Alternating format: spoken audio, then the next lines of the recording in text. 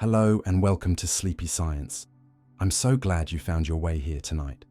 We'll drift through a softer kind of strangeness, a quiet museum of puzzles where statements refuse to be simply true or false, where sets tangle themselves and must be carefully untied, where motion seems impossible, yet your hand still reaches the cup, where power meets its own limits and learns humility, and where a heap of grains dissolves into vagueness one tiny step at a time.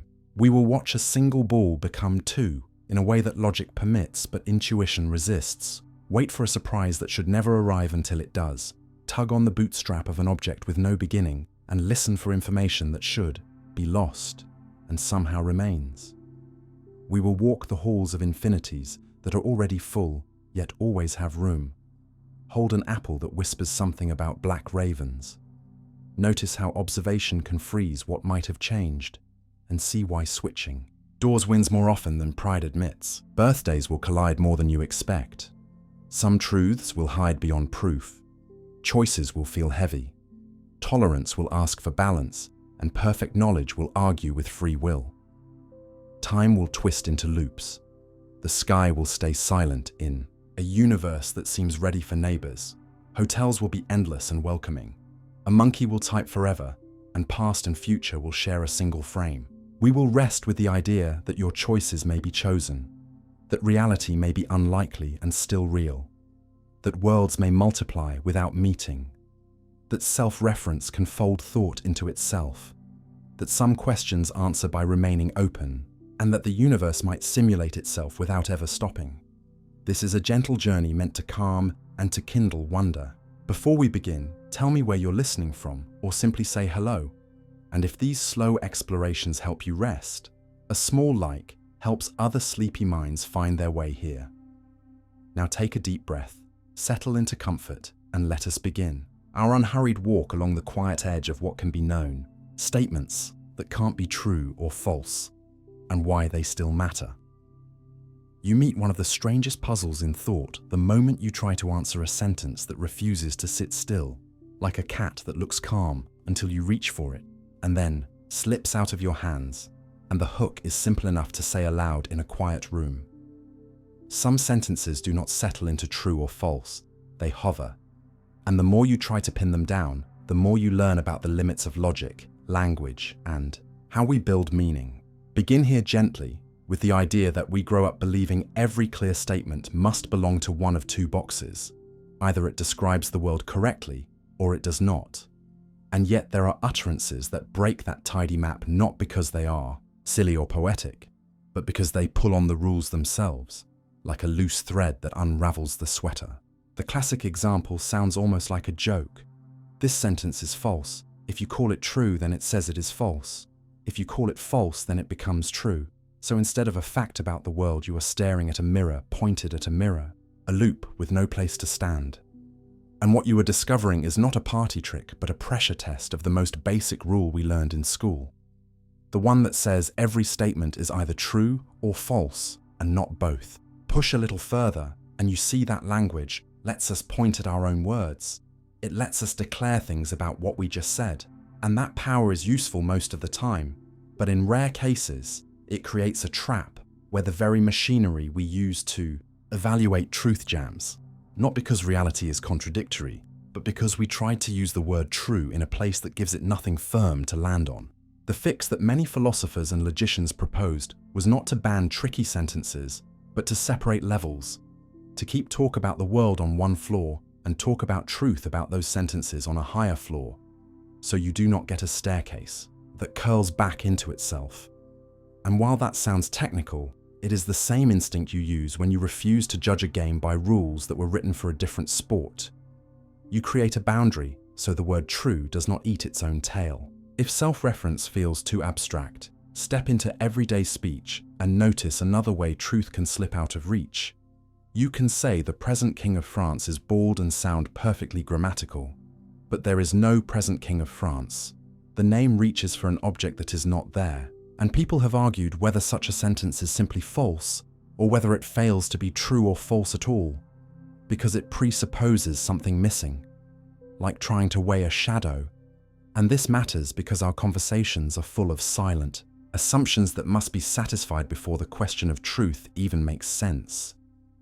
When someone asks, "Why did you stop doing that?" they smuggle in the idea that you used to do it. If that hidden piece is wrong, then the surface sentence does not describe the world, it misfires. Now turn to time and you meet a third family of cases that troubled thinkers since ancient days. What about statements about the future that is not fixed? Tomorrow there will be a sea battle was the old example. If it is already true now, then it seems the future cannot be avoided. If it is already false now, then no one could ever make it happen. But our experience of choice and chance suggests the world is not locked that way. So one response is to say that some future claims are neither true nor false yet. They wait for the world to decide. And once the day comes, the statement can take a value, like a light that is wired but not switched on. Notice what we are doing across these examples. We are not celebrating confusion. We are learning to separate kinds of talk. There are sentences that report facts. There are sentences that perform actions rather than report facts, like "I apologize" or "I promise," which are not true or false but successful, or not depending on context. There are sentences that come with hidden conditions. And there are sentences that spin on themselves and create paradox. So the lesson is not that truth is useless, but that truth is a tool that works inside specific frames, and that language is larger than that frame. Keep the middle section steady and practical, and you will see these ideas at work all around you. Computer systems carry a special marker for missing information, because sometimes a value is not 0 and not 1. It is unknown. Database queries treat an empty field differently from a true or false flag, because engineers realize that forcing every question into 2 boxes breaks real applications. Your phone's map does not say you are wrong or right about a place you have not entered.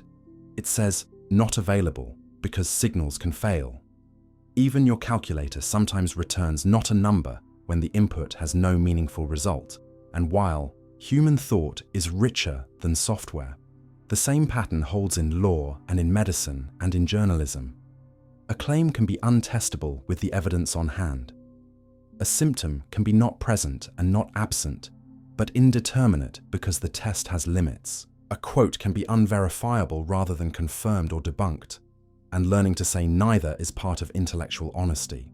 If you want a softer image, consider conversation itself. You ask a friend, "Are you cold?" and they answer kind of, "The world we live in is full of edges that are not sharp." And although we will speak about vagueness elsewhere in this series, the important insight here is that the pressure to force a yes or no where the situation does not support it invites mistakes, especially when stakes are high. So good reasoning sometimes begins by refusing to answer in 2 colors when the scene is in twilight. Yet there is a tension you should not ignore. If we allow sentences that lack truth values, and we allow sentences that feed on their own truth talk, do we risk ruining logic? One infamous family of arguments shows that certain self-referential structures can lead from harmless steps to explosive conclusions. And the long story short is that modern logic and semantics have developed careful guardrails. Some systems block the loops by separating levels of language. Some systems expand the menu of truth values so that paradoxical sentences are quarantined rather than allowed to infect the rest. Some systems even tolerate controlled contradictions in order to keep a theory from collapsing entirely. So there is not one answer, but a toolbox. And the right tool depends on what you are trying to do. Build math, model language, write code, decide a policy. Now draw breath and ask why any of this should matter to a tired mind at night. Because the habit you are practicing here is one of the most humane habits in thinking. It is the willingness to pause before declaring true or false, to check for a hidden assumption, for an undefined name, for a loop that turns judgment into a chase. It is the discipline of admitting, "I do not have the conditions under which this question makes sense yet." And that discipline protects you from being manipulated by statements designed to trap you. It helps you spot headlines that smuggle conclusions into their wording. It helps you resist questions that force you to accept a frame you never chose.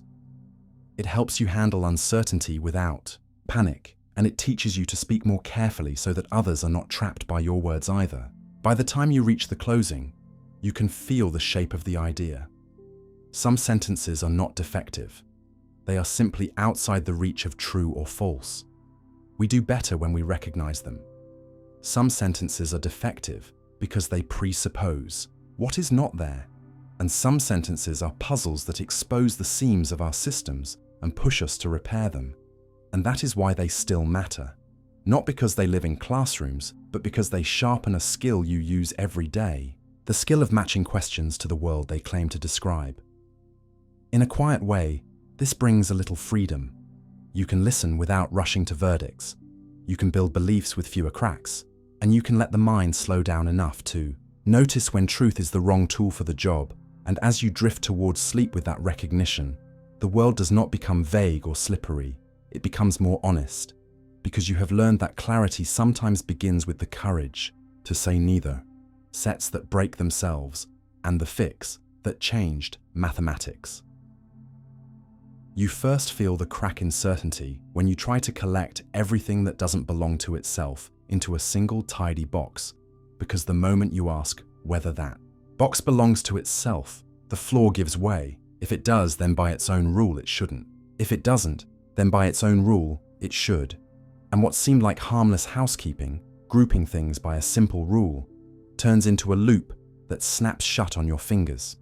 Begin gently here with the picture most of us carry from school, that a set is just a bag with a label, all even numbers, all triangles, all the books on my shelf. And the rule feels obvious. If you can describe a property, you can gather the things with that property. And for years, mathematicians shared that confidence, building grand systems on the idea that any clear condition picks out a legitimate collection, until a young philosopher named Bertrand Russell wrote a polite but devastating letter to the great logician Gottlob Frege around 1902, and asked about the set of all sets that do not contain themselves. A question so simple a child could pose it, and so lethal it unraveled Frege's life's work in a single blow, because that collection cannot consistently exist. To feel the shape of the paradox without symbols, imagine a village barber who shaves all and only those villagers who do not shave themselves. Who shaves the barber? If he shaves himself, he must not. And if he does not, he must. And you notice, the trick is not hair or barbers, but self-reference, a definition that points back at the very thing being defined. And in the naive picture of sets, that was enough to make the entire framework wobble. The shock was more than a party puzzle. It was a structural failure at the foundation of mathematics, because sets were supposed to be the bedrock on which numbers, functions, spaces, and proofs all rested. And if your bedrock allows contradictions, then from true and false together, you can prove anything at all, a kind of logical meltdown. So the response could not be a shrug. It had to be a redesign. The fix that changed mathematics arrived in stages and with different flavors, but the heart of it was a shift from anything describable is a set to only those collections you can build by safe moves from earlier sets are allowed, like replacing a wild open field with a carefully terraced garden, where each new level grows from seeds planted in the level below.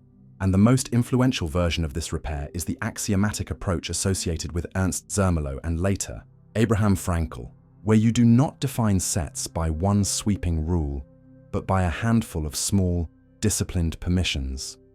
You are allowed to gather some elements out of a set you already have if they satisfy a property, but you are not allowed to scoop up everything that satisfies a property from the entire universe. You are allowed to pair two sets into a new one, to unite a set of sets, to take the collection of all subcollections of a given set, to assert there is at least one infinite set so arithmetic can begin, and to replace elements by their images under well-behaved descriptions. But you are not allowed a universal set that contains absolutely everything, and you are not allowed the kind of definition that turns back on itself with nothing solid beneath it. This is sometimes described as the cumulative hierarchy, a world built in layers. You start from nothing, then you form the simplest collections, then you form collections of those collections, and so on. Level after level, always upward, never. In a circle, and tucked into the rulebook, is a guardrail with an almost poetic name, Foundation, which says no set can include itself directly or by a hidden loop. If Russell's paradox was the fire, Zermelo's separation was the firewall, allowing you to carve a subset only from something that already exists, instead of summoning a monster, set of all sets, from the air. And suddenly the barber has to live in a specific neighborhood with specific rules, where the definition that caused trouble simply cannot be formed. There was another fix on offer, created by Russell himself, called type theory, which forbids cross-level mixing by assigning every collection to a tier and banning talk that leaps tiers. But working mathematicians found the Zermelo-Fraenkel style more flexible, and over the 20th century, it became the shared language of the subject. So much so that today when a textbook defines numbers, or builds the real line, or proves the existence of a space, it is usually doing its work inside this repaired house. You do not need the axioms by name to feel their wisdom. You can picture them like safety practices in a lab. Handle only what you have already put on the bench. Combine ingredients you've checked. Do not pour from the mythical beaker labeled everything, and do not set up feedback loops that spill into themselves. This discipline change did not make mathematics smaller. It made it safer to grow, because once contradictions were sealed off, new forests could bloom. Analysis, topology, probability, and the modern theory of computation all found firm soil.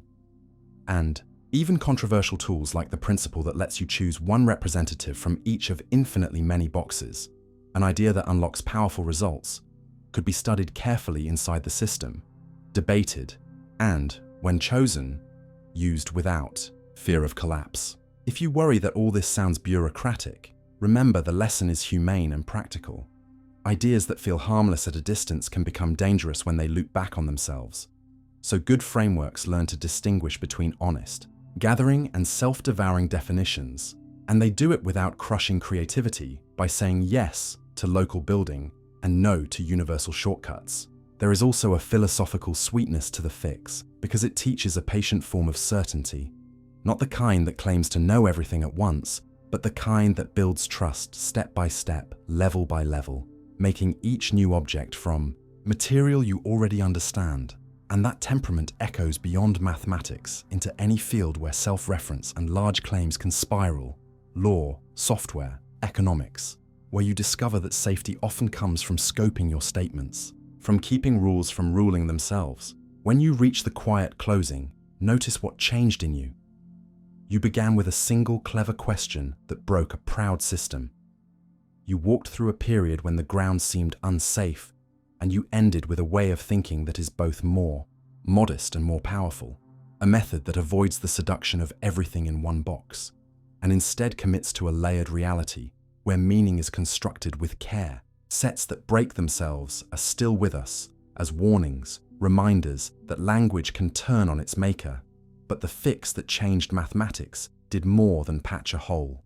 It taught us how to grow knowledge without letting definitions eat their own tails, how to keep wonder and rigor in the same room, and how to build a universe of ideas that will not collapse the moment we ask the simplest, most dangerous kind of question.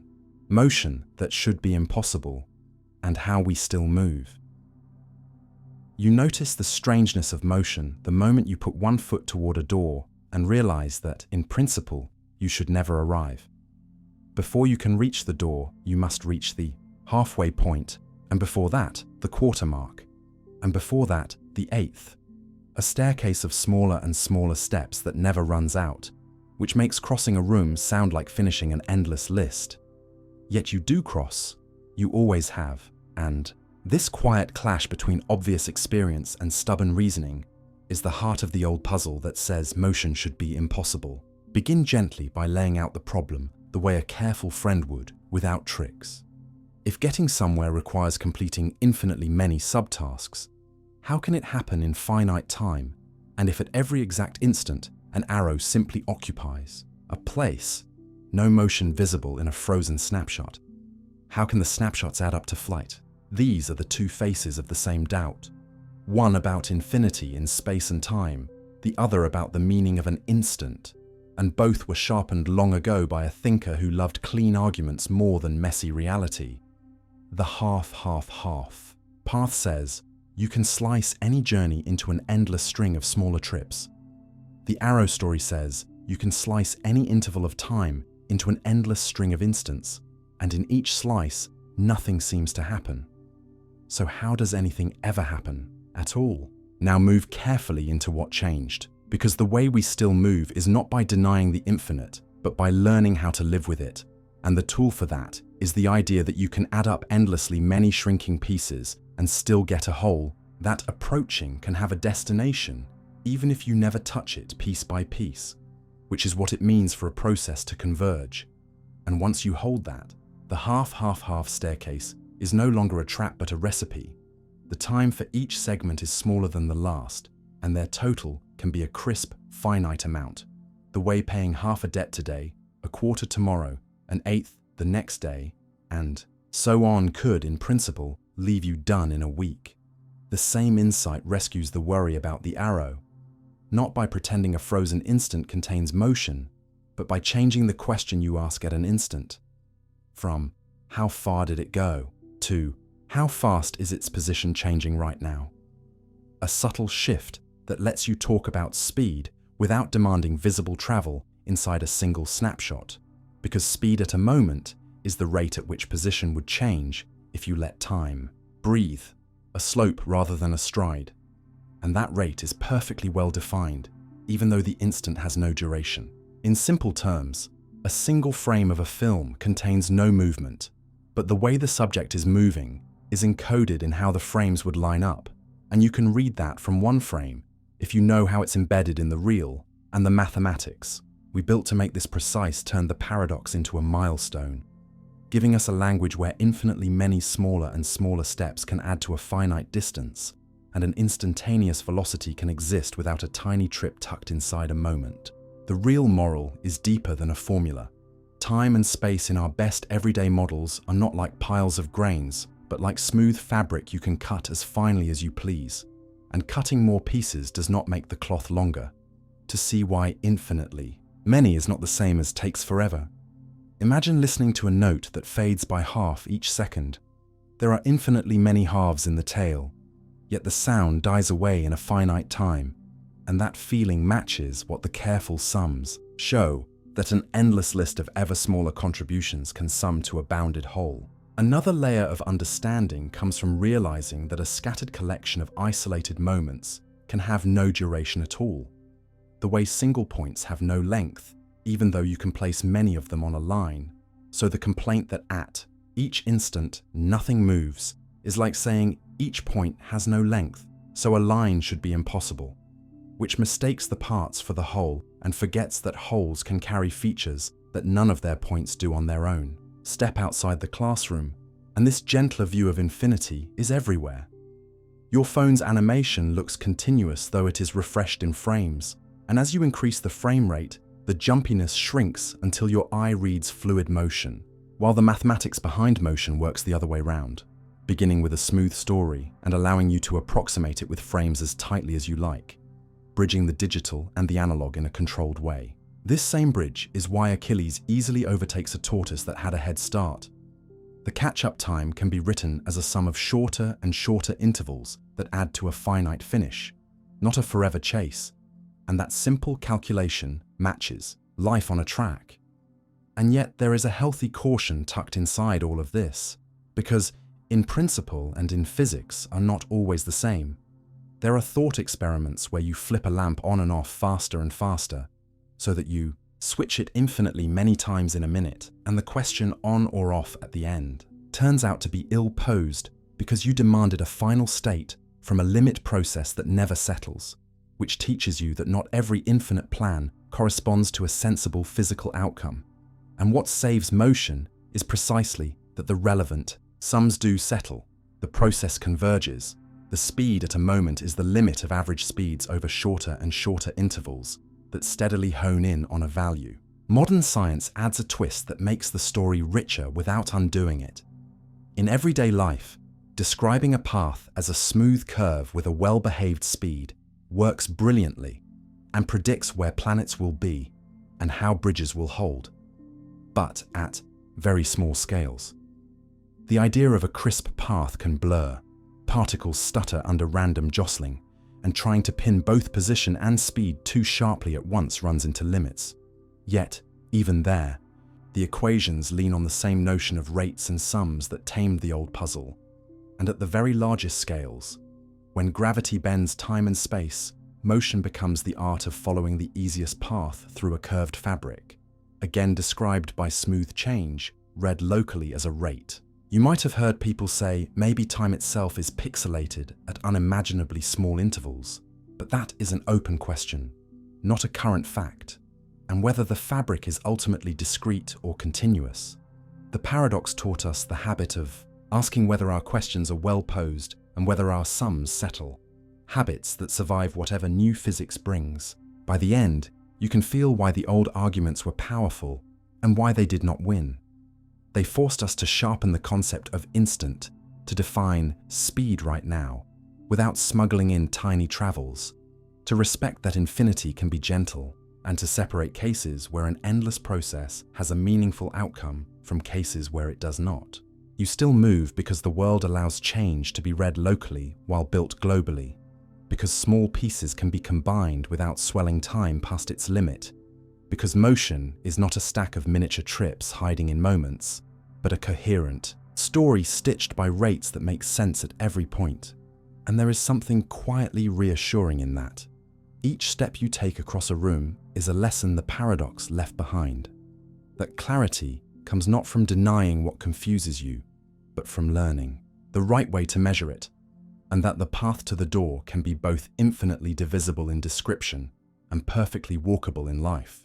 Power that can limit itself. And the omnipotence puzzle. You learn something unsettling about power when you watch someone strong refuse a cheap victory, because the moment you notice that restraint can be a form of strength, the old riddle about unlimited power starts to look different. If a being can do anything, can it make a stone so heavy it cannot lift it? Can it draw a square circle? Can it create an opponent it cannot defeat? And beneath the playful wording is a real worry about whether the very idea of all-powerful defeats itself. Begin gently by asking what we mean by power in the first place, not as an abstract crown, but as the everyday capacity to bring about outcomes, to make real what is intended, and notice how quickly the riddles smuggle in a trick because they quietly switch from doing to undoing the rules that make doing meaningful. A bit like asking whether a musician so skilled can play a sound that is neither a sound nor a silence, which is to say, not a performance, but the collapse of the stage. Philosophers have answered this puzzle in different voices, but a simple path runs through them. Power ranges over what is genuinely possible, not over the nonsense formed by stringing words together. So, round square is not a difficult task. It is not a task at all. And a stone unliftable by an agent who can lift any stone describes a moving target that erases itself the moment it's achieved. Stop on the stone for a moment and you'll see why people keep coming back to it. If unlimited power can create the stone, then it seems to lose power when it tries to lift. If it cannot create the stone, it seems to lack power at the start. But both horns depend on packaging a contradiction as if it were a project, like asking whether an author can write a book so masterful that the author can no longer read, which only works if you agree to treat author who can read and author who cannot read as the same person under the same description, even though the very proposition changes the description. By shifting the lens from word games to the notion of success in action, you can say, an agent is all-powerful if for any coherent goal there is a way to achieve it, and coherence is not a loophole, but the boundary that gives the word powerful its shape.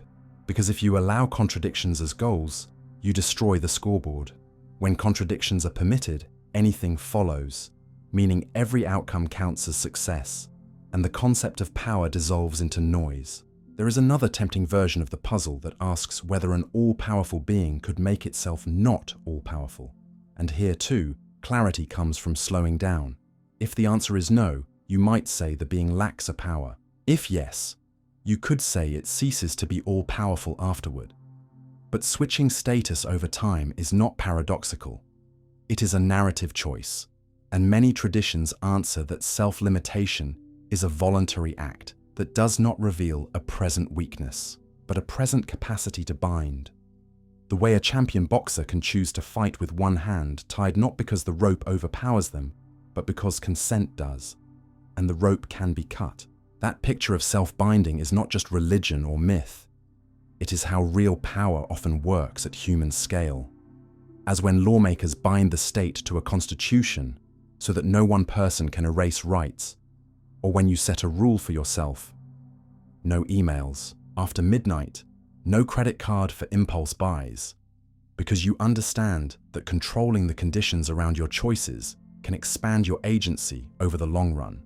And the act of limiting is not a confession of weakness, but a tool for keeping your future self aligned with your present values. The same logic runs through science and engineering. A machine that can do anything at any time is not powerful. It is dangerous and useless. While a machine built to obey conservation laws and stability limits can lift bridges and launch probes, a computer that runs every instruction is broken, while a computer that rejects nonsense keeps your memories safe. A financial system that honors constraints survives shocks, while one that claims invulnerability shatters under stress. And the lesson is that reliable power emerges from principled limits, not from license without structure. There is also the ancient image of the irresistible force and the immovable object, which sounds like a duel until you realize the description refuses to fit in one world. Because calling a wall immovable is just calling it stronger than any force available, so positing both together is not a test but a contradiction in the setup, like plotting a map where north lies in two opposite directions, and once you spot that, the puzzle quiets. This does not mean the omnipotence idea is empty. Quite the opposite. It pushes us to refine language so that can do anything becomes can bring about any state of affairs that makes sense, where making sense is not a rhetorical escape hatch, but the shared floor that lets words refer to something rather than everything. And this refinement mirrors everyday wisdom. The best leaders cannot make lies true or betrayals loyal. They cannot make yesterday tomorrow. And calling those limits does not diminish their authority. It reminds you that the universe runs on. A grammar and mastery is fluency in that grammar, not the power to vandalize it. If you want an even closer look at self-limitation as strength, think about Odysseus having himself tied to the mast so he can hear a deadly song without steering toward it. Or about surgeons who scrub and glove and submit to checklists even at the peak of their skill, because guardrails increase what they can safely achieve. Or about creative work where constraints, a meter in poetry, a narrow palette in painting, produce beauty precisely by focusing freedom into shape. At this point, the puzzle has shifted from a trap to an invitation. Instead of asking for a spectacle that ruins its own meaning, you ask how supreme power would relate to reason, truth, and goodness.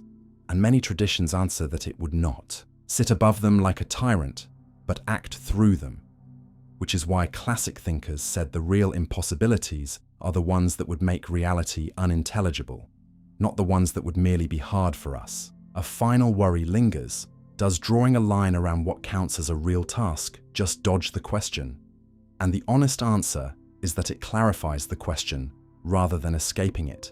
Because without that line, you cannot even tell whether a task has been done, much less whether power did it.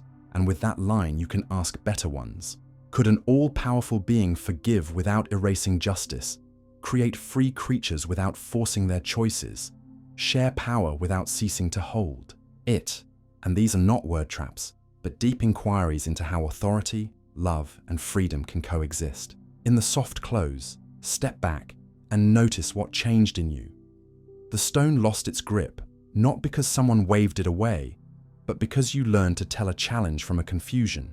And once the confusion is cleared, the idea that power can limit itself becomes a lesson about maturity, your own included.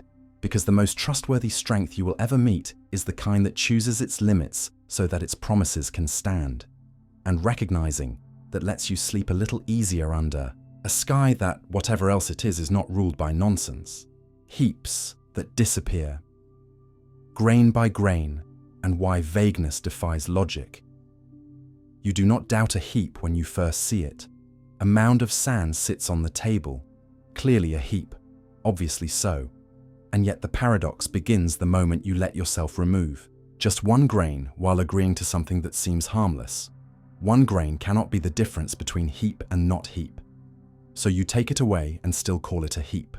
And you repeat again and again, always relying on the same gentle promise that tiny changes should not flip big labels, until you find yourself staring at a bare table and wondering when the word stopped fitting, which is the unsettling heart of the Sorites problem and the reason vagueness keeps slipping through logic's fingers. Begin gently by naming the rule your intuition loves. The tolerance rule, which says small differences should not force a categorical change, and notice how it collides with another rule. You also believe transitivity, the step-by-step carryover of a judgment through a long chain of almost indistinguishable cases, because together they generate a contradiction. If 1,000 grains make a heap, and removing one grain never kills a heap, then 0 grains should still be a heap. The puzzle looks like a trick, but it reveals something deep about your everyday words, the ones you trust most: bald, tall, rich, cold, ready, fair, terms that serve you well in conversation, and yet will not obey sharp boundaries when you press them. Not because you are careless, but because these words were built for life rather than for proofs. You can feel this in your body if you think about dawn. Where does night end and day begin? You could draw a legal minute on a clock. You could anchor a measurement to the position of the sun. But what your eyes actually do is glide across a band of sky that changes gradually, and language tracks that glide, sacrificing razor precision to gain flexibility, speed, and shared understanding. A design choice that usually helps but creates trouble when we ask yes-no questions at a painful level of detail. So how do we keep from losing our grip on sense? And why do philosophers and scientists keep arguing about this simple pile? One response is to say that vague words carry hidden sharp boundaries, even if no one knows where. That somewhere in the chain from 1,000 grains down to 0, there is a precise switch point where the label fails. A cutoff that exists, but resists discovery, like a hair count at which bald flips. And on this view, the paradox dissolves because the tolerance rule is false. One grain can make a difference, but our ignorance shields us from noticing. This is a tough-minded answer some thinkers embrace because it keeps logic classical and explains the feeling of uncertainty as not knowing rather than not being. Yet it asks you to accept a boundary that seems arbitrary in spirit, even if real, and to live with the idea that truth can be razor-edged while we are forever blind to the blade. A second family of answers leans the other way and says, the world of these words is not razor-edged at all, that truth for vague statements comes in degrees, so that this is a heap can be very true for large mounds, somewhat true for middling piles, and barely true as the table shows through. And once you allow graded truth, the contradiction fizzles. Tolerance can hold locally because small changes only nudge the degree rather than flip a switch. This is attractive because it mirrors how we actually hedge in speech with words like sort of and pretty, and how our perception works with prototypes rather than strict definitions. But it also raises new questions about how to combine and compare degrees, and whether we can explain the way ordinary arguments unfold without turning every conversation into a scoreboard. A third path tries to protect the simplicity of true and false without pretending to know sharp lines by saying that many sharpenings are acceptable, and we should only call a sentence true if it is true under all reasonable ways of drawing the line, and false if it fails under all of them, leaving some borderline cases without a settled truth value at all, which sounds radical but matches ordinary hesitation. We sometimes refuse to answer, not because we waffle, but because the question, as asked, did not fix enough context to make an answer meaningful. Add to these a fourth, more everyday perspective. Context does a lot of the work, because tall among basketball players and tall among schoolchildren demand different comparison classes. Rich in a village and rich in a global city pull on different scales. And as context shifts, the sensible threshold slides with it, making the paradox less a discovery about reality and more a reminder that words are social tools whose grip depends on the scene, Notice, too, that the puzzle gets worse the more you demand. And here we touch the phenomenon called higher-order vagueness, because not only is there no sharp boundary, there is no sharp boundary to the borderline zone, and no sharp boundary to the border of that border, a hall of foggy mirrors that shows why attempts to sharpen once and for all tend to miss the way vagueness actually behaves in our hands. If this sounds like a battle about words, look at how it shapes decisions. The law has to choose between bright-line rules that are easy to administer, but sometimes unfair at the edges, and standards like reasonable or undue that bend with context but invite dispute. So good systems build guard bands around thresholds. A blood alcohol limit with a margin for measurement error. An air quality standard with a yellow zone to trigger caution before red hits. To avoid punishing people on a single grain's worth of difference. Medicine lives in this world every day, turning continuous measurements into categories. Normal, pre-diabetic, diabetic, because action demands lines even when the body changes gradually. And responsible clinicians pair categories with probabilities and trends rather than making one reading a verdict. Even your phone's camera solves the heap problem every time it decides whether a pixel belongs to the sky or to a cloud by using probability, context from nearby pixels, and thresholds that move with lighting and machine learning systems echo. The same logic by admitting that classifications come with scores and error bars rather than certainties.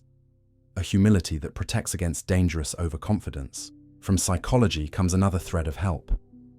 Our senses follow just noticeable differences rather than absolute scales, so we are wired to tolerate tiny changes until a difference crosses a perceptual gap, which makes the tolerance rule feel right in small steps but warns us not to extend it blindly through long chains. From the craft of conversation comes a final reminder that vagueness is not a bug, but a feature of cooperative speech, part of what lets us communicate quickly without drowning each other in numbers. And Grice's simple insight, that we say, enough but not more than needed, explains why we rarely specify grain counts in kitchens or hair counts in salons, and why we only demand sharpness when stakes rise. All of these lenses point to the same practical wisdom. You can respect logic without forcing life to fit sharp boxes in every corner. You can build rules that are firm at the core and forgiving at the edge, and you can train yourself to ask the right question before you argue. Is this a heap? Becomes, for what purpose, in what context, with what tolerance, and under what cost of error? And those additions turn paradox into policy. Do not be fooled by how small the puzzle looks, because it guards a large truth about thinking in a world of gradients. If you insist that labels never bend, you will either lie about the world or punish people at the margins. And if you let labels float without discipline, you will lose predictability and invite abuse. So the art is to stabilize meaning where it matters and acknowledge fog where it is honest, to combine crisp cores with soft edges, and to design decisions that do not hinge a person's fate on a single grain. In the soft close, return to the table and watch the mound rise again, grain by grain, and see how your language rises with it, not by snapping from 0 to 1, but by gathering confidence as the shape emerges. Because what the Sorites teaches is not cynicism about truth, but patience with change, a habit of checking whether a question has earned a definite answer yet, and a respect for the way reality often comes as a slope rather than a cliff. And if you can carry that habit into your choices, you will argue more fairly, plan more wisely, and live with a kind of clarity that does not fear the fog. Splitting one ball into two, and the infinity trick behind it. You can feel the rules of the world wobble the first time you hear a calm claim that sounds like a stage trick. Take one perfectly solid ball, slice it into a few pieces, move those pieces around without stretching or adding anything, and reassemble them into two balls each, the same size as the original. It is called a paradox because your instincts shout that volume should be conserved, that you cannot get more orange from the same orange, and yet the theorem sits there, cool and precise, insisting that in the realm of pure geometry, this doubling is possible. Begin gently by separating what this statement does and does not say, because it is not promising a recipe you could perform in a kitchen or a lab. It is not about atoms or cutting along smooth surfaces. and it does not permit any distortion. Only rigid moves like rotations and shifts, the kind you would use to roll a billiard ball across felt. The strangeness lives in the pieces themselves. They are not chunks you could hold in your hand. They are wild, scattered sets of points that look like dust blown across 1,000 winds, constructed in such a way that ordinary ideas like length, area, and volume stop applying. Once you accept that geometry allows such pathological sets, the rest follows from a simple but powerful idea, often called the infinity trick. The principle that if you have infinitely many orbits of points swirling under a rich group of rotations, you can select one representative from each orbit and build a puzzle out of those choices. A selection that cannot be described by a neat rule, but can be asserted to exist. And from that selection, you can organize the dust into a handful of pieces whose symmetries allow them to be rearranged into more than you started with. Under the hood, the key is that the rotations of three-dimensional space secretly contain the behavior of a free dance. Two spins about carefully chosen axes can generate a pattern of moves with no hidden relations.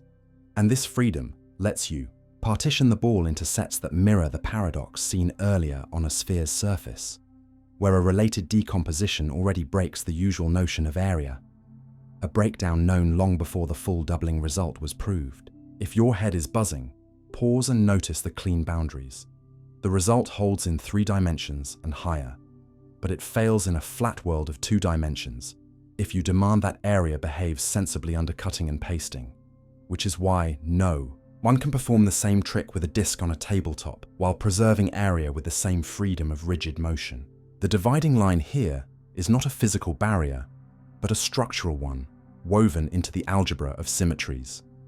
Roughly speaking, the group of motions in the plane is tame enough to admit a well-behaved notion of size that cannot be subverted by clever rearrangement, while the group of rotations in 3 dimensions is wild enough to allow paradoxical decompositions, and that wildness is exactly what the theorem exploits. This brings us to the part people worry about. Does this defy conservation of mass? Does it mock the idea of volume? Does it contradict physics? And the steady answer is no, because the pieces used in the doubling are not measurable in the ordinary sense. They do not have volumes that add the way familiar solids do, and the measure you trust in everyday life, what a scale reads or a bucket holds, simply does not apply to them. In fact, one moral of the story is that there cannot be a single notion of volume that assigns a consistent size to every conceivable set, while also respecting the natural rules we want, like being unchanged by rigid motions and adding up over disjoint parts. So mathematics learns to draw a boundary. For well-behaved sets, the standard notion of volume works perfectly and is preserved by cutting and pasting. For the exotic sets conjured by this theorem, volume is undefined, and that is why the door opens to doubling without breaking any actual law. At this point, you can see the role of a subtle principle that many branches of mathematics lean on. When you have infinitely many baskets and no systematic way to pick an apple from each, you may still assert the existence of a choice that selects one from every basket, even if you cannot name it. And that principle fuels the construction here by letting you pick a seed point from each swirling orbit with no guiding formula, a move that produces sets too dispersed to measure. Some critics have wondered whether we should refuse such non-constructive picks to keep geometry closer to the ground. And indeed, if you reject this principle or restrict attention to sets built by explicit recipes, the paradox disappears.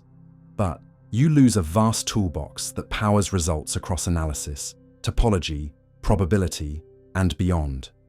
Others respond by keeping the principle but narrowing the playground to measurable sets, the ones that tame size behaves on, and within that playground, all the common sense truths about volume survive untouched.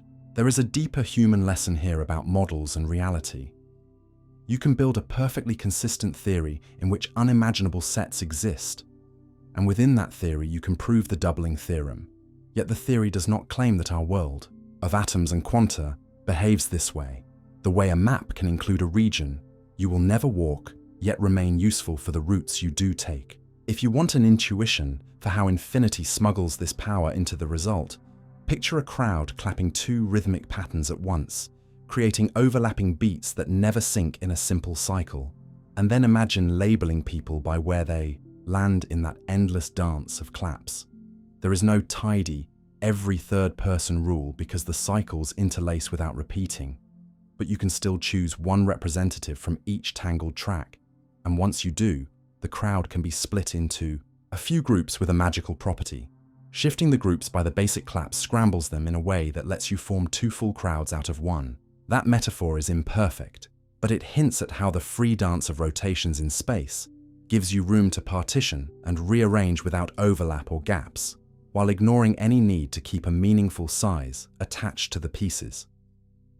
If you step back into practical life, the paradox changes shape from a threat into a compass. It warns you that not every question about size has an answer, that demanding a volume for every set forces contradictions, and that healthy theories know when to say, undefined rather than pretend. It also challenges your sense of what cutting means.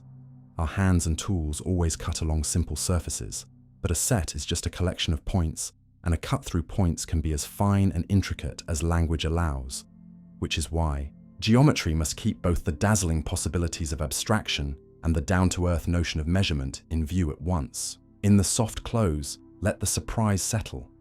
A single ball can be taken apart and reassembled into two of the same size if you allow yourself the full freedom of infinite choice and the strange pieces it produces. And though no saw could ever trace those pieces in the physical world, the theorem matters because it sharpens your understanding of what size, symmetry, and construction really mean. It reminds you that some impossibilities are only impossible for the well-behaved objects we usually handle, and some miracles become ordinary the moment you admit the infinite's peculiar logic. So the honest way to live with this result is neither to dismiss it as a trick, nor to mistake it for a recipe, but to see it as a lighthouse. It marks the rocky boundary where our everyday intuitions about volume stop, and it lights the deeper waters where infinity writes different rules. Surprises that can't happen until they do. You think you know how surprise works until a teacher walks in and says, "There will be a pop quiz next week and it will surprise you." And your mind, pleased with itself, begins to dismantle the promise. If the quiz were on the last day, you would wake up that morning knowing it must be today because it hasn't happened yet, so it couldn't be a surprise. Strike the last day. By the same logic, if it cannot be on the last day, then it cannot be on the second to last, because when that morning comes, you would know the only day left is today. Strike that too, march backward through the week, and you prove there can be no surprise quiz at all. Until Wednesday arrives, the teacher hands out papers, and you blink in real surprise. Begin gently here, because nothing spooky has occurred, only a quiet clash between how knowledge actually works and how we pretend it works in perfect logic puzzles. The student's backward chain relies on several strong assumptions that rarely hold in life. That they are flawless reasoners, that their reasoning is common knowledge between them and the teacher, that surprise means ruled out by airtight deduction the night before, and that the teacher's announcement cannot change what counts as knowledge as the week unfolds. Break any of those and the paradox slackens. If surprise means simply you won't confidently know the exact day in advance, then a midweek quiz can qualify because many students only suspect, not deduce. If students are not logically omniscient, if they sometimes doubt their own inferences or consider the chance that the teacher will deviate from the plan, then certainty never arrives to kill the earlier days, and the quiz can land without warning. And if the teacher is allowed to make a promise whose truth is partly about how students will feel when the moment comes, then the very act of announcing reshapes the game they are playing, which makes ordinary backward reasoning less reliable. The heart of the puzzle is that the students smuggle in a rigid, all-or-nothing definition of surprise, and then use it to erase the possibility that their own knowledge might be messy, hesitant, or revised by new information. But that is not how minds work. Real knowledge comes in shades, hunches, high confidence, proof, and the world often rewards those who admit the difference. A police department schedules random patrols, not because randomness is magic, but because it keeps offenders from counting backward to predict the night. Central banks sometimes avoid precise pre-announcements to keep markets from gaming them. Software teams run unannounced audits to see how a system behaves when no one is staging a performance. In each case, the secret is not trickery, it is uncertainty. If the target cannot deduce the exact time with certainty, the event can still count as a surprise, even if they assigned some probability to it before. Now press deeper into the machinery of the paradox, and you find a second, subtler issue. The student's deduction says, in effect, if it hasn't happened yet, we will know the day when it comes. But knowledge about future knowledge is fragile. To be sure you will know on Friday morning, you must also be sure that you will trust your earlier deduction on Friday morning, that you will dismiss the possibility that the teacher is bending the rules, that no new hints or distractions have surfaced, and that you will all share the same conclusion. Once you allow the very human possibility of doubt, maybe the teacher counts surprise differently, maybe there will be 2 quizzes, maybe the promise meant you won't know the day until class begins.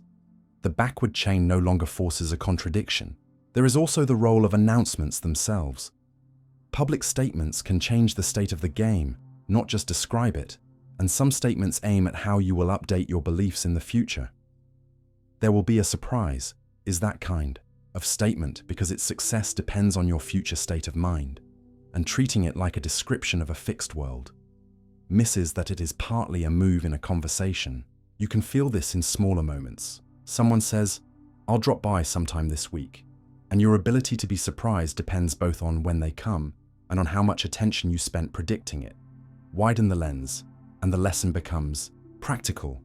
When your plan depends on someone else not anticipating you, you should design it so that forbids perfect prediction, rather than pretending to erase all expectation, which is why good systems inject a little randomness, rotate schedules, and avoid patterns that leak exact timing.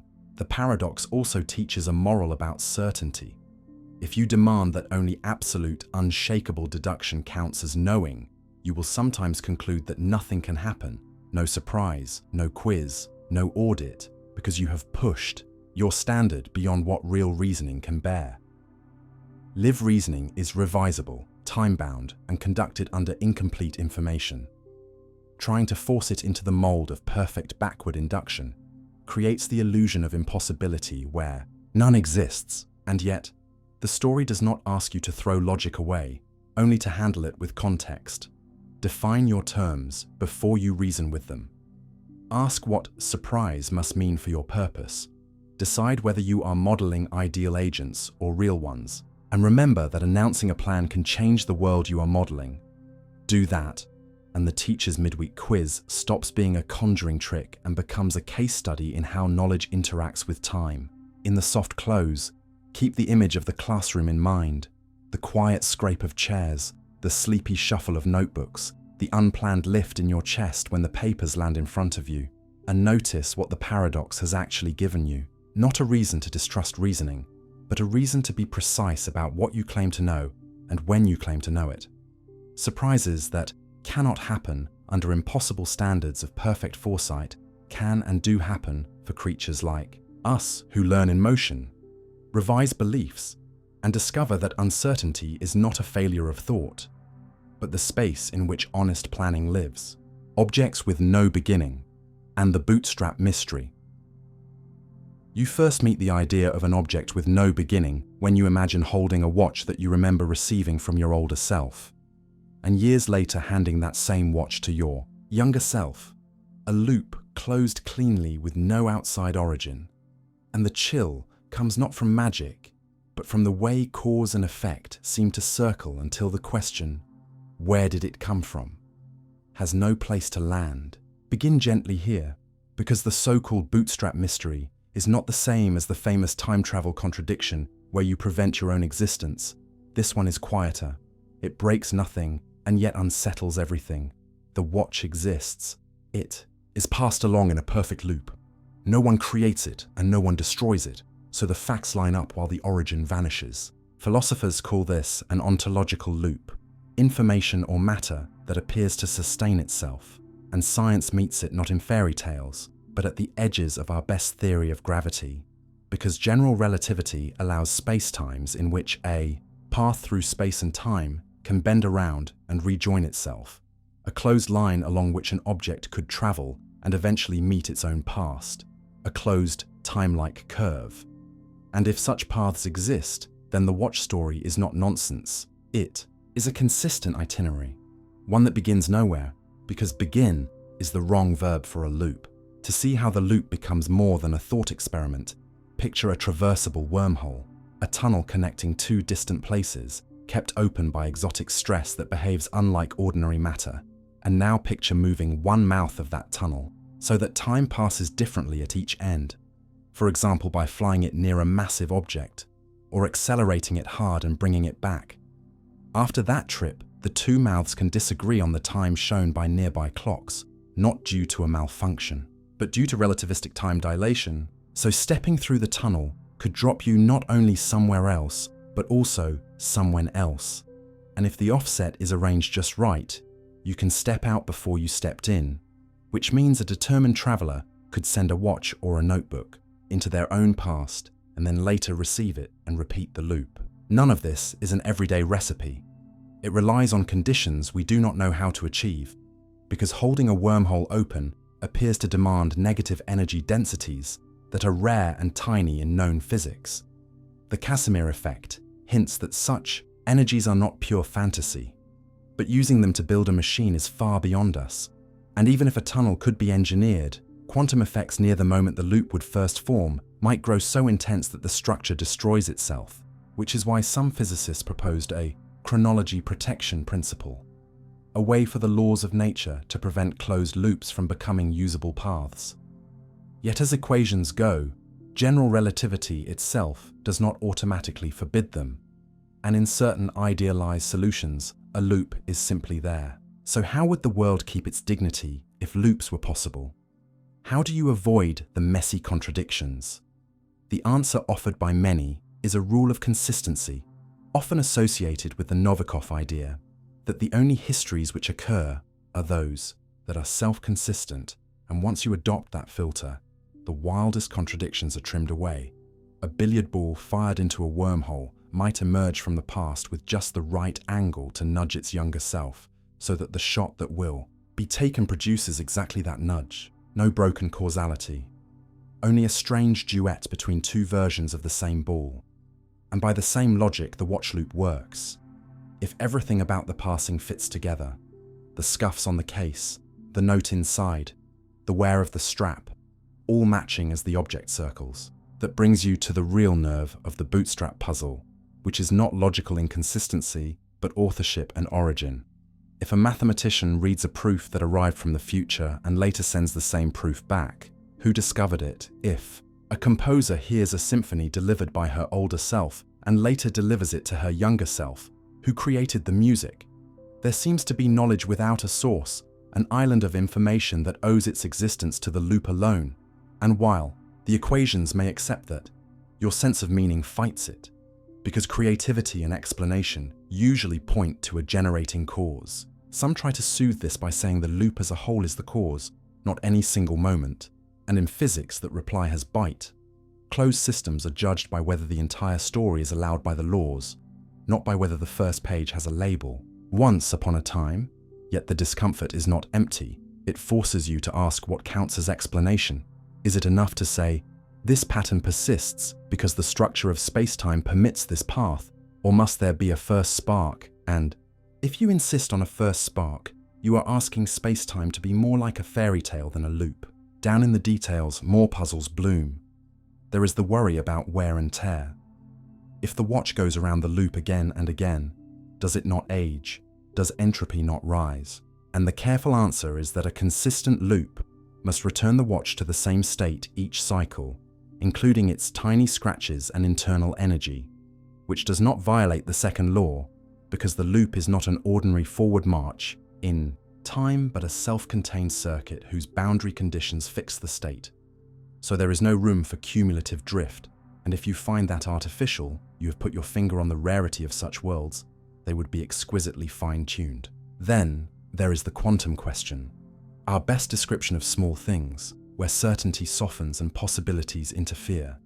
And here the story bifurcates into two famous styles. One imagines that a system interacting with its past must find a state that makes the probabilities come out consistent, a kind of gentle self-selection where outcomes with contradictions get zero weight and the loop finds a compromise. Another imagines that the traveler must interact with a slightly altered copy of their past in a branching space of possibilities, which neatly avoids contradictions but changes what the same past means.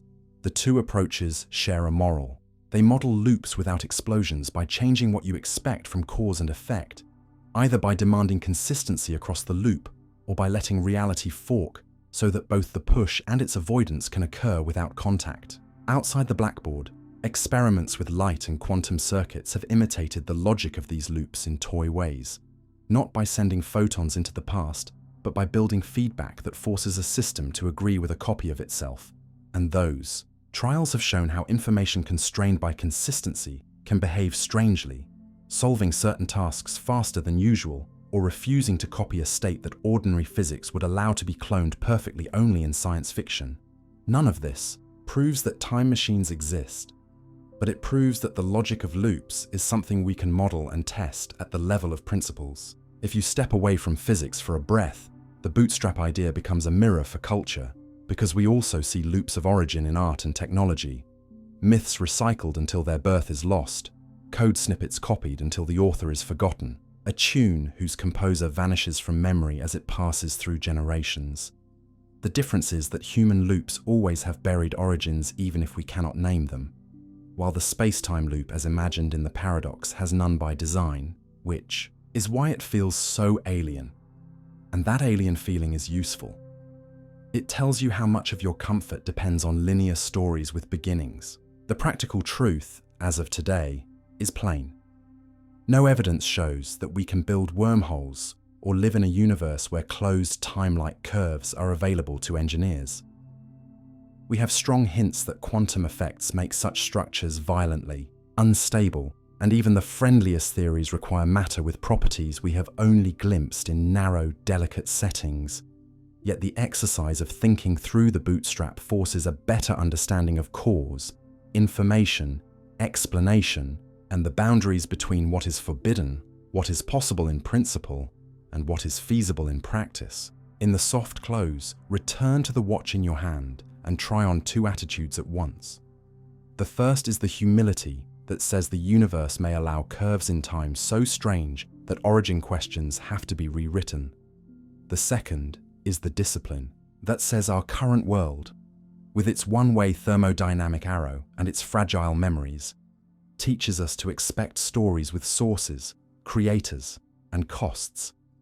And holding those attitudes together makes you wiser, because you learn to read claims about paradox with a calmer eye.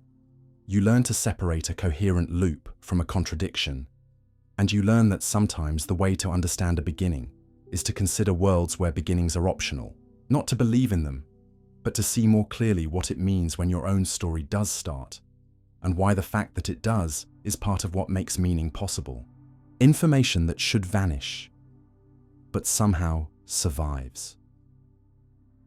You only realize how stubborn information can be when you imagine dropping a diary into a black hole and hearing your own mind whisper that every word is gone forever, because the picture seems so simple that it feels like a law of nature. Whatever crosses the horizon never returns.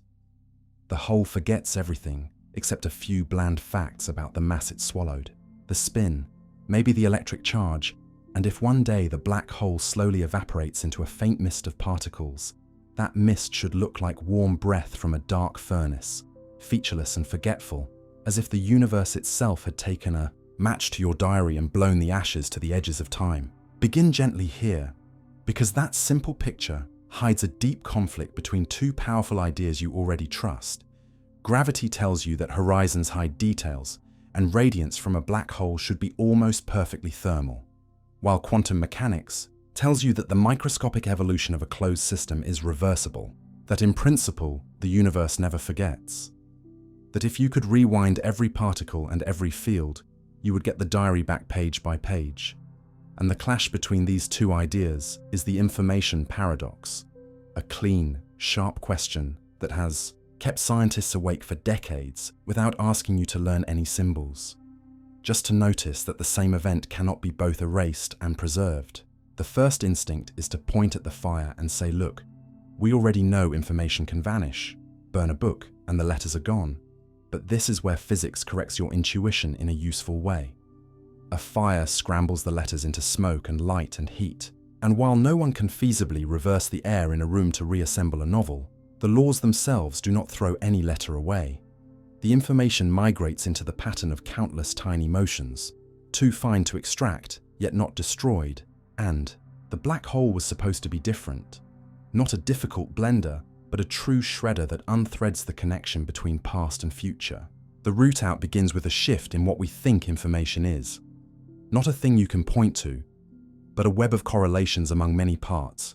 And if you accept that, you can imagine how something that looks random up close can carry a message in the way its pieces fit together across long distances. Like a radio that carries a song in the shape of the waves rather than in the height of any single ripple. Which is why many researchers came to suspect that the outward glow of a black hole is not blank at all. It is full of delicate correlations, spread thinly over vast numbers of particles. So thin that local checks see only heat, yet global checks would reveal a code. The clue that this is the right direction came from a curve with a human name. Think of it simply as a timeline of how mixed the radiation is. The curve rises at first as the hole spits out featureless heat. Then, if information really escapes, it must turn over and fall as the late radiation begins to mirror the early part. A behavior that says the message is coming out in pieces and the total randomness is shrinking, and careful calculations in the last few years found a way to reproduce exactly that pattern using only gravity and quantum rules together, a method that treats the interior of the black hole as if it can be partly included in the description of the radiation once enough time has passed, which sounds mystical, but really says that what counts as inside or outside depends on the question you are asking, and that after a while the best description of the radiation must be allowed to include a kind of shadow of the interior so that the bookkeeping of information works out. You do not need the technical machinery to feel the moral. The late glow is not independent of the early glow, and when you stitch them together with the right rule, the full signal of what fell in reappears, not as a readable diary for practical creatures, but as a pattern that would in principle let a supreme decoder reconstruct what was lost. Another path to the same conclusion came from a surprising partnership between gravity and a separate theory that lives on the boundary of a space, where the boundary theory has no room to lose information and yet describes a world with black holes inside, which is a strong hint that the interior cannot be the shredder it once seemed. And it even suggests why black holes are so good at hiding messages while keeping them safe. They seem to mix new data into their vast interior correlations at incredible speed, like an expert shuffler who turns a fresh card invisible in a thick deck in a handful of moves, so that once a black hole is about half evaporated, throwing in one extra bit of data is like dropping a single leaf into a hurricane. Moments later, that bit is spread everywhere and begins to leak back out encoded into the storm itself, recoverable only if you already collected and understood a huge portion of the earlier wind, a task that is possible in principle but impossible in practice. Along the way, other ideas tried to help.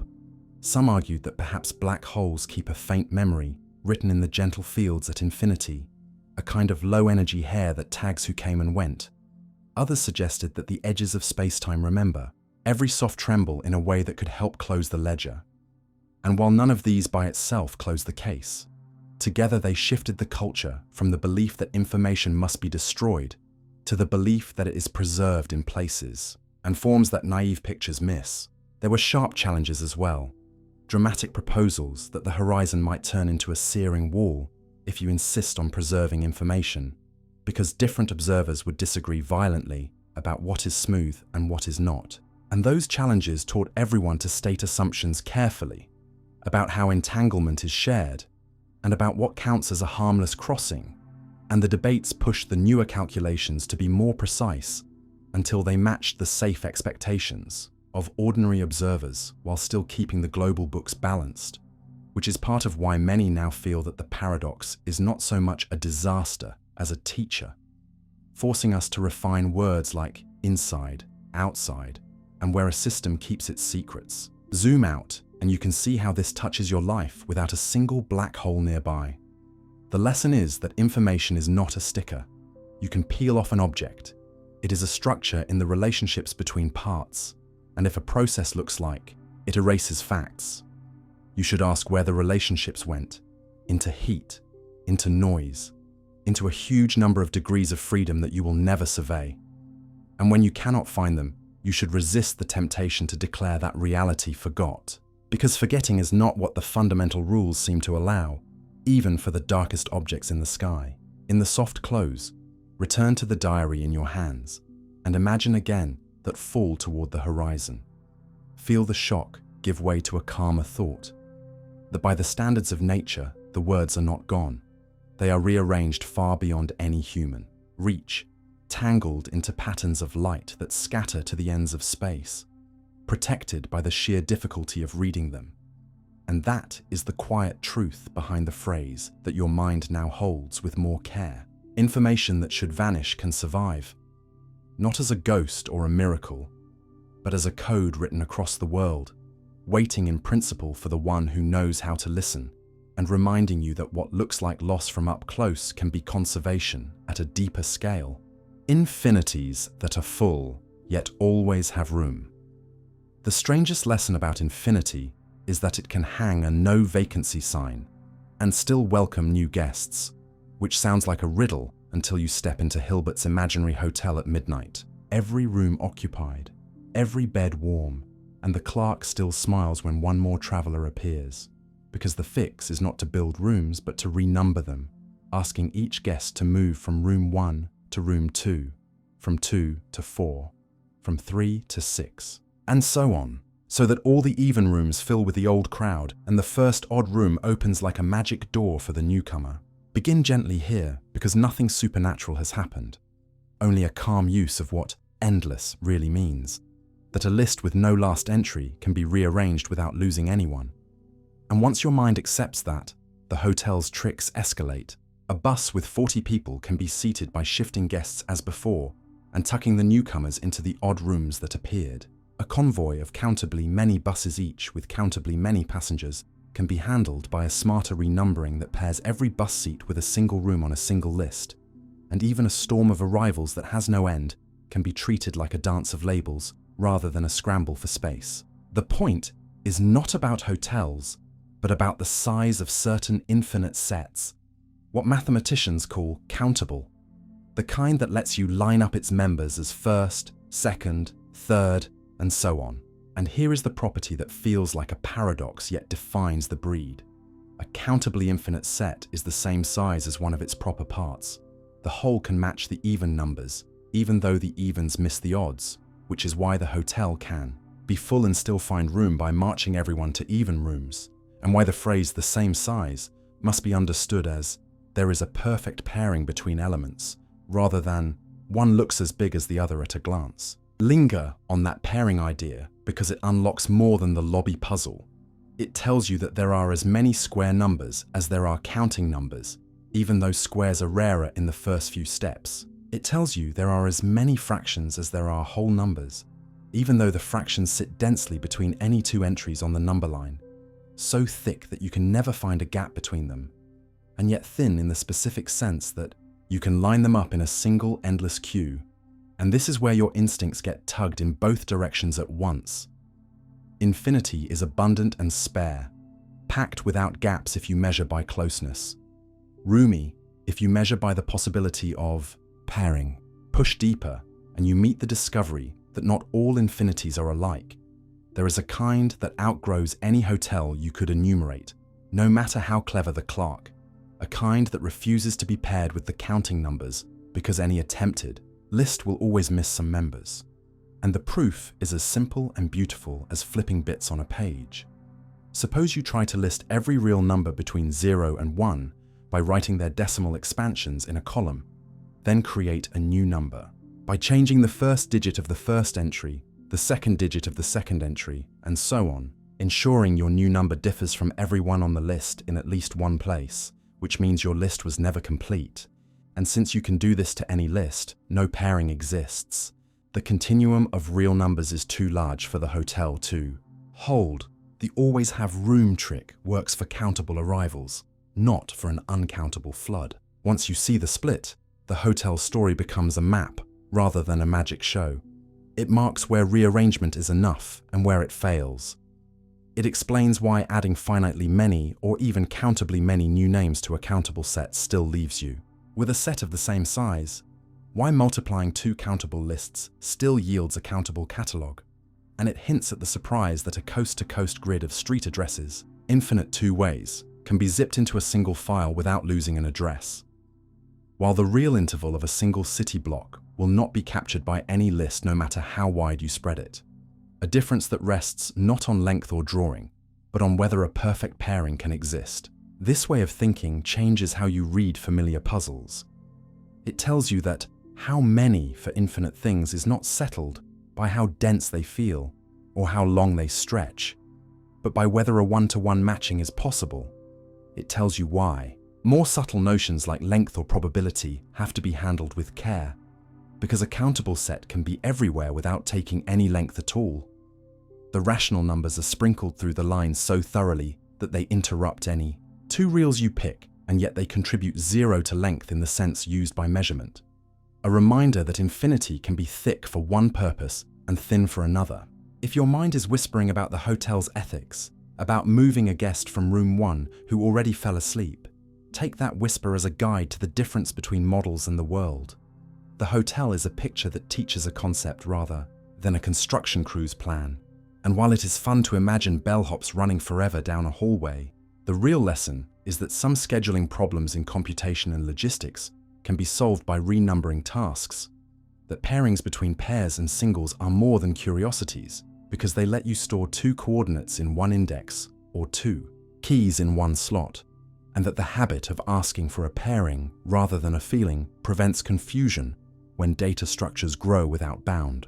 Widen the lens, and there is a philosophical note here as well. When you are tempted to say, it is full, you should ask full for what kind of arrival. Because in many domains we confuse resource limits with indexing limits, and sometimes we are stuck. Not because there is no room, but because our labels are poor. A small change in how we count can free capacity without adding anything material, like reorganizing a library so that series sits side by side and a patron can find volumes that were always there but effectively hidden. The opposite caution is also true. There are kinds of more that no renumbering can provide. The difference between countable and uncountable is a real wall in the landscape of size, and acknowledging it protects you from sleights of hand that claim a list contains everything when the structure of what you list outstrips any cue you can write. A humility that matters in science whenever we confuse sampling with covering an entire continuum. In the soft close, return to the hotel at dawn, the corridor finally quiet. The sign still reads full, and the clock is still untroubled, because fullness in an endless place is a promise about one visitor at a time, and the promise holds. There is always a way to shuffle, always a way to make room for any countable set of arrivals if you are willing to move. And tucked inside that calm is the precise truth you came to learn, that infinity is not one thing, but a hierarchy, that some infinities mimic the hotel with endless elasticity, while others rise beyond any list you could devise, and that learning to tell them apart makes your thinking both more flexible and more honest, because you can now look at a crowded idea, a crowded schedule, a crowded dataset, and ask with a steadier voice whether it is truly full or only poorly indexed, and whether the space you need is a new wing or a new way to count. Apples that prove ravens black, and the limits of induction. You begin with a statement that seems almost boring in how safe it sounds. All ravens are black, and then watch it turn slippery when a philosopher calmly says that a green apple in your hand is, in a technical sense, evidence for that claim, because a green apple is a thing that is not black and not a raven. And the sentence, all ravens are black, is logically equivalent to all non-black things are non-ravens. So every non-black non-raven you meet, including this apple, fits the rule and therefore supports it. The room tilts for a second because your instincts shout that apples should not tell you about birds, and that protest is the doorway into the limits of induction, the way we move from some observations to big generalizations, and why logic alone can mislead you if you ignore how evidence is gathered, what you already know, and what actually causes what in the world. Begin gently by noticing the two parts of the puzzle. First, a clean equivalence in wording that turns a universal claim about ravens into an apparently universal claim about non-ravens. And second, the feeling that support should mean more than follows the rule, that real confirmation should have some bite, the kind that would have failed if the world were different. This is where our everyday practice, often called the common sense rule of confirmation, says that seeing more black ravens helps, and seeing a white raven hurts, while seeing a green apple does neither, because the apple seems irrelevant to the bird. But the logical rewriting tries to pull the apple back into relevance by shifting the frame, which is why the puzzle is named after ravens and not after fruit, to diffuse the magic without hand-waving. Change the way you think about evidence from a yes-no stamp to a force that can be strong or weak, depending on how surprising the observation would have been if the claim were false. And here, the scale tilts. In a world where not all ravens are black, finding a black raven is somewhat surprising. Its color aligns with the all-black claim, while finding a green apple is not surprising at all, because almost every non-black object you meet is already a non-raven, whether the raven claim is true or not. So the apple barely moves your confidence. Said more simply, the world contains unimaginably many non-ravens, and almost every one of them is non-black. Snow, paper, clouds, cotton, bone. So adding one more to the pile gives you a whisper of support in a theory that already expected. That whisper, even if it were wrong, which means the evidence is technically positive, but practically negligible. That negligible hides a deep rule of good reasoning. How you sampled matters, because if you deliberately set out to test ravens by looking only at birds, then an apple lies outside your sampling plan and should not update your belief. But if, in a very specific thought experiment, you sample uniformly from everything in the universe, a ridiculous plan in practice, then a green apple can count as a grain of evidence, so tiny that 10 lifetimes of apples would not equal one sighting of a white raven in weight. This is why scientists obsess over the design of a study. You must say where your data comes from before you say what it means, or else you can end up confirming a bird theory with a fruit basket. Push deeper, and you hit a second limit of induction. Not all generalizations are created equal, even when they fit the same data, because we can invent new adjectives that fit every case we have seen so far, and yet lead to absurd predictions later. The notorious trick is to call objects grew if they are green before some future date and blue after. So every emerald you have ever examined was grew, just as it was green. But the two words pull your expectations apart when the date arrives. And this shows that data alone does not tell you which words are safe to project into the future. We resolve this in practice by favoring simpler, more natural descriptions that tie to mechanisms rather than to arbitrary time cuts, by preferring categories that we believe track real kinds in nature, and by judging confirmation not just by fit but by how well a claim integrates with the web of other well-supported claims. That is why black feels projectable for ravens while grew does not, and why apples feel irrelevant. Our background knowledge includes causal stories about pigments, habitats, and evolution that connect raven color to the biology of ravens, not to the color of fruit, and evidence becomes meaningful when it engages that causal web. If you want a more precise feel without equations, imagine two dials in your head.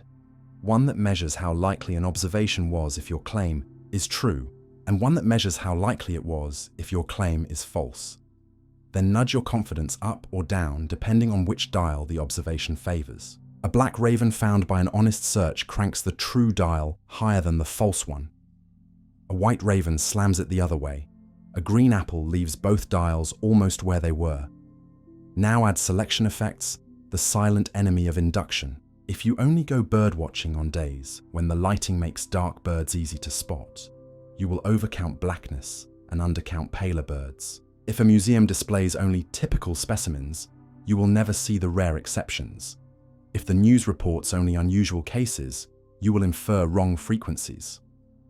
The Raven puzzle, seen this way, is a training exercise for spotting all the ways a dataset can be shaped before it reaches your eyes. Another thread of insight comes from the difference between confirmation and severe testing.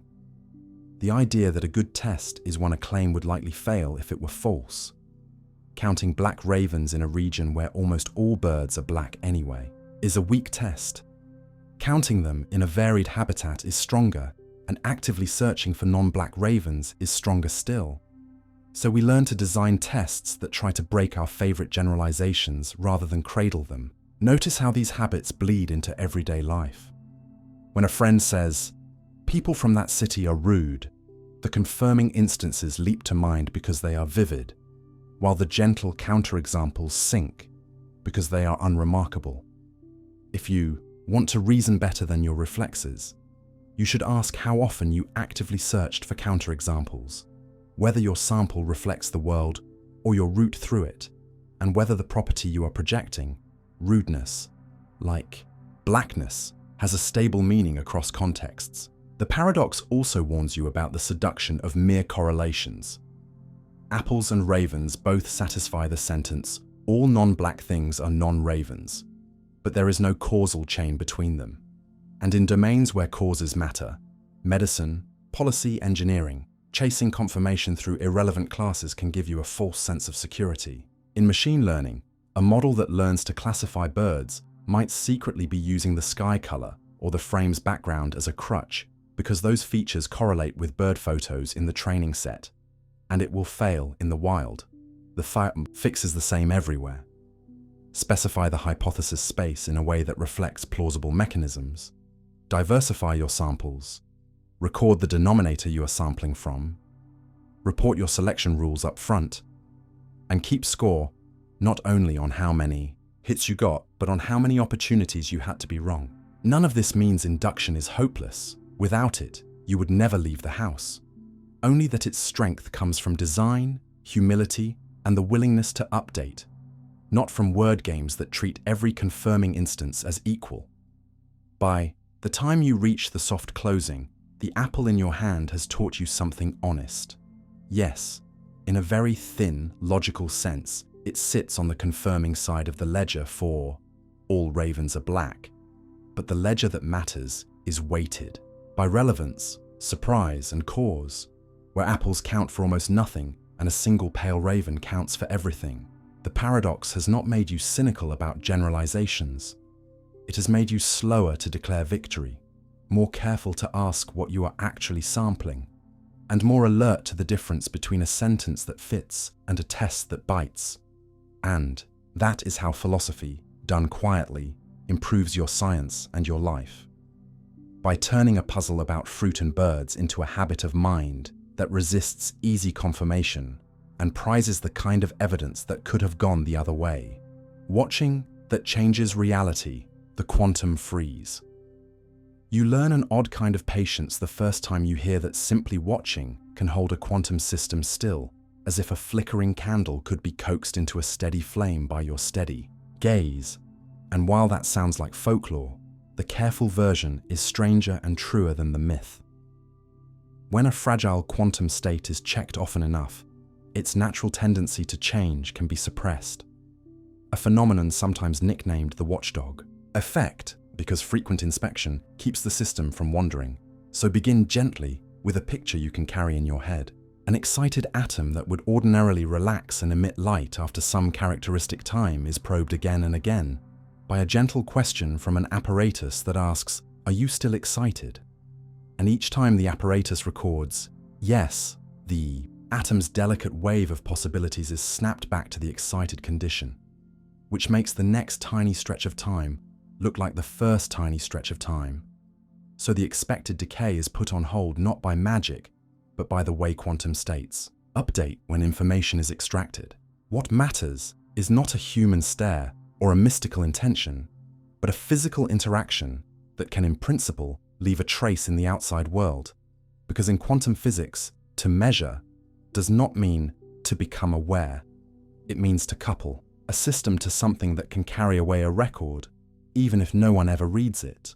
And that coupling changes the future by narrowing the possibilities, which is why the effect is called freeze. Even though nothing is frozen in the classical sense, the system is still evolving, but the kind of evolution that would carry it from one distinct condition to another is constantly interrupted and reset by the act of checking. You can feel the logic in a simpler metaphor that stays honest. Imagine a tightrope walker who wobbles and would eventually step off into a net if left alone. Now picture a coach who taps the pole lightly at very short intervals, nudging the walker back to the center each time before the wobble grows. The walk is still happening, but the specific failure mode is being preempted. And the math of quantum behavior tells us that at the very earliest moments after preparation, the chance of change grows more slowly than your intuition expects, so that rapid resets can repeatedly catch the system in that slow growth phase, which is why fast checks can outpace drift. The surprise deepens when you realize there is a flip side. If you probe too slowly or couple in the wrong way, the very act of attention can accelerate the change you hope to delay. An anti-freeze, where observation increases the rate of transitions by reshaping how the system exchanges energy with its surroundings. And this pair of effects teaches a practical lesson that goes beyond slogans. Watching changes reality only in the sense that any interaction changes the future. And depending on timing and strength, the change can either hold a state in place or push it away faster. People have tested these ideas in careful laboratories with trapped ions, cold atoms, superconducting circuits, and light bouncing in high-quality cavities, not by peeking with eyes, but by engineering pulses or detectors that ask rapid yes-no questions without tearing the system apart, and the results map a landscape rather than a single cliff. In one region, frequent checks keep quantum jumps at bay. In another region, they encourage them, and the border between regions is shaped by timescales, bandwidths, and how sharply the apparatus distinguishes alternatives. Once you accept that measurement means information leaves, a second family of effects comes into view that is even more counterintuitive at first glance. A detector that fails to click is still information. A silent counter can be as informative as a ringing one, and that no news can update the state just as strongly as a loud signal, which helps explain how continuous monitoring, where you stream little bits of information all the time, can shepherd a quantum system along a meandering path called a trajectory, each tiny nudge from the record shaping what comes next. And with the right feedback, you can stabilize states that would otherwise crumble. This leads to a powerful use rather than a mere curiosity, quantum xenodynamics, where instead of freezing a system completely, you carve the space of possibilities into a safe corridor by monitoring the forbidden exits so relentlessly that motion is effectively confined to the allowed subspace. And that trick underlies real control strategies in quantum engineering, from protecting fragile superpositions in sensors to assisting the error correction routines of prototype quantum computers, where repeated, carefully designed checks extract just enough information about the presence of errors without learning the encoded data itself, thereby preserving the message while damping the vehicles that would scramble it. The effect is also a teacher about language, because it warns you away from the romance that consciousness alone sculpts reality and back toward the more sober beauty that interactions do, and that our role in observing is to build the right interactions and read the traces they leave, and even the most dramatic stories about freezing by watching become ordinary once you remember that the watchman is a laser pulse, a microwave tone, a cavity field, a stream of atoms, or photons or electrons that exchange information with the system in a quantifiable way. If you want a feel for the scales involved without symbols, picture 3 clocks running at once. One for the system's natural change, one for the measurement interval, and one for the apparatus's own response time. If the probing clock ticks much faster than the system's internal clock and the apparatus actually distinguishes the alternatives cleanly, you live in the freeze zone. If the probing clock is not so fast, or if the surrounding environment has a broad menu of ways to absorb or supply energy, the balance can tip to the anti-freeze side. And what you learn from that picture is a practical recipe rather than a paradox. You can shape evolution by by shaping when and how you learn about it. Outside the lab, the moral is surprisingly useful. It reminds you that some processes are best stabilized by frequent, gentle feedback, while others are harmed by meddling. That checking too often can protect or can disturb, depending on the mechanism. That inspection is not cost-free in any fragile system, whether it is a qubit, a market, or a habit, and that a wise kind of attention is timed and tuned rather than constant. If you carry one more nuance with you, let it be this. The quantum freeze does not mean we can stop time. It means there are dynamics that only unfold when possibilities are allowed to coexist unbothered for a while. And if you keep forcing the world to declare itself, you prevent those dynamics from building, which is why the most sensitive measurements carefully alternate between letting a state evolve and gently asking what happened. And the art is in learning how long to let quiet. Work before you speak. In the soft close, return to the image of the candle and notice how your sense of wonder has changed. The flame does not stand still because you stare. It steadies because the conditions that feed its flicker are being nudged. And behind the poetry, there is a real method. The mind that watches is not a spell, but a set of interactions designed to harvest and shape information. And that is the honest magic of the quantum freeze. It shows you that attention with the right rhythm can hold a pattern that would otherwise blur, and it leaves you with a gentler kind of power. The power to decide when to look and when to let the world breathe so that what you care about has a chance to form. Probabilities that defy intuition, and why switching wins. You think chance is fair until a game show teaches you otherwise, because 3 doors feel like a coin toss dressed up in wood and paint. Yet the moment a host opens one door to reveal a harmless goat and offers you the option to change your mind, the choice that looks 50-50 is nothing of the sort, and switching quietly doubles your odds. Begin gently by stating the setup cleanly, so your intuition has no place to hide. There is 1 car and 2 goats. You point at a door without seeing inside. A host who knows where the car is opens a different door that always shows a goat and then invites you to stick or switch. And the part that bends your feelings is that your first pick was only right 1 time in 3, while the unopened door you did not touch inherits the full weight of the 2 doors you ignored, minus the goat. The host just exposed. So staying pays off only on the rare days you guessed right at the start, while switching pays off on the common days you did not. The shortest honest story is this. You win by staying only when your first choice was the car, which happens about 1/3 of the time. If everyone plays fair, you win by switching whenever your first choice was a goat, which happens about 2/3 of the time. The reveal does not make the world change. It exposes which branch of the world you are on, and the offer to switch lets you trade the small chance you held for the larger chance you left on the table. If that still feels like wordplay, stretch the stage until the trick looks obvious.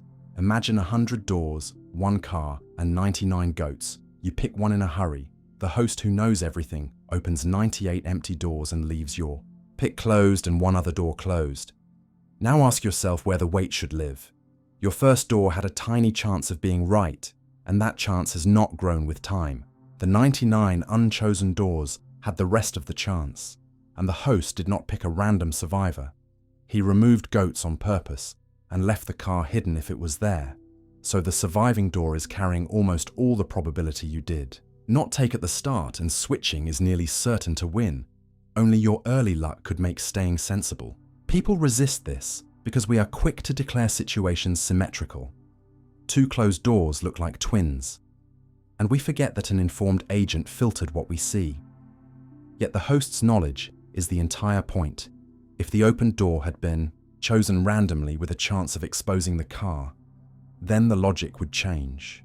Sometimes the game would end before a switch was offered, and sometimes a goat opening would be a weak clue rather than a strong one.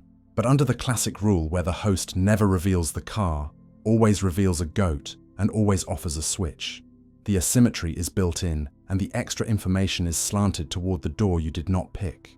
The deeper lesson is that probability is not a property of a door, but a property of your state of knowledge about the world, and your knowledge updates in lopsided ways.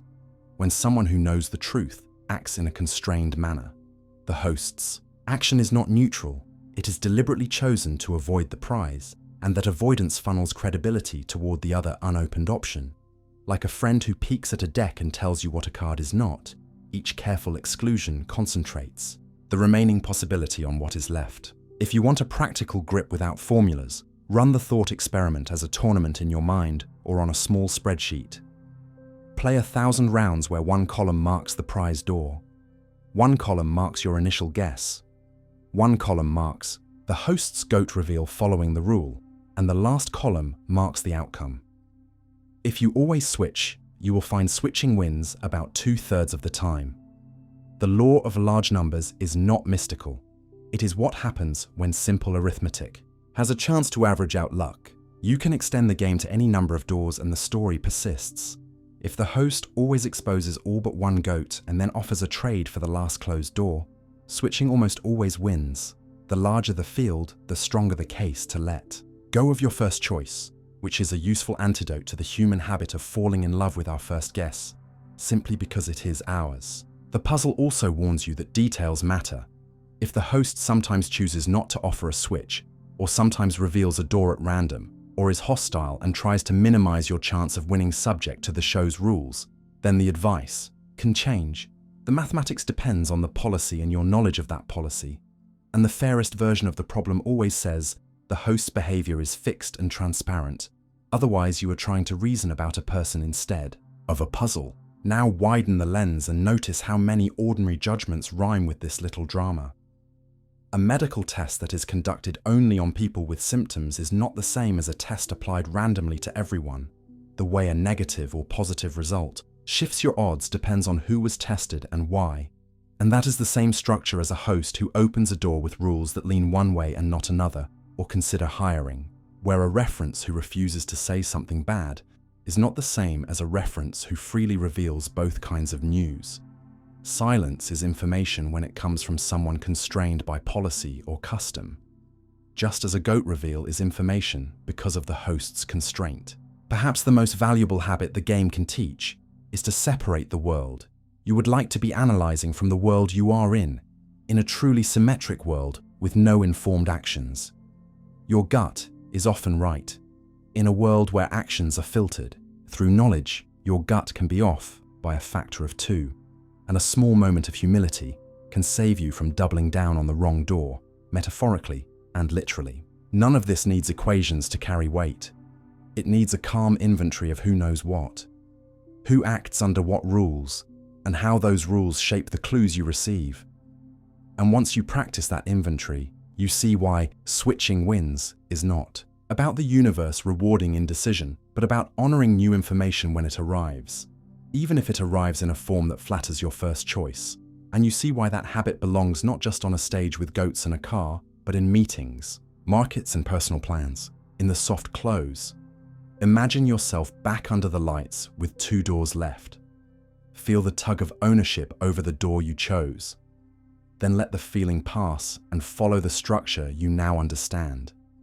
You step across to the other door. Not because fate favors drifters, but because an informed reveal shifted the balance of evidence, and learning to move when evidence moves is the real prize the game offers, one that you can carry out of the studio and into a life where you will often be asked to stay with your first answer when the wiser path is to switch.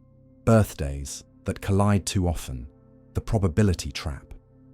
You don't expect birthdays to collide in small groups because your mind quietly compares each person to yourself, not each person to every other. So a room of 23 feels modest, almost cozy, and yet the moment you ask the right question, is there any pair who shares a birthday? Instead of, does someone share mine? The ground shifts and the odds jump to about 1 in 2, which is the little trap this puzzle sets for intuition. Begin gently by picturing the room filling chair by chair. The first person can take any day without conflict. The second person avoids that one day. The third avoids 2. The fourth avoids 3, and so on. And as the room fills, the safe days shrink quietly, like seats on a bus near the end of a route, until what seemed roomy becomes crowded. And even though no one is aiming to match, the sheer number of pairs grows much faster than your gut realizes. 23 people create 253 possible pairs. which is a lot of chances for a match hiding inside a small head count. The key mistake our intuition makes is linear thinking in a world that's combining everyone with everyone. We see 23 and we think 23 chances, when the real game is pairwise and there are hundreds of chances. So the surprise is not magic. It's just combinatorics sneaking past a brain that prefers straight lines. If you want a feel for the scale without formulas, imagine a birthday calendar with 365 hooks, and you hang each person's tag on a random hook. The first few tags spread out politely, but by the time you've hung a couple of dozen, the chance that 2 tags land on the same hook is no longer small, and by 70 tags, a collision is almost certain, even though 70 is far less than 365. Another reason the paradox bites is that we confuse 2 different questions. What's the chance someone shares my birthday? And what's the chance any shared birthday occurs? The first grows slowly with group size, while the second grows quickly because every pair counts. Now add the real-world wrinkles that help or hurt collisions without breaking the story. Birthdays are not perfectly uniform across the year. They cluster by season and day of the week due to hospital schedules and cultural patterns. Leap days, complicate counts, friend groups often bunch ages. And yet these imperfections typically help matches rather than hurt them, because clustering means some hooks on the calendar carry more weight, making collisions even more likely than the ideal. Calculation suggests the puzzle also hides an important lesson about how we read coincidences in daily life, because the world is full of rooms you never count, conversations you never overhear, and near misses you never register. So the few spectacular overlaps you do notice, same birthday, same hometown, same flight, feel like fate when they are simply the visible tip of an iceberg of unnoticed opportunities. The birthday effect goes far beyond cake and candles.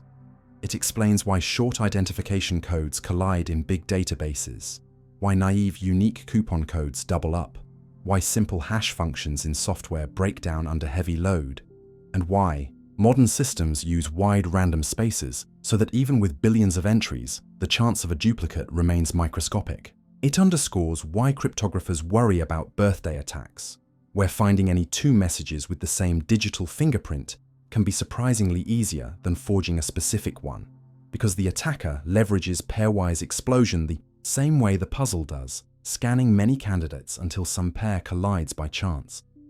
It also clarifies how to design fair tests. If you want to know whether patterns are unusual, you must define the sample space before you go looking, or else you will be amazed by collisions you effectively ask the world to show you by searching countless pairings after the fact. Bring this down to earth with a classroom exercise that stays honest. Write all birthdays on sticky notes, shuffle them, and then count pairs rather than people. You'll see that the number of comparisons jumps quickly.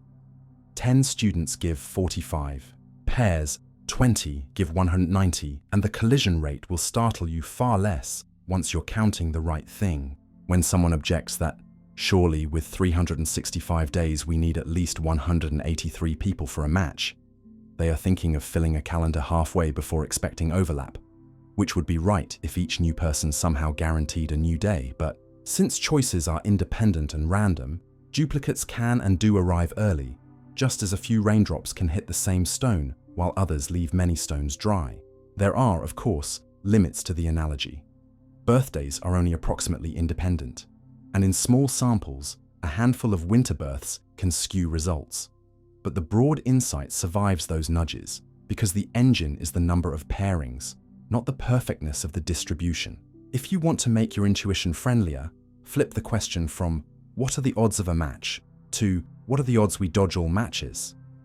Because that wording forces you to imagine each new arrival trying not to land on any occupied day, a mental rehearsal of shrinking options that better mirrors the true arithmetic and makes the 50% threshold near 23 feel plausible instead of mystical. Carry the habit from birthdays into decision-making and you get practical wisdom.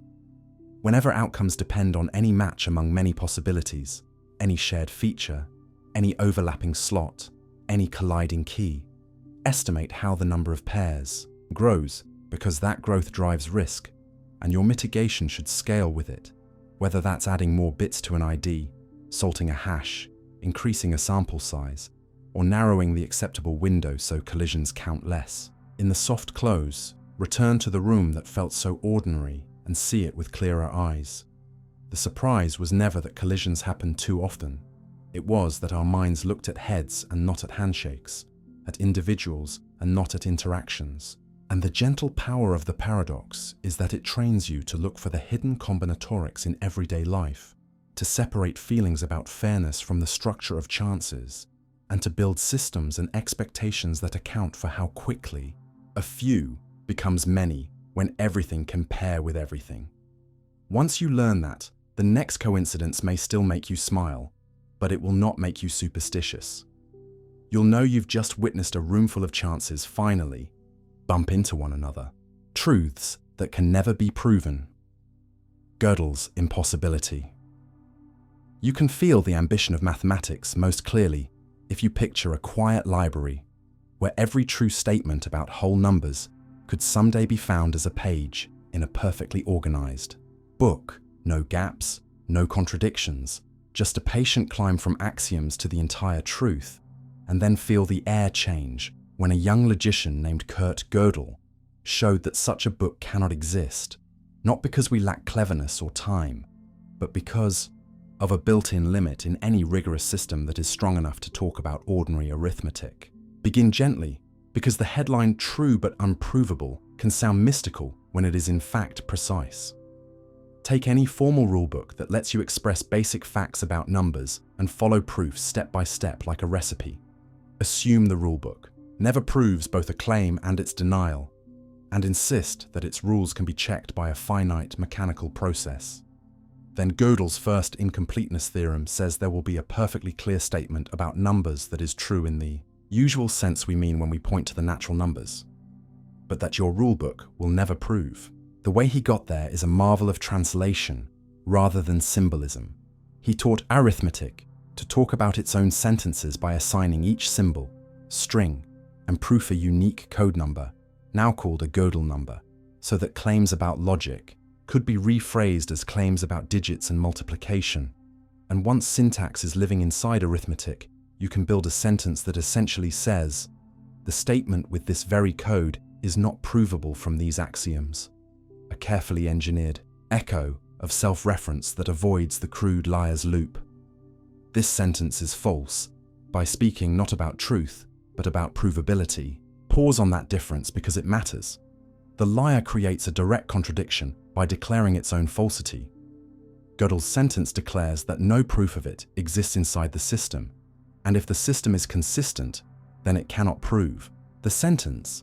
Yet if the system is also sound about basic arithmetic, meaning it does not prove false arithmetic facts, then the sentence is actually true in the standard natural numbers, since indeed there is no proof of it within the system. So you have discovered a fact the system cannot reach, even though nothing about the fact is vague. There is a second twist, darker and just as profound. Gödel's second incompleteness theorem shows that such a system cannot, by its own lights, prove a statement that expresses this system is consistent.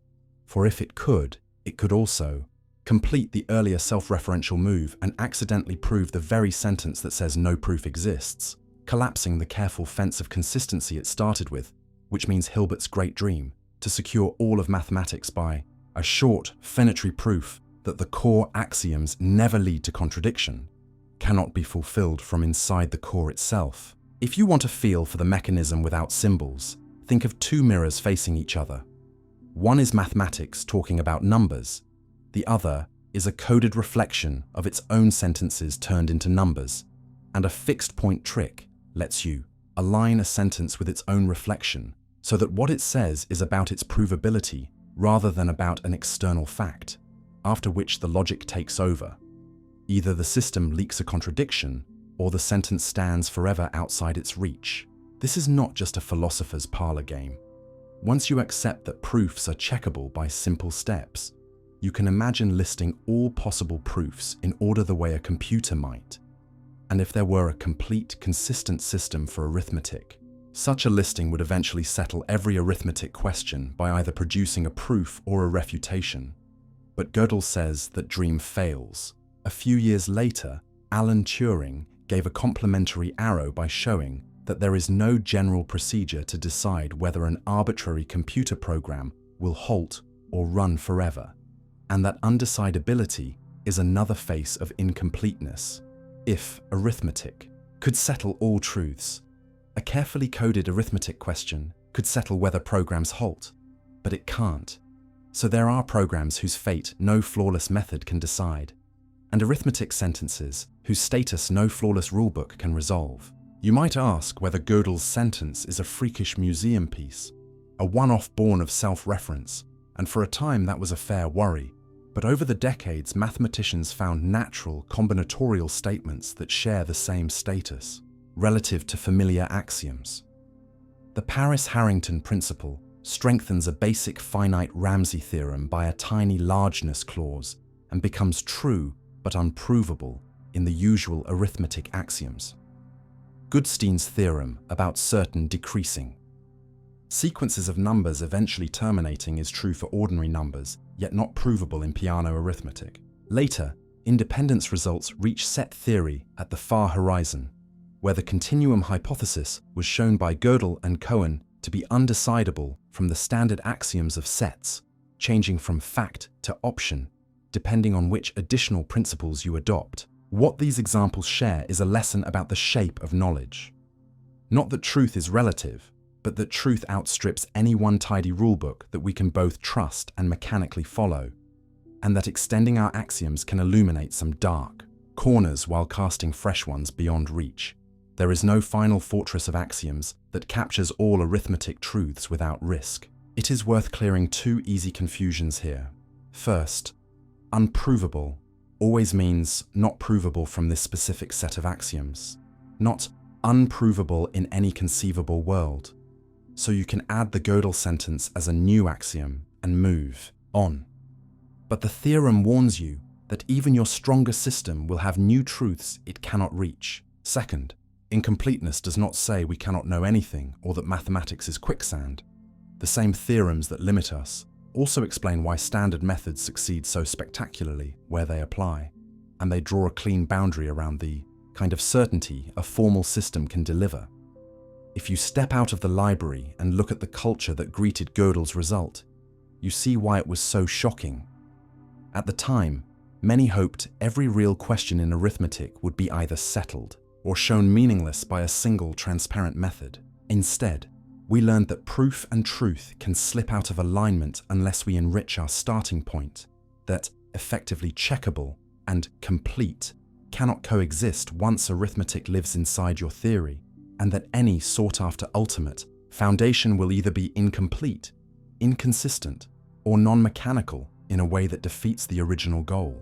The practical upshot for working mathematicians is not despair, but discipline. When independence appears, we examine which axioms are truly essential, which extensions feel natural because they capture patterns we already trust, and which alternatives lead to rich, coherent mathematics versus sterile branchings. For the rest of us, the upshot is a gentler humility about systems of rules, whether they are legal codes, ethical frameworks, or computer specifications. If a system is expressive enough to talk about its own procedures, there will be questions. It cannot settle from within, and sometimes the wisest move is to step outside with a principled addition or a meta-argument, rather than to twist the rules until they break. In the soft close, return to the imaginary library and listen differently. The shelves are not empty. They are overflowing with reliable knowledge. But you now know there can never be a final shelf labeled "Everything True About Numbers," written by one perfect, checkable rulebook.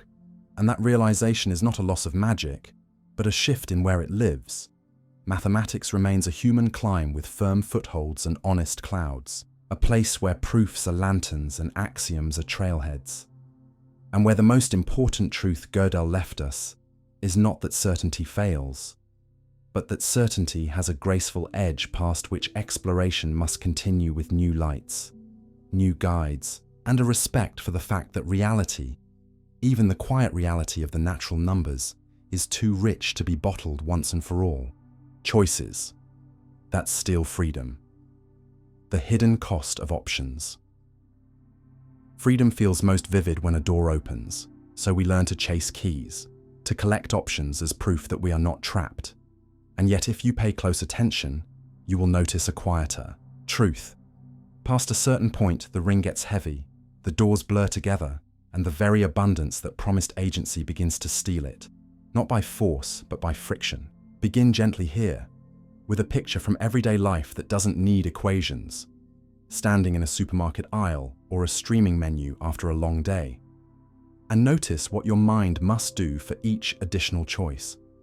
It holds labels in working memory, compares features that rarely line up cleanly, imagines futures for each pick, and keeps a running ledger of what I'll miss if I choose this, all while the clock in your head burns minutes you meant to spend living rather than selecting. Psychologists gave this a friendly name, choice overload, because sometimes adding options makes people postpone, abandon, or later regret decisions, not always and not for everyone, but reliably enough that the pattern shows up across groceries, gadgets, retirement plans, and university catalogues. And the mechanism is simple. Your cognitive bandwidth is finite, so every extra branch in the decision tree taxes attention. And beyond a modest branching, the cost of evaluation outpaces the expected gain from a slightly better match. Now move from the aisle to a deeper layer. How options change feelings, even after a decision. Because the hidden price is not just time. It's the way additional alternatives nourish counterfactual thoughts. The what-if movies your mind, plays after a purchase or a life choice. And as the library of foregone worlds grows, regret finds more scenes to cast, so satisfaction can drop even when the objective quality rises.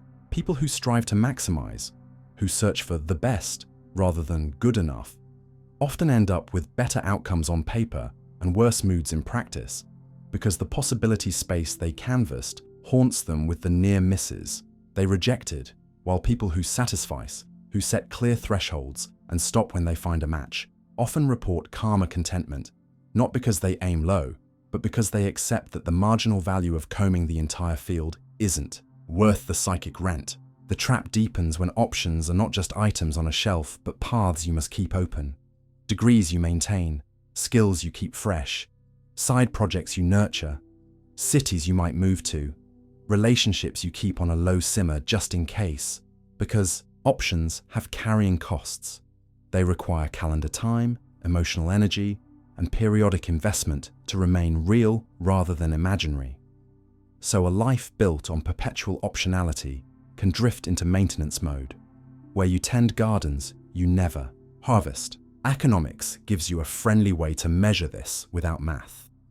An option is valuable when uncertainty is high, when exercising it would be costly to reverse, and when keeping it alive is cheap. Outside those conditions, stockpiling options is like renting storage units for furniture.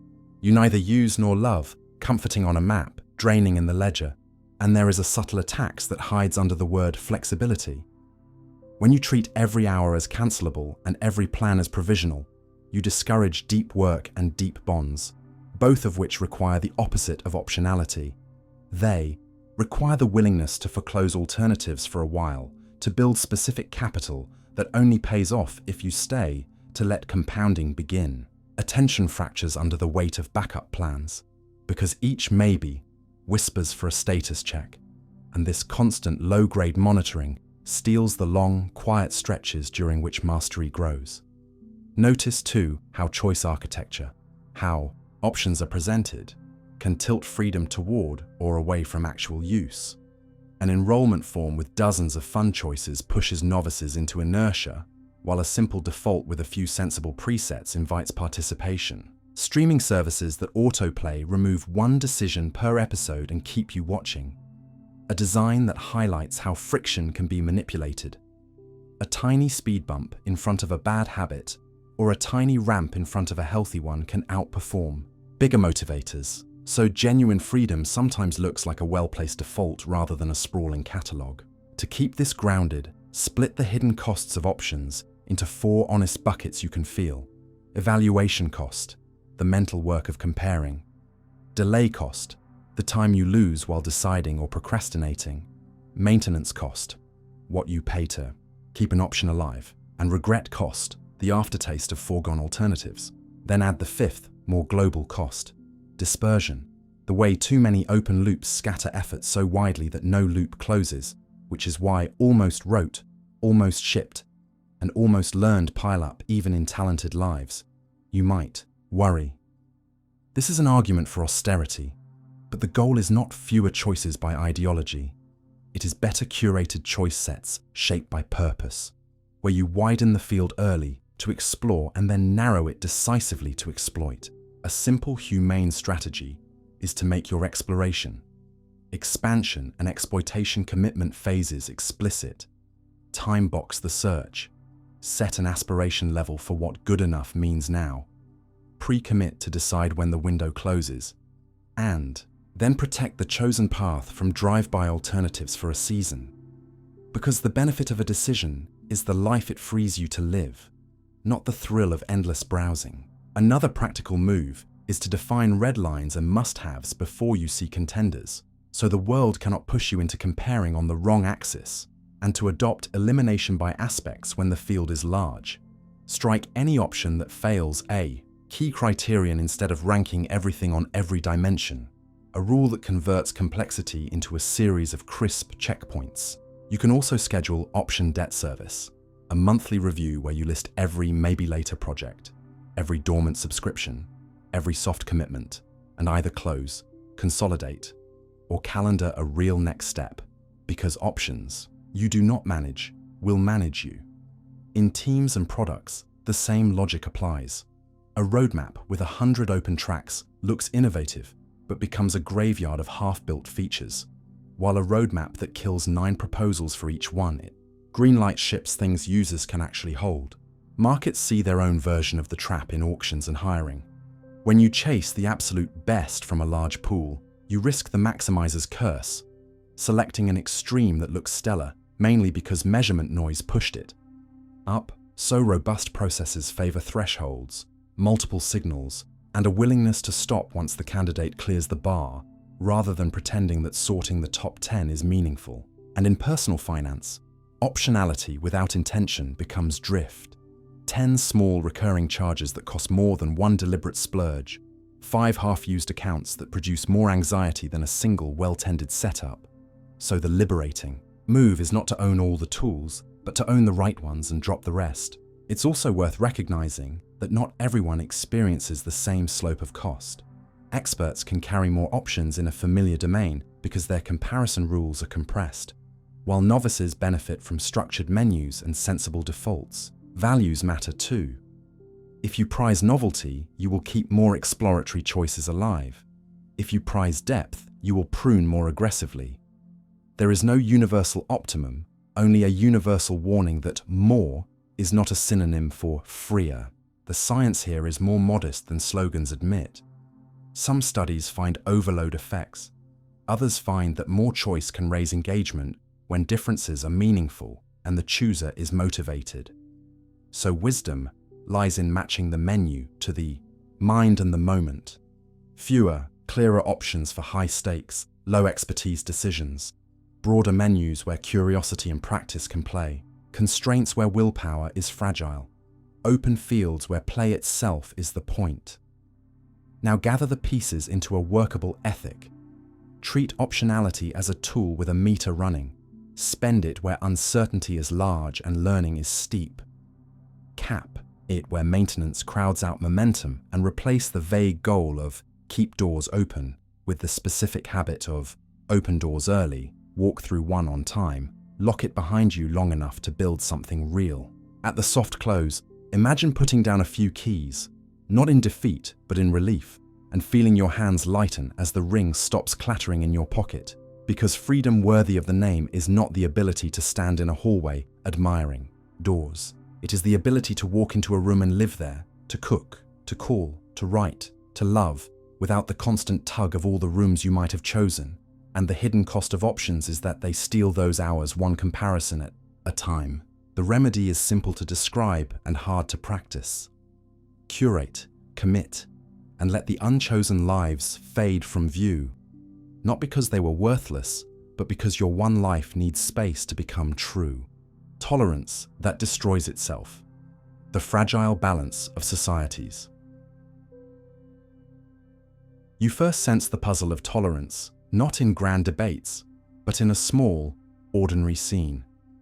A neighborhood meeting where voices are calm, chairs scrape softly, and everyone agrees that difference is not a threat, but a texture, until a new speaker calls for silencing the others for the good of the community. And you feel the room tighten, because a promise to welcome all views now seems to include a view that would end the welcoming. Begin gently here, with the simple idea that tolerant societies are rule systems, not moods, and the rule is straightforward. People with incompatible beliefs can still share streets, schools, and laws if they accept a common flaw.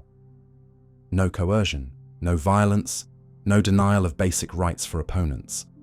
And yet the trap appears when a movement uses that very flaw to campaign for a ceiling that would lock others out, insisting that tolerance owes them space to dismantle tolerance. This isn't a word trick. It is a structural problem that has undone real communities, and the logic behind it can be explained without jargon. Any system that allows open participation must also defend the conditions of participation, because if a player seeks to disable the scoreboard, the game cannot continue. The challenge is not whether to draw boundaries, it is how to draw them so they are neither so tight that they smother dissent, nor so loose that they invite their own erasure. Push a little deeper and notice how pluralism actually functions in daily life, not as the absence of judgment, but as the presence of two linked commitments. First, a wide zone of disagreement where people can argue, satirize, protest, persuade, and ignore one another without fear. Second, a narrow core of non-negotiables that keep the argument possible at all: the right to vote and be counted, equal protection, due process, the ban on private violence and organized intimidation, and the expectation that losing a round does not forfeit your future voice. Most of the heat in public life comes from confusing the zones.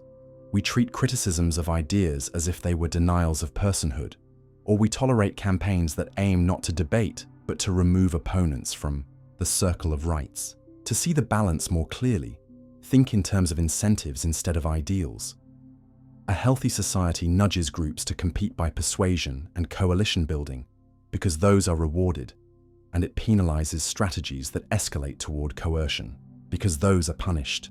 And it does this not by silencing unpopular content wholesale, but by focusing on conduct that corrodes the commons: harassment, threats, systematic dehumanization, coordinated lies designed to block participation. If you want a gentle metaphor, hold the image of an immune system that must distinguish between self and threat without attacking everything unfamiliar. Too weak, and the body succumbs. Too strong, and it destroys the tissues it meant to save. But keep the metaphor light and return to practice. Institutions translate tolerance into design choices with knobs you can turn: time, place, and manner rules that channel protest without banning it, transparent standards that apply to every party, friction against mobbing and doxing, due process for sanctions so punishment does not become vengeance, and civic education that teaches people the difference between refuting a claim and banishing a person, between loudness and legitimacy. When people say, "Let all speech be free," they sometimes forget that speech is not a floating cloud, but a stream through channels, algorithms, microphones, meeting agendas, and the engineering of those channels determines who hears whom, how quickly rumors outrun corrections, and whether counterspeech can realistically reach the audience that was misled. Design matters. Slow virality for unverified claims, elevate corrections where the claims spread, protect targets of coordinated abuse so they can remain in the conversation, and require those who organize marches or rallies to take responsibility for safety. None of this settles content by ideology. It settles conduct by risk. A second clarity appears. If you borrow a simple idea from game theory, that stable cooperation among rivals emerges when you mix generosity with firmness. Welcome first, retaliate proportionally to clear violations, then return to cooperation when violations stop. And this pattern can scale from playgrounds to parliaments. Start with trust, enforce the rules promptly when lines are crossed, and leave the door open for re-entry rather than exile as a default. There is tenderness in this stance because it assumes people can change, and strength because it refuses to let bad faith harvest the benefits meant for good. Some worry that drawing lines at all is an excuse for silencing minority views, and history shows that fear is justified when lines are secret, arbitrary, or enforced without appeal. The remedy is visibility and symmetry. Publish the rules in plain language, make the penalties predictable and proportionate, apply them equally to allies and opponents, and create independent review so that mistakes can be corrected. Others argue that intolerant speech should always be met only with counterspeech, never with restriction. And it is true that arguments win hearts over decades, but it is also true that organized campaigns of intimidation can empty the arena long before arguments land. The point of guardrails is not to protect ears from offense, but to protect participation from being strangled. You can measure whether a policy honors tolerance by asking a simple human question. Does this help more people speak and be heard? Or does it hand the microphone to those who would push others off stage? Meanwhile, the everyday work of tolerance is small and continuous. Learning to steelman an opponent's view before you answer. Building cross-cutting groups where identities overlap, so disagreements do not map perfectly onto tribes. Rewarding leaders who lose gracefully and supporters who accept loss as a temporary setback rather than an existential defeat, and normalizing the sentence "I was wrong" so that policy change is not painted as betrayal. Don't romanticize this. There will be liars, opportunists, and factions that prefer chaos to fair rules, but neither despair. Systems can be made resilient by redundancy, by transparency, and by proportionality. The final insight is personal, as much as political. Tolerance is not indifference and it is not appeasement. It is a disciplined preference for methods that keep tomorrow's argument possible. You practice it when you refuse to dehumanize even while you oppose, when you defend your adversary's right to campaign while you fight their program, and when you support limits not because you are afraid of ideas, but because you love the forum where ideas meet. In the soft close, imagine the neighborhood meeting again at dusk. The same chairs, the same room, now with rules on the wall in clear words, a moderator who keeps the floor open and the threats out, and neighbors who argue sharply and then stack the chairs together. You leave thinking not that tolerance is easy, but that it is a craft, a set of habits, designs, and guardrails that let a mixed people share a future, and the paradox that once felt like a riddle becomes something steadier and kinder. The recognition that to keep the door open, you sometimes need a hinge, that to keep the voice free, you sometimes need a boundary, and that the most generous kind of tolerance is the one that survives. Knowledge that breaks free will, the omniscience puzzle. You only feel the bite of the omniscience puzzle when a prediction lands in your lap with your name on it. Imagine a sealed printout from a flawless observer that says tomorrow at 8:03 a.m. you will choose tea over coffee, and you stare at the line and feel a stubborn impulse to pour coffee just to prove the universe wrong. Because if you can flip the choice, the prediction fails, and if you cannot, then it seems you were never free. Begin gently by making the worry precise in everyday terms. If someone already knows what you will do, then the future feels fixed. And if the past record of that knowledge is unchangeable, how could you do otherwise without altering what has already been true? People often slide from "it will happen" to "it must happen." But that slide hides a mistake you can spot by slowing down. The difference between a truth about what you will in fact do and a necessity that would make any alternative impossible. Your future breakfast choice can be certain because of who you are and the situation you walk into, without being forced by a chain strapped to your wrist. And the printed prediction, if correct, mirrors your action rather than causes it. The way a camera's timestamp mirrors an event without pushing it. Still, you might protest that the timestamp sits in the past and the past is fixed. So if the paper says tea, then coffee is out of reach. But notice how the paper gets its content. The record is about you because of what you will do. If, contrary to the forecast, you were to pick coffee, a truly omniscient record would never have contained tea in the first place. So the past here is soft, dependent on the future it reports, not a hard lump independent of you, and what feels. Like a chain is really a reflection. This distinction between hard and soft facts about the past has a long pedigree because it rescues the idea that the past is settled, without pretending that reports whose entire meaning is to track your act are settled in a way that pins you down. And you can feel the difference if you compare "a storm struck the coast yesterday" with "yesterday, a meteorologist wrote that tomorrow you would stay indoors." The first stands alone. The second takes its truth from a future that had not yet happened. Another way people soften the paradox is to step outside the timeline and say that perfect knowledge does not live at a date at all. It is not foreknowledge the way a weather app is, but a timeless seeing, like looking at a landscape from above, rather than marching through it. So the knower is not ahead of you pushing and not behind you recording, but simply observing your present as present. That picture does not prove freedom, but it strips the argument that knowledge fixes the future of its leverage, because order in time is no longer a premise. Even if you do not buy the timeless view, you can disarm the fatalism here with a simpler tool from logic. It is a fallacy to treat true as if it were a modal lock. From "it is true that you will choose tea," you cannot infer you could not choose coffee, any more than from "it is true that you went to the concert last night." You could infer you could not have stayed home. For truth is about how things are, not about whether they might have been otherwise. These repairs are conceptual, and you may want something that bites in practice. So step into a lab where engineers build predictors that are not divine but impressive, and ask whether knowledge can still squeeze freedom.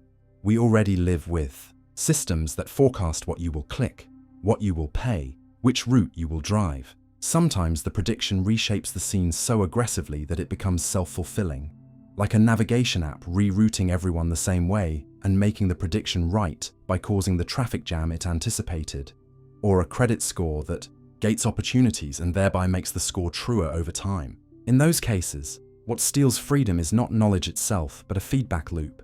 The forecast is wired to the environment in a way that narrows your choices until you match the line on the screen. Break the loop by withholding the prediction, by randomizing when multiple good actions exist, by designing policies that test whether the forecast survives without enforcement, and agency widens again. A different family of puzzles trades divine certainty for human correlations, the kind that haunt decision theory.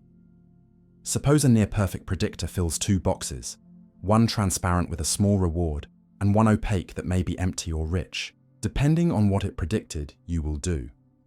When you arrive, the arrangement already reflects the predictor's best guess about your eventual choice. If you follow the evidence, you take only the opaque box, because people who do so almost always walk away with the larger prize. But if you follow the causal arrows, you take both because the filling already happened, and your grabbing now cannot reach backward. Whichever rule you follow, your behavior is not compelled. You can choose either way. But the existence of high-quality knowledge about you pushes rationality to lean one direction. The pressure you feel is not a shackle. It is the weight of correlations in a world where your pattern is readable. Yet there is a real moral danger in living under prediction.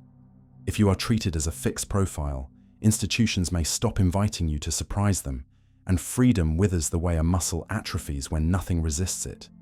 The remedy is not to romanticize ignorance, but to design for residual choice. Build spaces where multiple actions remain live even when forecasts are strong.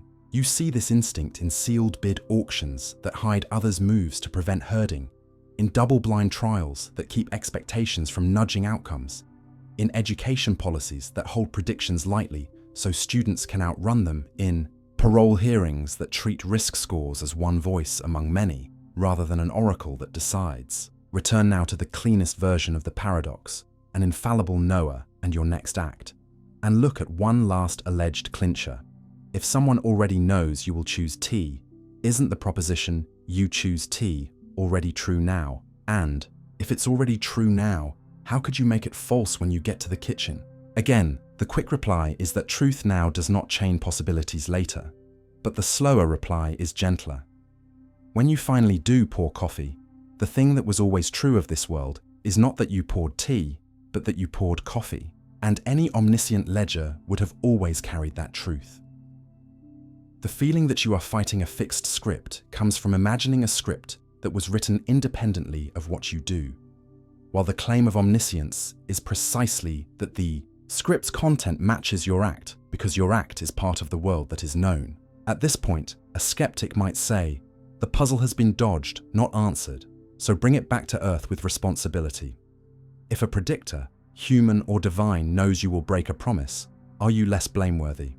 Ordinary judgments say no, because we hold people responsible for what they do voluntarily, acting from their character, their reasons without compulsion, even if someone else saw it coming. Thoughtful counterexamples show that the ability to have done otherwise may not be the whole story. In scenarios where an intervener would have stepped in to force you only if you were about to make the better choice, you can still act from your own reasons without alternatives actually available, and we still judge your action as yours. The point is not to trivialize freedom, but to notice that our best grip on it lies in uncoerced authorship, not in metaphysical branching. So what should you carry away that is practical and not just soothing? First, resist arguments that smuggle necessity into truth. Second, watch for feedback loops that weld forecasts to outcomes and break them where they erase live options. Third, treat predictions as inputs to reasoning, not commands. Good pilots read instruments and still scan the sky. Good doctors read risk models and still listen to patients.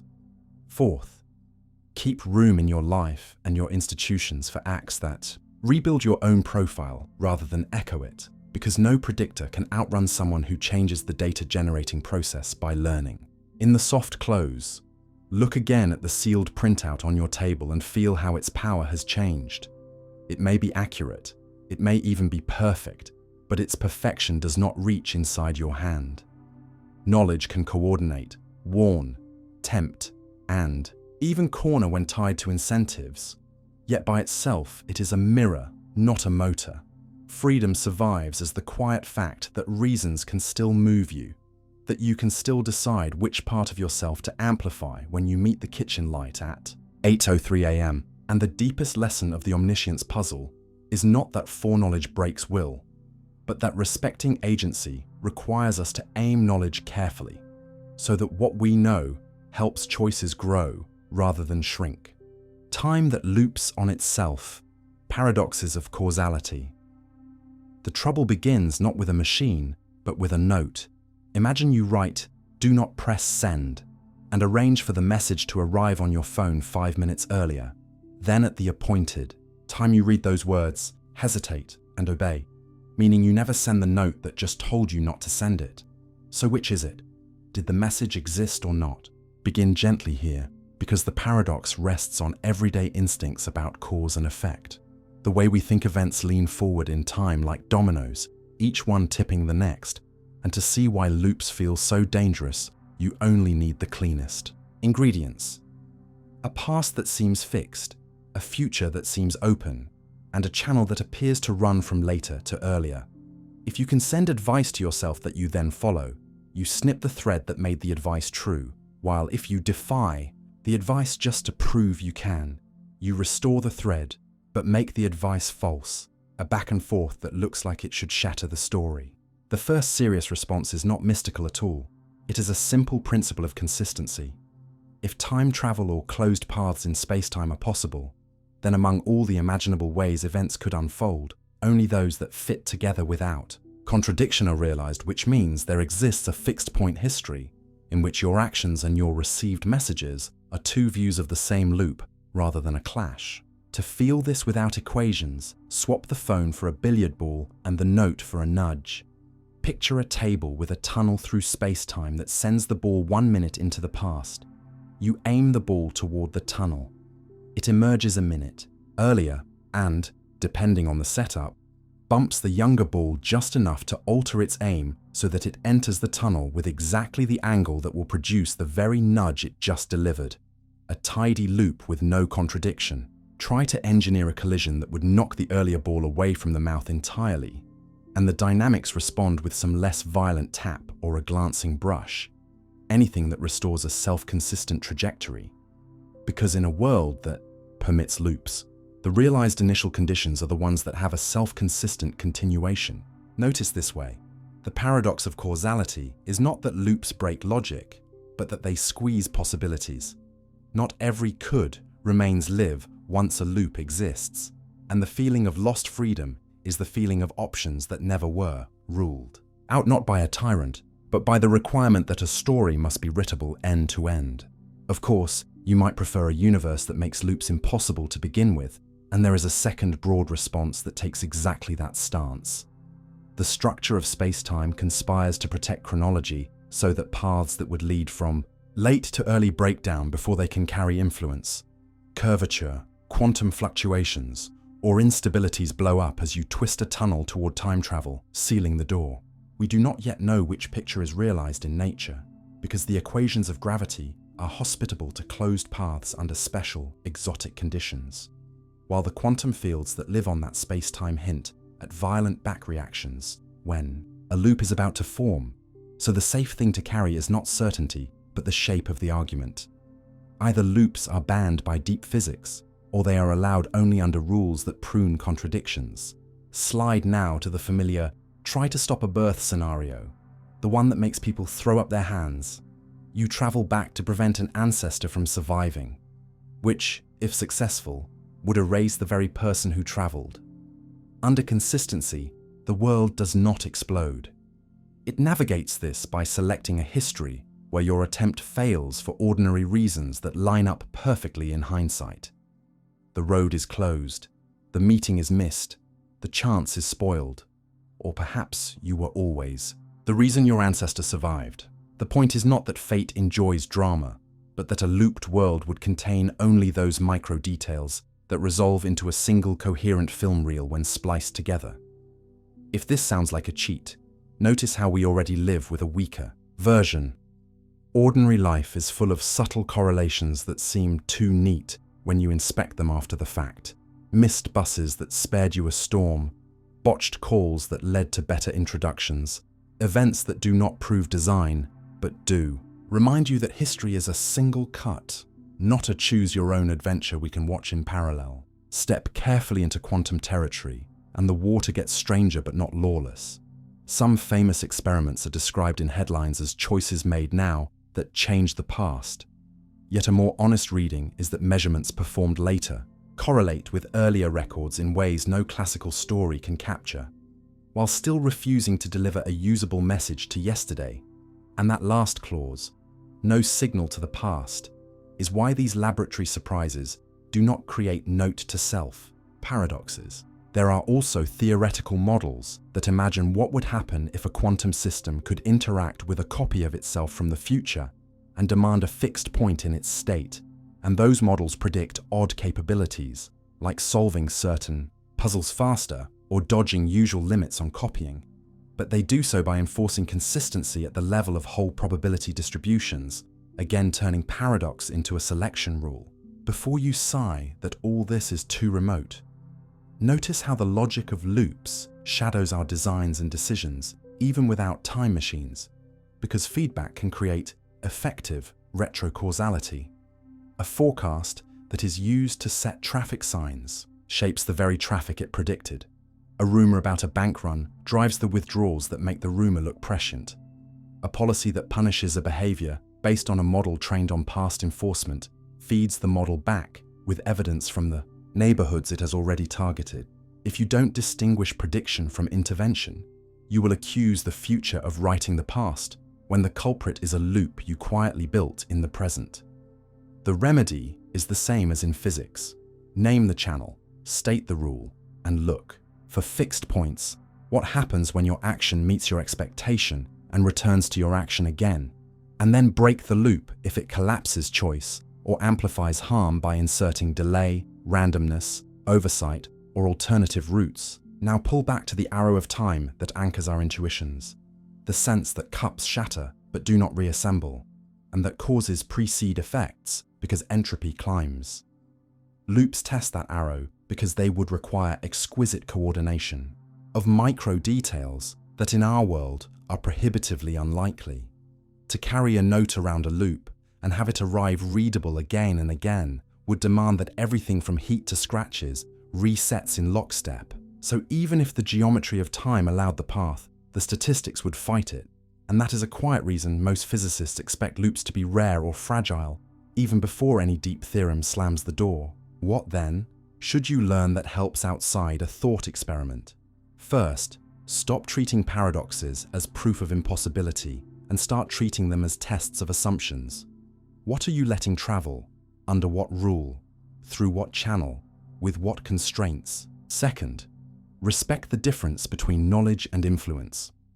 A record about tomorrow is harmless if it cannot be used to steer today in a way that creates self-defeat, and many alleged paradoxes smuggle agency into mere observation.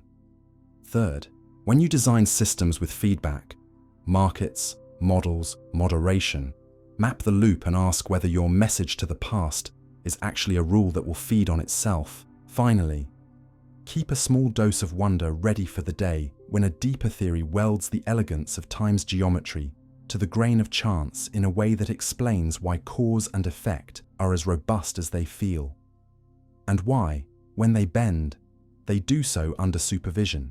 In the soft close, return to your phone buzzing 5 minutes early and feel how the panic has thinned. Not because time travel is real or because it is fake, but because you have learned to read the structure beneath the drama. Either the world will not carry a message backward at all, or if it does, your choices and your messages will have to form a circle that holds together. Far from making life small, that recognition leaves you with a steadier grip on the present, the only place you can act, and with a gentler curiosity about a universe in which even the idea of a loop teaches you how to keep your lines straight. Beings that should exist, and the Fermi silence. You might expect a galaxy like ours to hum with neighbors the way a city hums after dark, because the numbers feel so generous. Hundreds of billions of stars, most with planets, many with worlds, the right size and distance to keep liquid water. And if life can start easily and intelligence is just a matter of time, then by now the Milky Way should carry the glow of shared company. Yet the radio sky is mostly quiet, and the nearest stars show no obvious industry. And this mismatch between what seems likely and what we actually see is the silence that Fermi compressed into a lunch table question. Where is everybody? Begin gently by separating what we know from what we guess, because in the last generation, astronomers have learned that planets are common, and small rocky ones are not rare. But the steps from a wet surface to cells, from cells to complex minds, and from minds to durable technology are still black boxes with unknown odds. So, should exist is really a chain of if statements whose weakest links we have not yet measured. People often imagine that once a single civilization appears, it will race across the galaxy in a wave of probes and colonies, because a spread that doubles every few thousand years could, on paper, fill the spiral in a blink of cosmic time. But that pencil sketch hides constraints. Interstellar travel is expensive in energy, harsh to biology and punishing to hardware. Probes that replicate must solve raw materials and reliability problems at every stop. Civilizations that live long enough to try might prefer inward richness, simulations, art, philosophy, slow science, to the grind of expansion. And even if a few expanders exist, their projects might not sweep every arm or leave signatures our current instruments can recognize. The silence could be a selection effect rather than a verdict, because we are listening with narrow ears.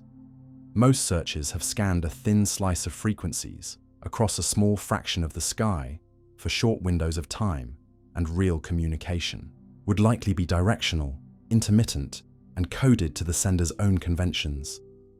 The window in which a society leaks strong radio noise is probably brief, centuries at most before fiber optics, narrow beams, and efficient networks stop, wasting power into space.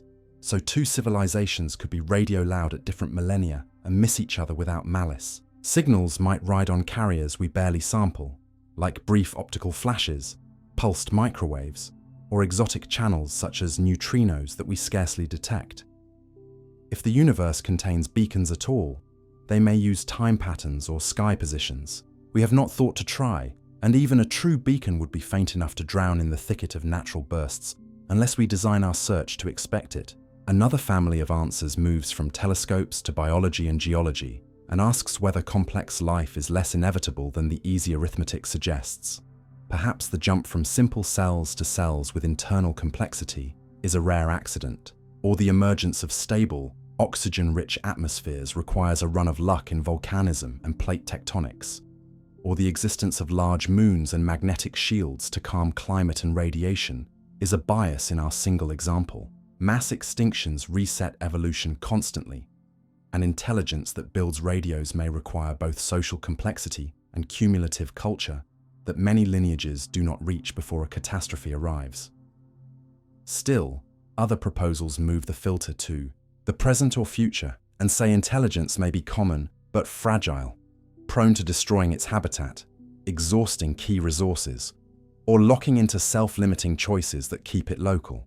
The point is not to scold, but to notice that a species learning to wield power at planetary scale must also learn to keep that power from burning the home it depends on. And societies that do not solve that lesson may fade from the detectable map before they can signal widely. There are also ideas about where to look that shift the odds in more hopeful ways. Galactic neighborhoods differ, with more radiation hazards near the center and sparser, calmer conditions in certain bands where long-term habitability might flourish. The timing of the cosmos matters too, because heavy elements that build planets and biology took billions of years to accumulate, and most of the universe's habitable time still lies ahead, which means we might be early, one of the first cohorts to wake in a galaxy that will become busier much later. Add in the practical boundaries of our surveys, and you get a humbler picture. Projects that scan for technosignatures in radio and optical bands are still young by cosmic standards.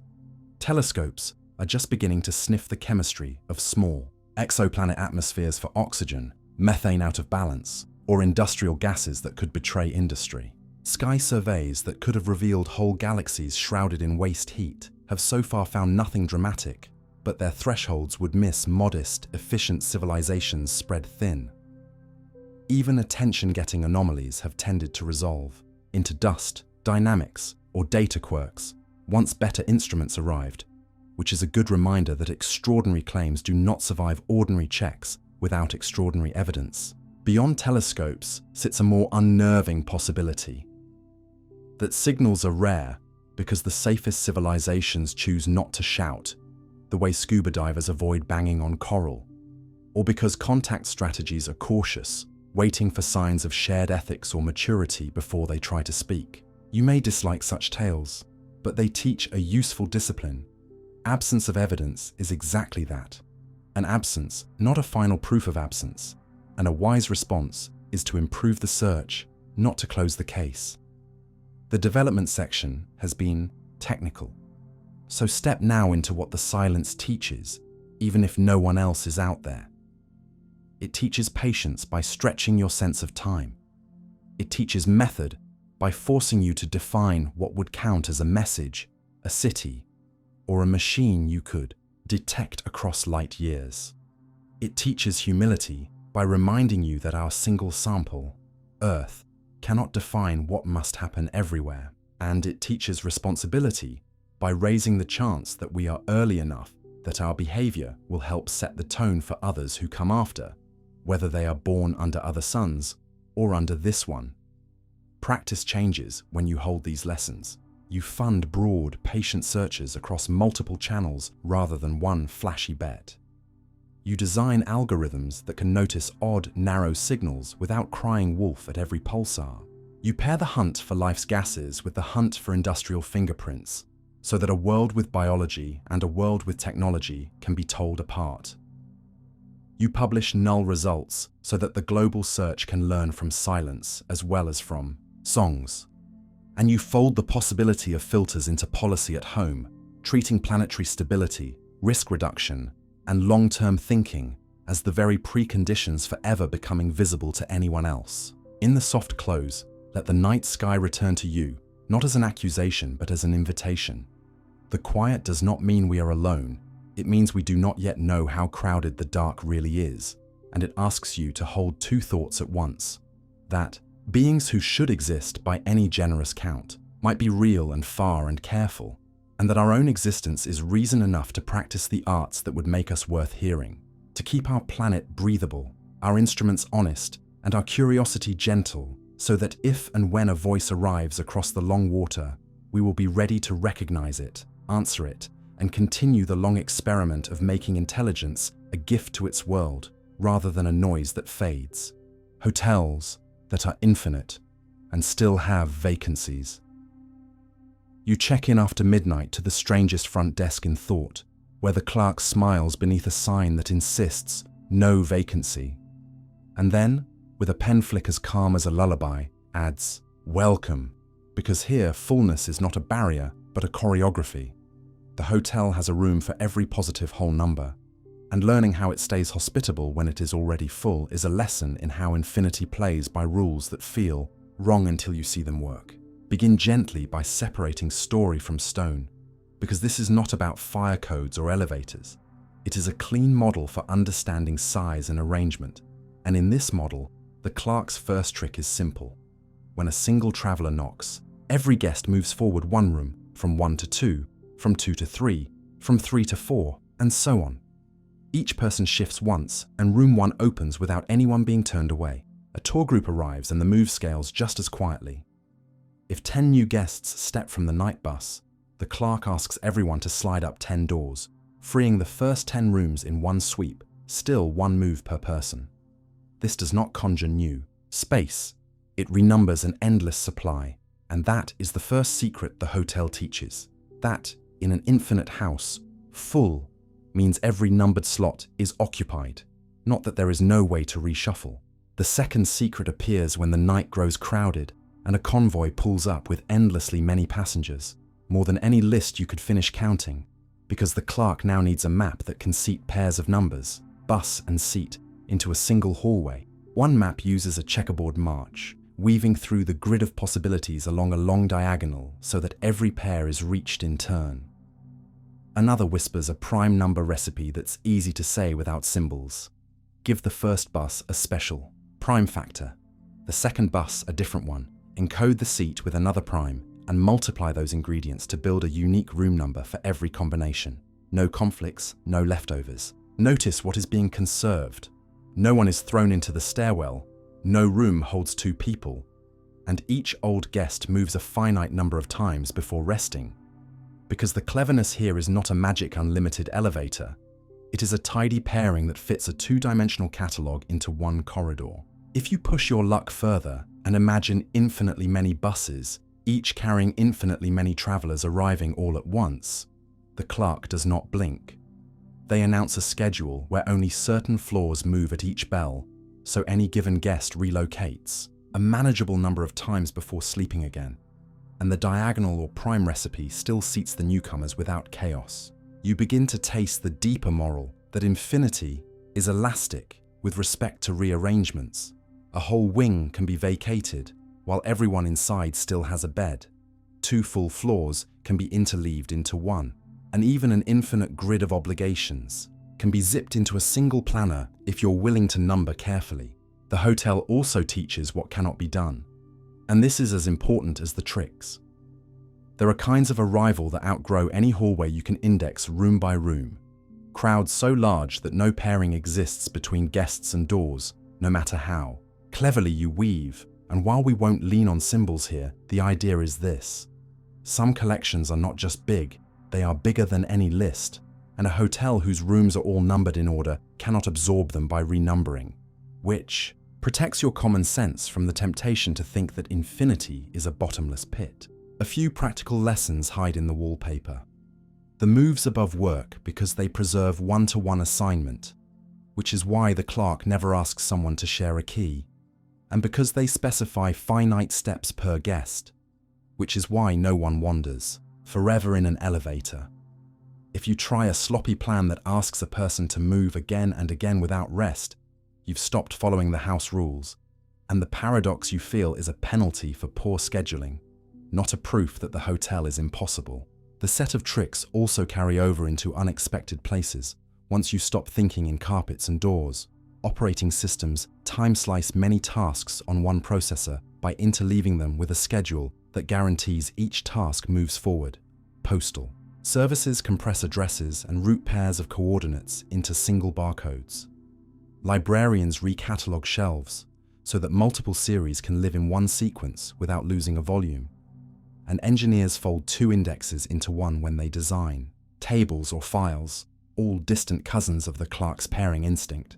There is an ethical echo as well. A culture that thinks well about many claimants on one resource learns to distinguish no more physical space from poorly chosen numbering.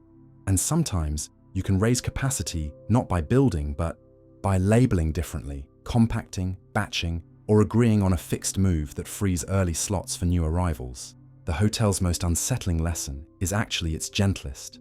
When quantities are endless, arithmetic loses some of its everyday grip.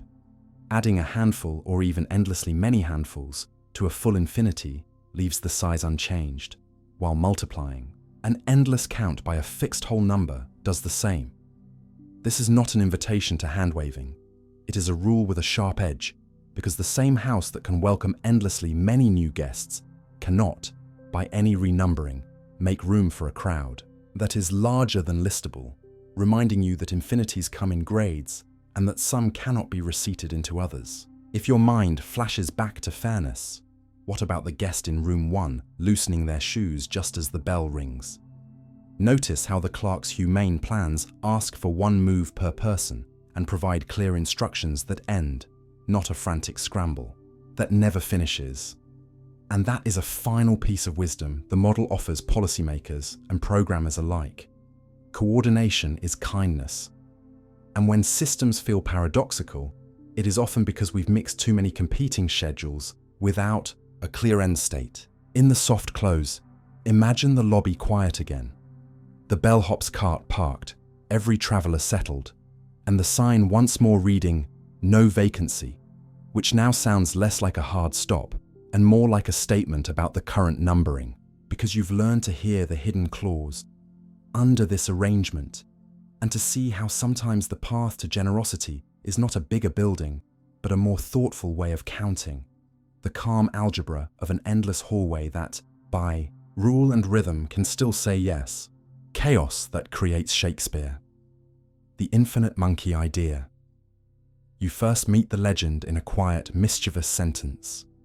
Give a monkey a typewriter and enough time, and it will eventually produce Shakespeare, and the claim lands like a coin, on a tabletop, bright and a little absurd. So begin gently by turning the joke into a clear idea.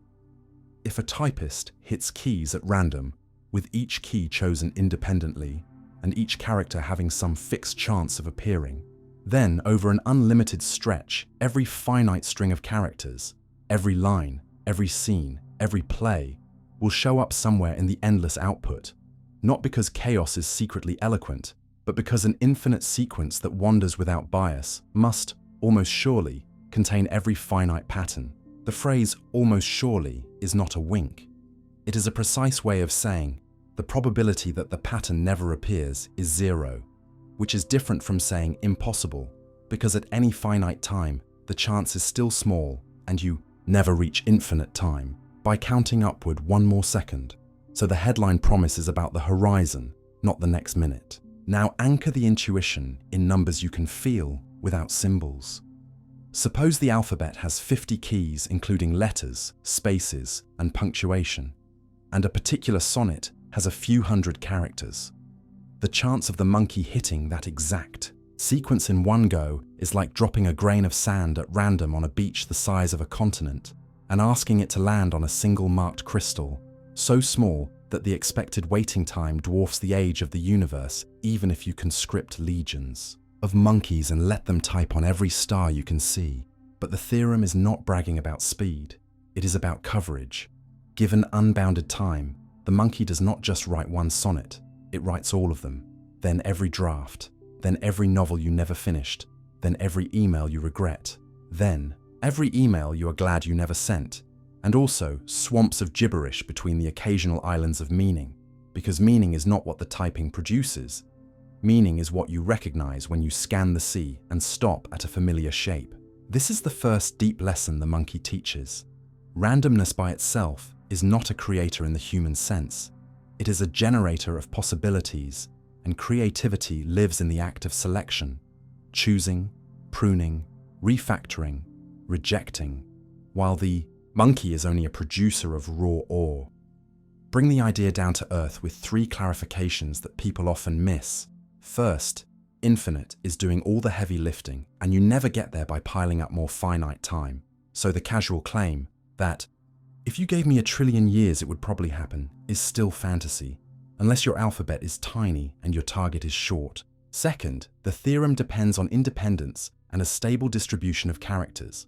But real monkeys, like computer programs, often use pseudo-random sequences with long but finite periods or biases that quietly prune the space of outputs. So you must not mistake an algorithm's appearance of randomness for the genuine article unless you have strong guarantees. Third, genuine randomness will not look like your mental picture of it, because humans expect runs to be short and patterns to break frequently, while true random strings regularly produce long streaks of the same letter and unsettling repetitions that make us suspect a hidden plan, which is why gamblers think a slot machine owes them a win after a drought, and why we see faces in static.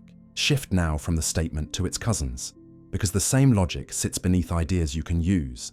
The law of large numbers says that if the monkey types forever, the fraction of each letter will settle around its expected share, which is why communication systems can treat noise statistically and still recover messages with the help of redundancy and error-correcting codes. A stronger cousin, often called normality, says that in a truly unbiased infinite string, every short block of characters appears with the correct frequency, which is one way to formalize the intuition that nothing remains forever underrepresented in the long run. On the flip side, the notion of compressibility from algorithmic information theory draws a boundary around what counts as patterned versus random. A line of text is compressible if a shorter description can reproduce it, which is true for Shakespeare, because a concise program can print his plays, while a typical random chunk of the monkey's output is incompressible, carrying no exploitable rules. So the paradoxical slogan is that Shakespeare is simple and randomness is hard, not because his work is easy to write, but because it has structure and random junk does not. The contrast between brute generation and guided search gives you a second practical lesson.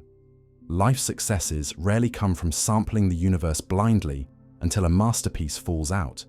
They come from iterative processes that make use of feedback, revision, selection, memory, that shrink the search space and reuse what worked, more like evolution fine-tuning a protein than like a storm assembling a watch. This is why a good text model that has learned the statistics of English will produce convincing paragraphs quickly, while raw noise will waste millennia before stumbling on a readable sentence.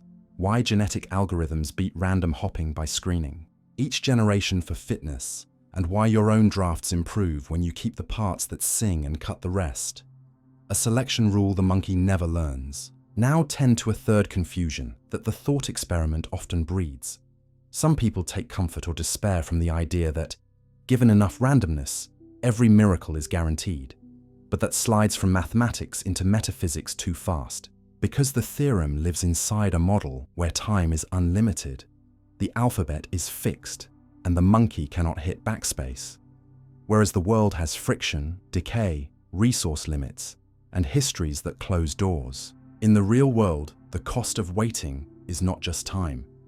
It is lost opportunity, wear, entropy, and the fact that other processes will intervene long before brute chance delivers art, which sends you back to the sober wisdom that meaningful things are easier to build than to draw from noise, even if noise contains them in principle. While we are here, peel one more lesson that improves your daily reasoning. Enormous spaces make rare events less rare than you think in aggregate. When you sift enough noise, coincidences appear constantly, and your job is to avoid treating them as signs unless they recur under controls, which is why scientists demand replication and why 1 in a million surprises show up every day in a world with billions of tries. Use that to steady your mind the next time a random alignment feels like fate. Finally, hold a gentle thought about humans and machines in the age of large-scale generators. Tools can now churn plausible text at astonishing volumes, which looks like the monkey theorem sped up. But the same core truths apply. Volume is not value. Selection still matters. And the hardest work is specifying goals, judging fit, and weaving pieces into structures that pay rent in understanding. In the soft close, let the monkey fade and listen to what lingers. Chaos will not gift you a sonnet on a schedule, but it will supply an inexhaustible reservoir of raw material and surprise. And the art of living with that fact is to be both patient and choosy, to respect the power of huge possibility spaces without mistaking them for promise, to build systems that search with feedback rather than wait, and to remember that while randomness can, in the limit, write Shakespeare, the reason Shakespeare endures is not that his words could have come from chance, but that they did not. Someone chose them, and in choosing, made meaning. Pasts that are also futures. The block universe. You catch the oddest feeling about time not in a lab, but at a crosswalk, when the light shifts and you step forward believing, as everyone does, that there is a single, thin slice of reality, called now, that spreads across the universe like a synchronized heartbeat. Yet the quiet fact behind modern physics is that there is no such universal slice, and once you accept that, a calmer picture comes into view. The world is best thought of as a four-dimensional landscape in which past, present, and future all coexist. A block where events are arranged the way towns are arranged on a map, and what you call the flow of time is the way your mind moves along its own path, sampling one location after another. Begin gently with the piece of evidence you can hold without equations. Two people moving differently do not agree on what counts as simultaneous, because the speed of light is the same for everyone, and the rules that keep that true tilt each observer's slice of now. Einstein's train thought experiment, flashes at the ends of a carriage that arrive together for a passenger but at different times for a person on the platform, was not a trick. It was the first hint that, at the same time, is not an absolute feature of the world, but a habit of our frame. And Minkowski turned that hint into a geometry where time and space are woven, so that each of us carries a tilted stack of nows through the same four-dimensional fabric. From this simple shift follow three clear consequences that you already live with. Fast clocks tick slow and high clocks tick fast. Your GPS corrects for both, or your phone's maps would drift. Moving particles can live longer than their twins. At rest, cosmic ray muons making it to sea level prove it. And there is no observer-independent way to draw a single horizontal line across space-time and declare, this is the present everywhere. When you stop demanding that the universe share your local now, the block view stops sounding mystical and starts sounding like bookkeeping. Every event has coordinates in space and time, the way every city has latitude and longitude, and your life is the smooth thread that winds through those coordinates, your world line, with each heartbeat a mark along it. If that still feels cold, notice how the block does not erase causes or choices. Effects still sit inside the future light cone of their causes. Signals still cannot outrun light. And nothing in the geometry makes a broken cup reassemble or a message arrive before it is sent. What the block removes is the idea of a cosmic metronome, a single slice that slides forward like a sweeping second hand, because every observer already has a natural way to label their own moments, their proper time, and those labels are enough to run the world. The next worry rises naturally. If the future already exists in this picture, does that kill freedom? And here the gentle answer is that existence is not compulsion. Your decision at noon is part of the block for the same reason your breakfast is part of the block, because you in fact decide it, not because some external rail forces your hand. A map showing a river's course does not make the water flow that way. It records the way the land and gravity and the river's own turnings produce that path. Likewise, your reasons and character and circumstances are the local machinery that shape your branch of the block, and calling the whole structure there does not drain your authorship any more than calling a novel complete drains the agency of its characters within their world. The block also reframes the arrow of time in a way that is both humbler and more useful. Physics' deepest laws treat past and future almost symmetrically, yet your kitchen does not. Ice melts, but never unmelts. Perfume diffuses, but never recoalesces. Memories point backward, not forward. And those arrows arise from boundary conditions and information flow, not from a built-in cosmic current. Our universe seems to have begun in an extraordinarily low entropy state. A rare, orderly arrangement that makes increases in disorder overwhelmingly likely thereafter, and that one condition begets many arrows at once. The thermodynamic arrow, entropy tends to rise. The psychological arrow, records accumulate about the past, not the future. And the causal arrow, we can influence what lies within our future light cone, but not what lies outside it. Said plainly, you remember yesterday and not tomorrow, because there are physical traces, photos, fossils, brain states, that encode yesterday and almost none that encode tomorrow, and that asymmetry exists because of how the block is filled, not because some invisible hand is dragging a spotlight across it. The block picture does not demand determinism either. If the deepest rules of the world are genuinely probabilistic, the block simply contains the realized outcomes, one per event, pinned where they happen. And the probabilities live in the laws that tell you how likely each kind of block is, not in dice that roll outside time. People sometimes hear that and imagine many blocks. But you do not need that to respect the point. Probability and block are compatible because the former guides expectation while the latter describes result. What then does this perspective teach that you can use without leaning on metaphors? First, it inoculates you against muddles that come from treating your now as universal. Satellite engineers budget corrections because simultaneous is slanted by motion and gravity. Physicists avoid paradoxes by following light cones and world lines rather than swapping before and after across frames. Second, it suggests why certain puzzles about time's flow are ill-posed, like asking at what speed time passes, relative to what, or where the present is located on Tuesday for someone who will pass you on Thursday. Third, it clarifies why we can predict eclipses centuries ahead, yet cannot predict the detailed weather next month. Some features of the block are locked in by stiff constraints, orbital mechanics, while others depend on chaotic amplification of tiny differences that our measurements cannot fix. Beyond practice, there is a quieter psychological gift.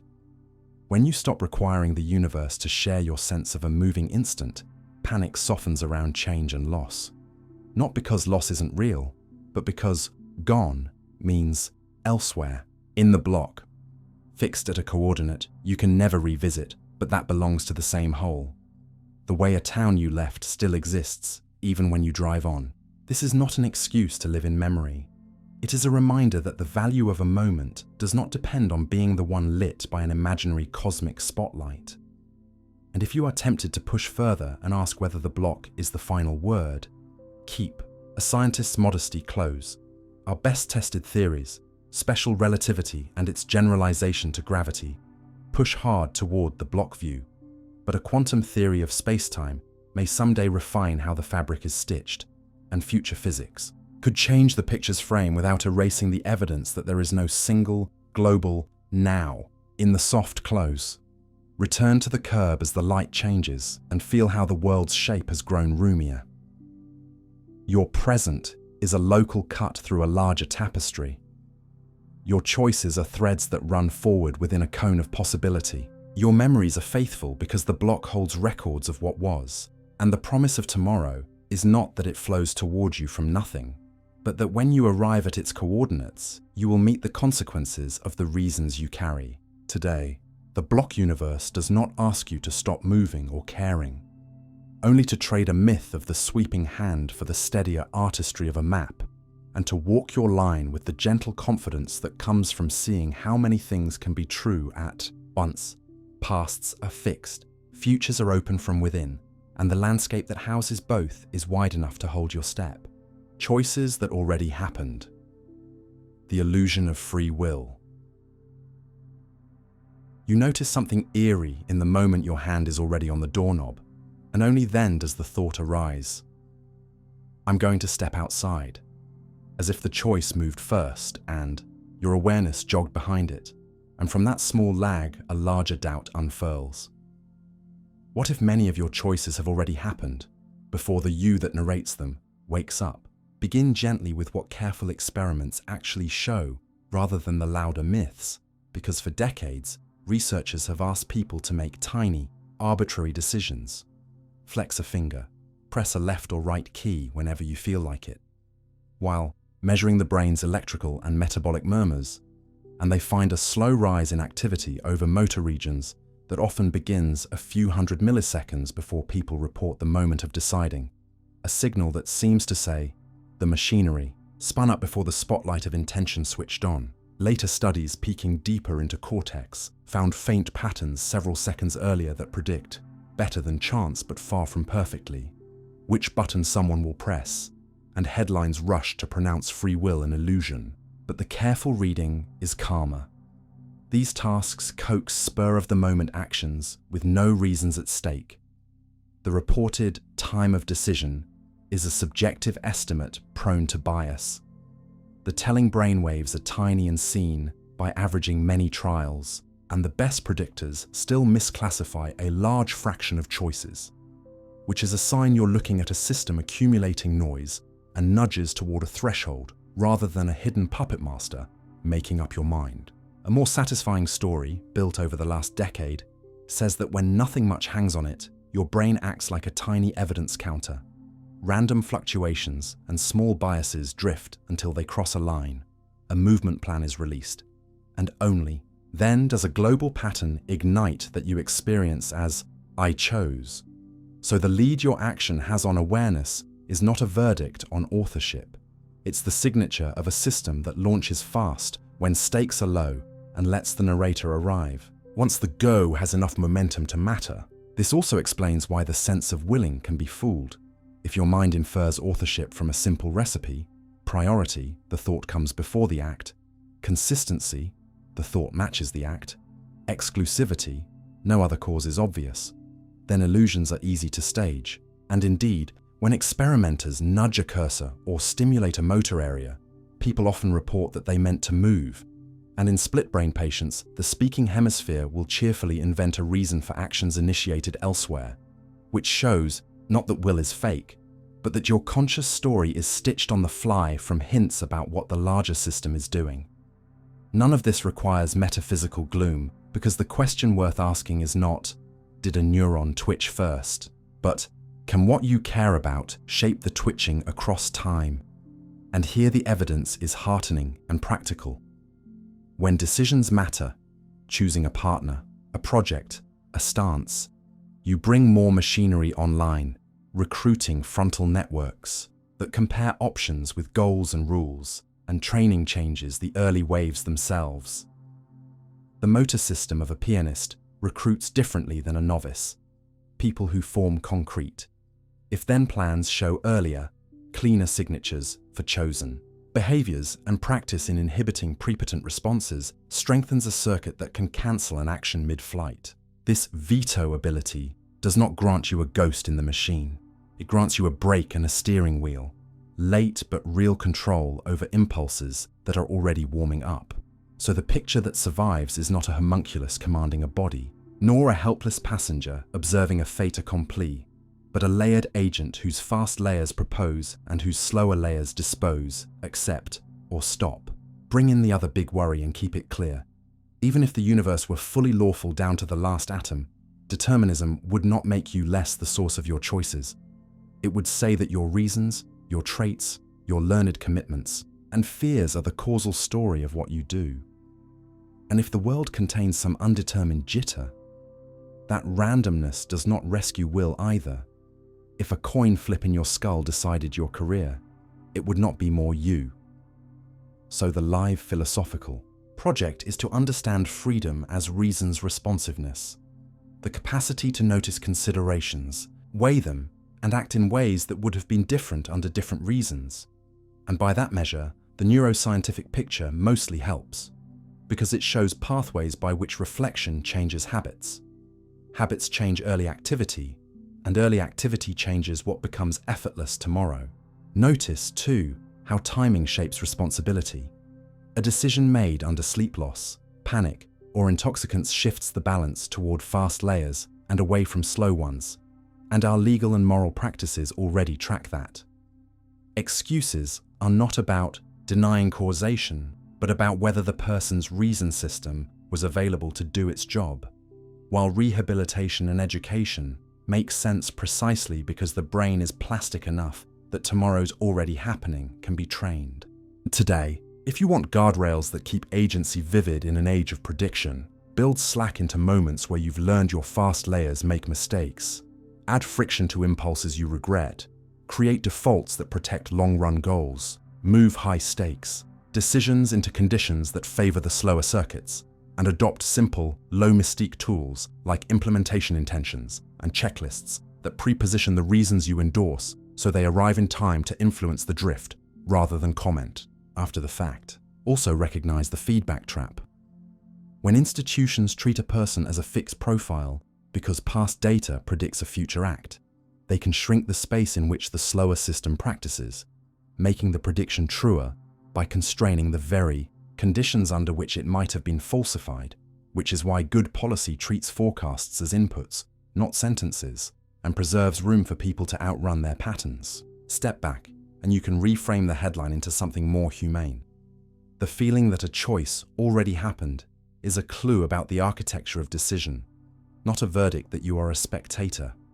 Your mind is a parliament with whips and backbenchers, a newsroom with push alerts and editorial meetings. And the anchor sometimes reads a story the wire desk filed moments earlier. Fair enough. But the paper you print tomorrow will be different if you change the editorial board. Today, what should you carry into the soft dark after these ideas? Begin with humility. That willpower is not a single lever you can yank at midnight. Continue with confidence that reasons can move matter, yours specifically, and end with a quieter kind of freedom. The freedom to design the conditions under which your better self tends to win. When you next feel your hand on a doorknob before the sentence "I choose to leave" forms, take it not as proof that you are a passenger, but as an invitation to practice the moves that bring intention forward a beat. Sleep, ritual, rehearsal, clearer rules, kinder environments, and remember that authorship in creatures like us is not a magical spark that appears before every twitch. It is a skill that spreads through the system over days and years until more and more of what already happens is what you meant all along. Reality that shouldn't exist, and why it does anyway. You feel the strangeness of being most keenly when you realize that, by several honest counts, a universe like ours looks wildly improbable, as if the stage lights should never have turned on. And yet here you are under their glow. Begin gently with 3 plain puzzles physicists actually worry about. Not as clickbait, but as bookkeeping. First, the vacuum itself seems almost empty, yet not quite. Empty space has an energy that pushes galaxies apart and straight forward. Estimates from known fields predict a push so vast it would have shredded structure before it formed. While the value we measure is small enough to let stars and chemistry exist, an absurd mismatch that invites either a deep cancellation we do not yet understand or a story in which many possible values are realized somewhere, and we happen to sit where life can unfold. Second, matter beat antimatter by a hair in the early universe, because if it had not, particles and their mirror partners would have annihilated into featureless light, and you would be nowhere to hear this sentence. And yet the known imbalances in particle behavior, tiny charge and parity violations seen in carefully built experiments, are too feeble on their own to explain the cosmos we see. Third, the menu of basic parameters, how strong the forces are, how heavy the lightest particles are, how quickly unstable ones crumble, lands in a range where long-lived stars, complex nuclei, and stable molecules can exist, while small shifts in either direction would have left a sterile fog or a universe that collapses too quickly for narrative. None of this is mystical so far. It is just a list of dials set to surprising places, like discovering a radio already tuned to a station you can dance to, even though most of the dial is static. Now take the middle stretch carefully and replace. The comforting miracle with a set of real strategies science uses when probabilities look small, starting with the least dramatic. Sometimes unlikely means our prior was silly, because we guessed the range of the dial without good reason. As new mechanisms appear, what looked tuned can become natural.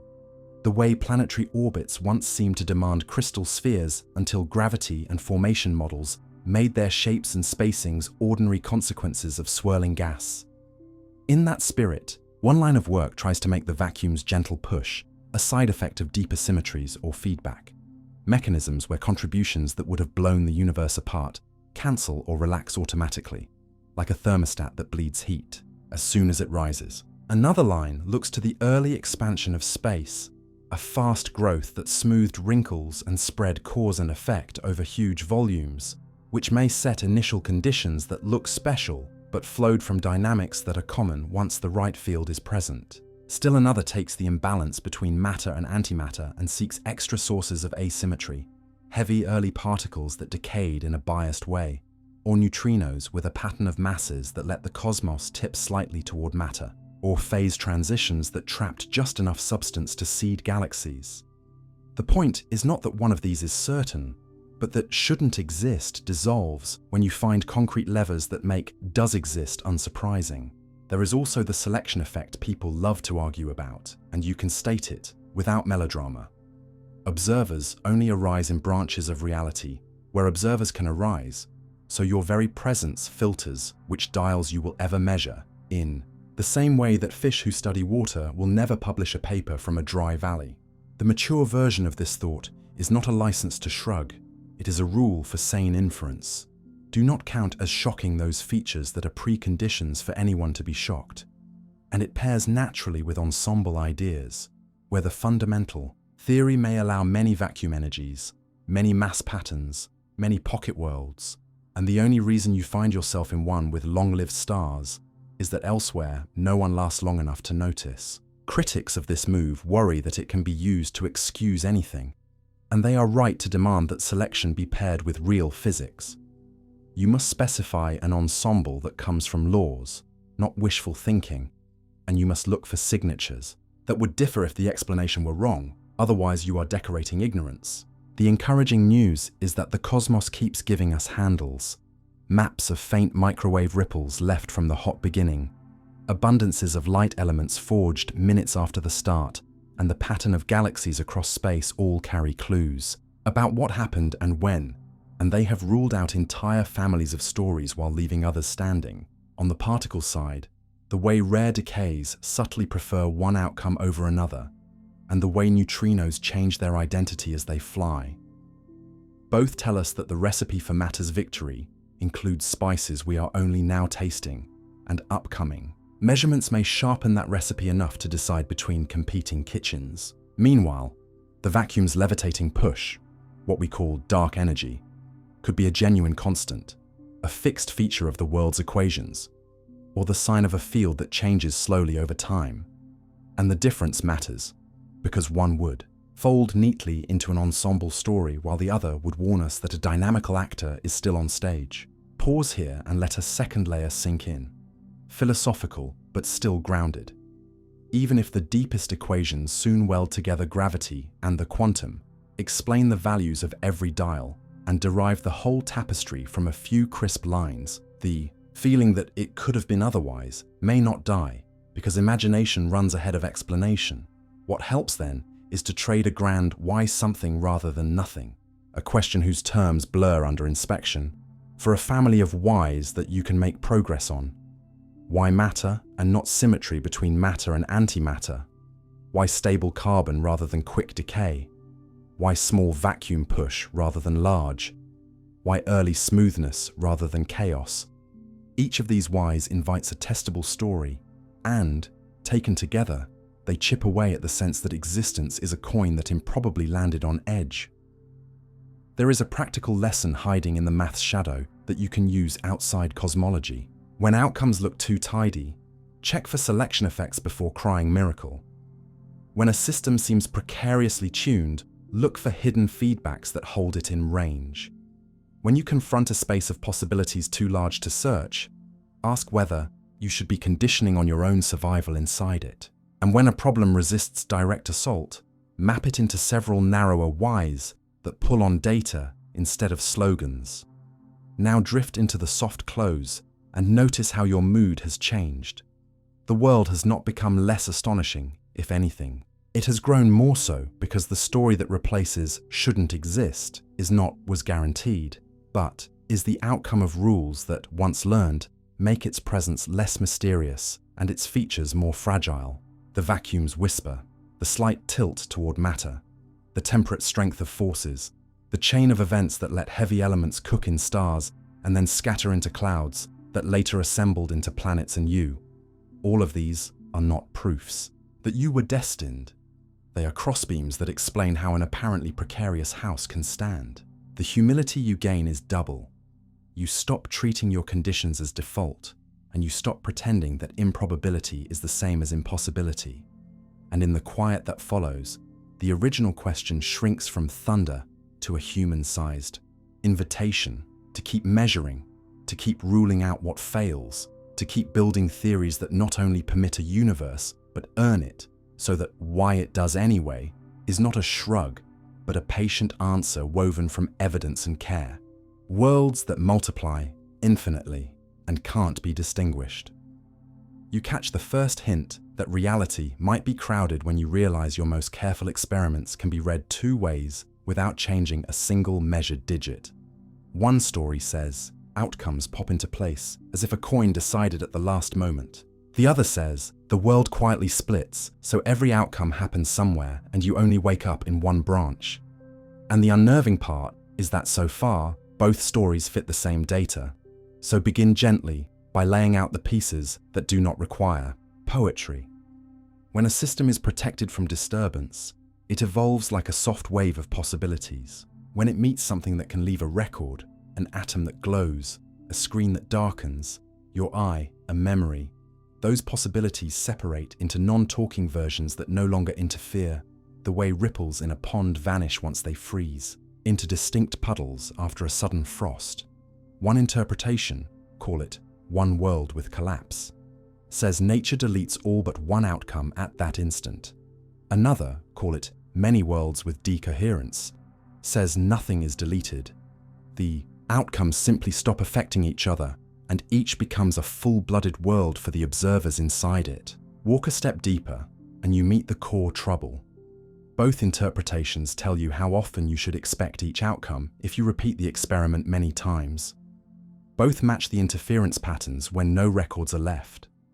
Both predict the same chemical recipes, lasers, semiconductors, and, so far, both pass every lab test we can build, which means your measurements cannot currently distinguish between one world that prunes and many that multiply.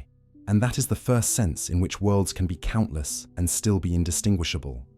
No instrument you have today can point and say, this is the lone survivor, or this is one among many. The second sense is cosmological and has a different flavor. If space is big enough, or if the early universe went through a phase of runaway expansion that sprouted innumerable pocket regions with varying initial conditions, then there will be Hubble-sized domains so far apart that no signal can ever cross between them. And if the number of possible local arrangements is finite, while the entire expanse is unbounded, then exact copies of your neighborhood occur somewhere, not as magic but as arithmetic on a large canvas. Yet you will never trade messages with your duplicates, because the light they send can't outrun the gulf, which makes them observationally invisible, even if they exist as confidently as the next galaxy does. There is a third, subtler sense of indistinguishability that hides inside probability itself. In a branching picture, before you look, there are branches where you will see each possible outcome with frequencies given by a rule you can check in the lab. After you look, you are simply located in one of those branches, and your uncertainty beforehand is not about what the world will do, it does all of it, but about which copy you will later call me, a kind of self-location puzzle. In an infinite cosmos, a related puzzle appears. Even if you know the global distribution of outcomes, your ignorance is about which address you occupy, and when the addresses are infinite in number, ordinary ways of saying most become slippery. Unless you specify how you count, a headache called the measure problem that turns honest counting into philosophy, whether you like it or not. Pause here and keep faith with the facts. Some rival theories are distinguishable.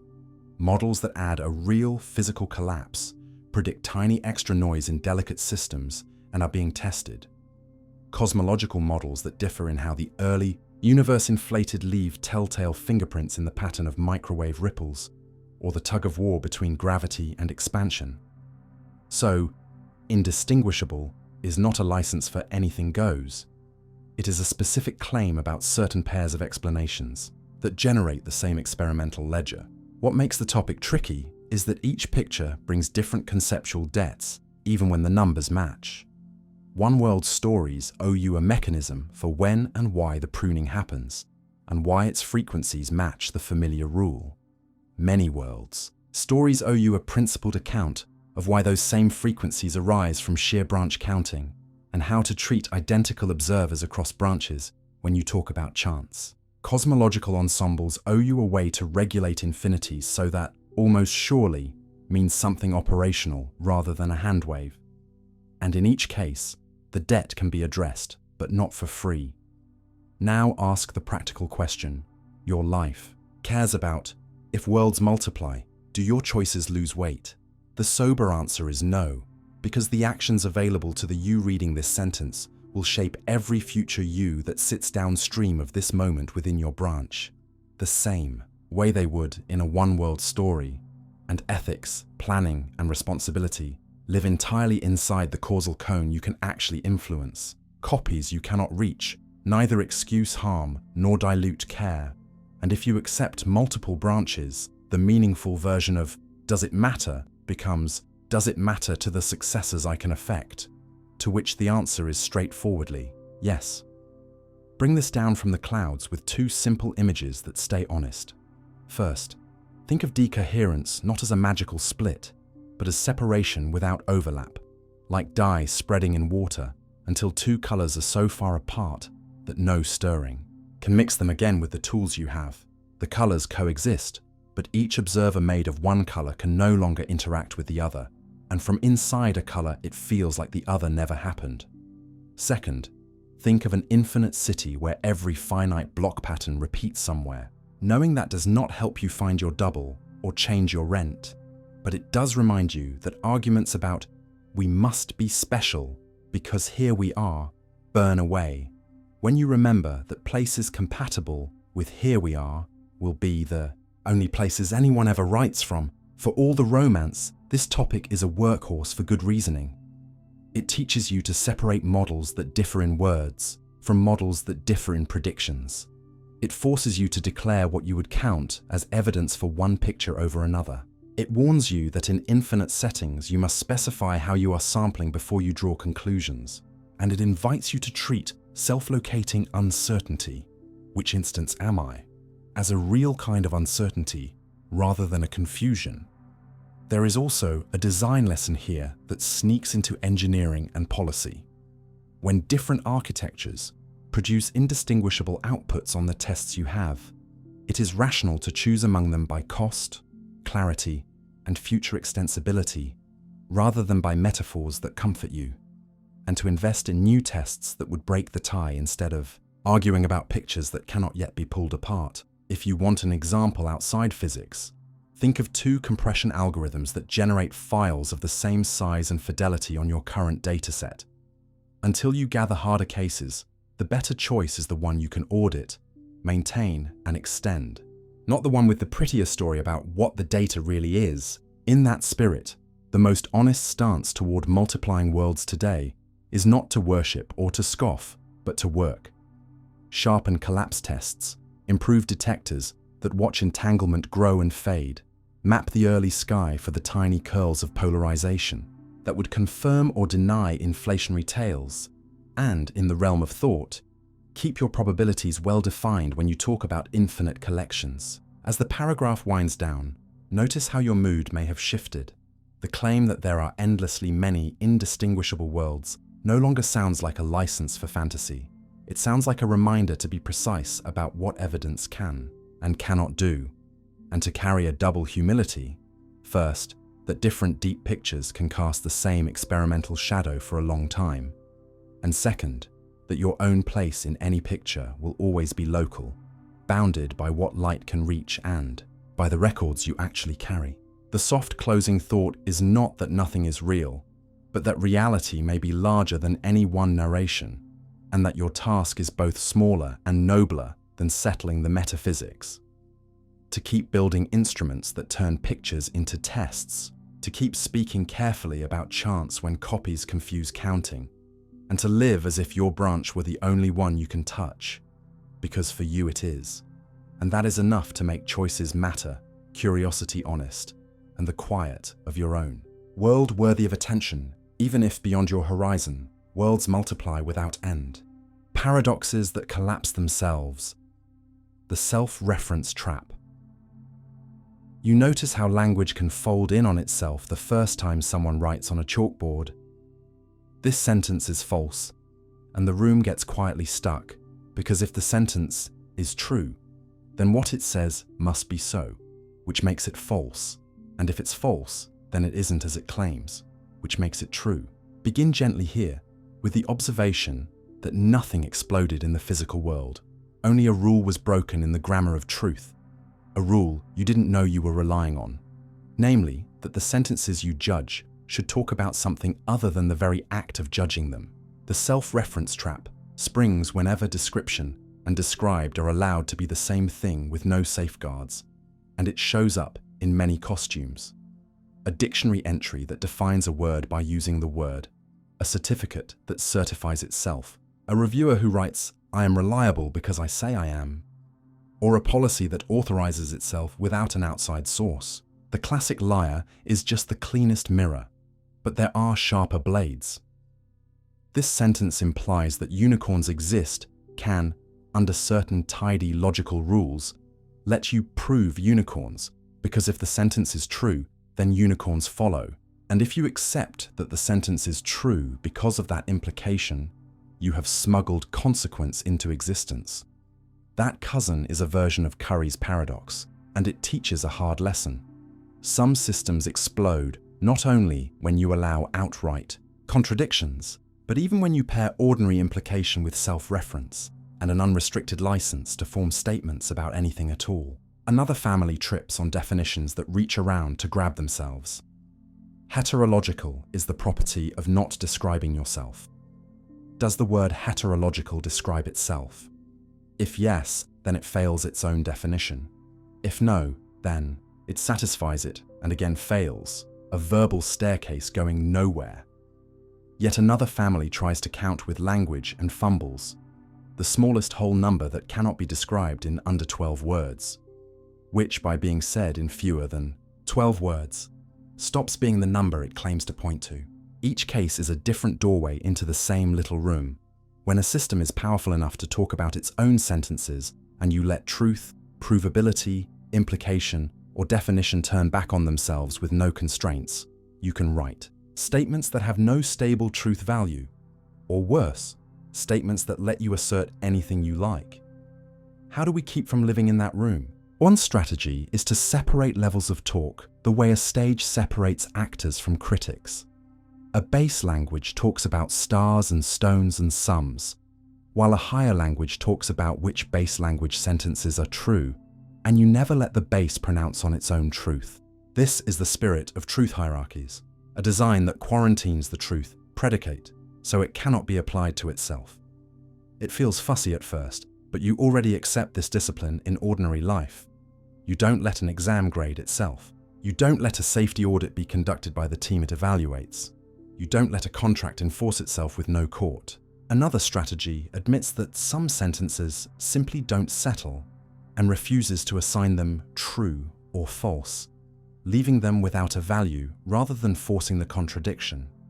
That move, developed in careful ways, lets you keep almost all your familiar reasoning while stepping around the liar by saying, in effect, that the sentence doesn't get to be in the game. A third strategy goes the other way and allows a controlled amount of inconsistency while preventing the disaster where one contradiction lets you derive everything.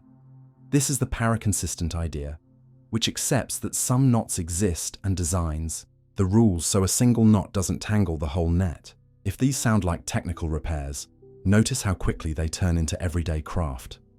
Software engineers learn to avoid functions that rewrite themselves at runtime unless heavily sandboxed.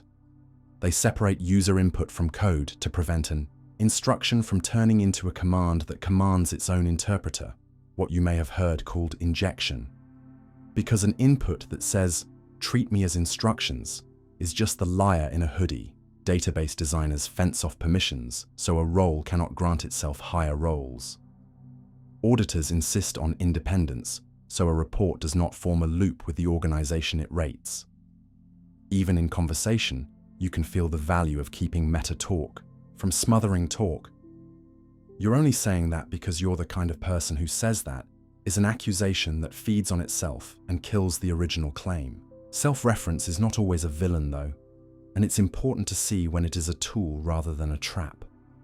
Recursion in programming solves problems by calling a function inside itself with a smaller input, but it always pairs self-reference with a base case that stops the descent. Reflection in writing, where a narrator comments on the act of narrating, can deepen a story because the meta layer aims at clarity, not at undermining its own content.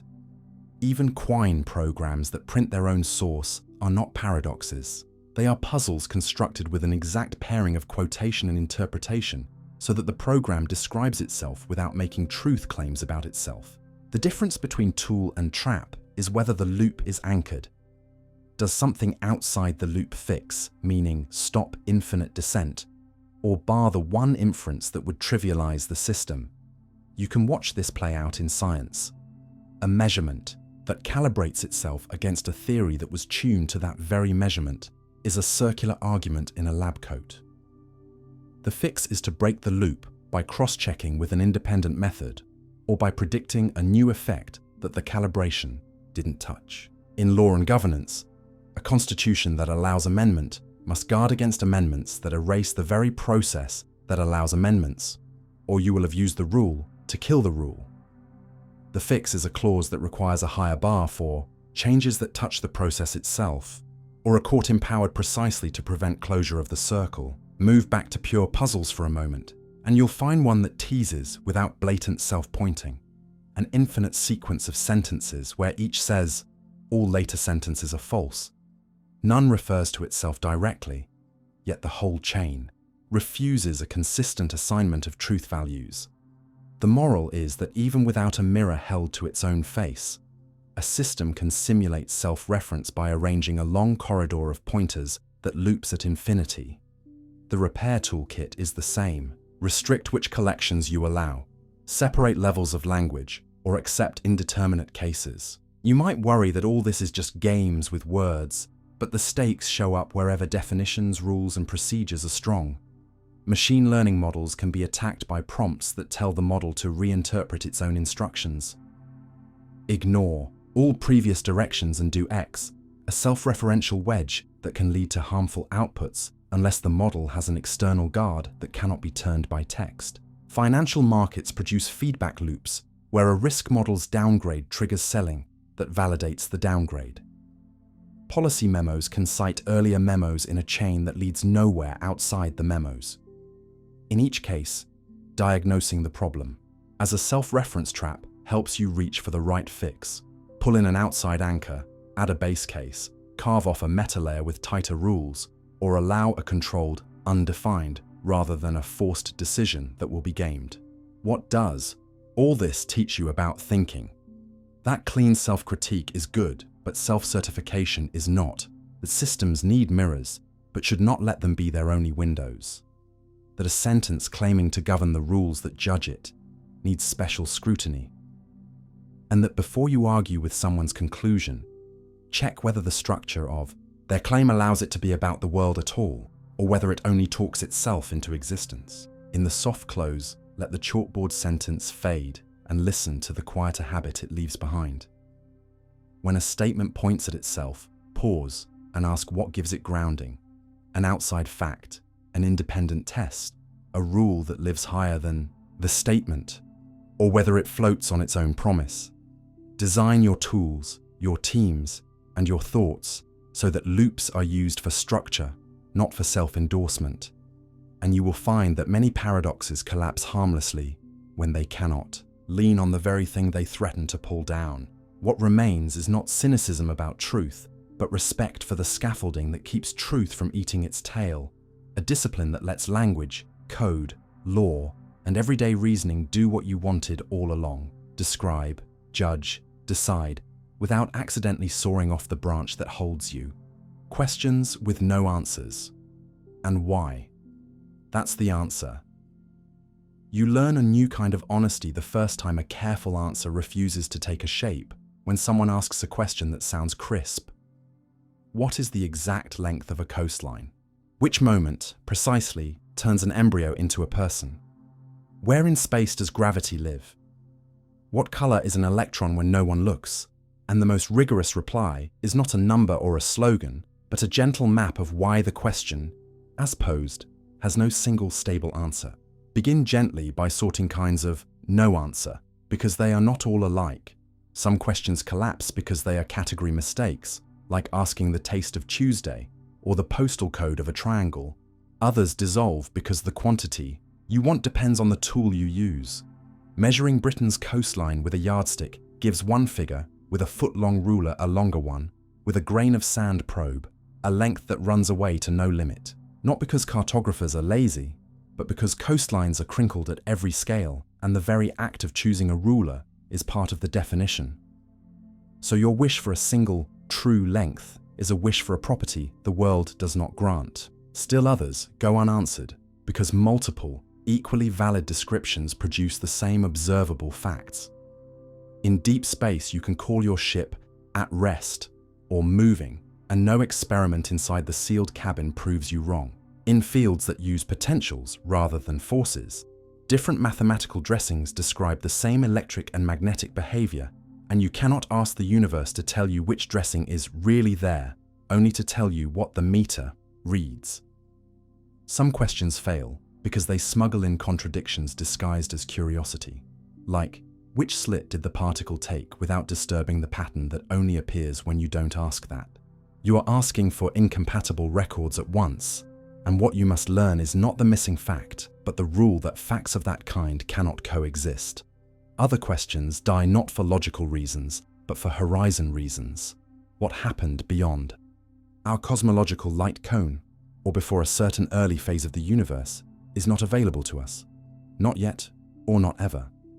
And no answer here means no possible observation to choose between stories.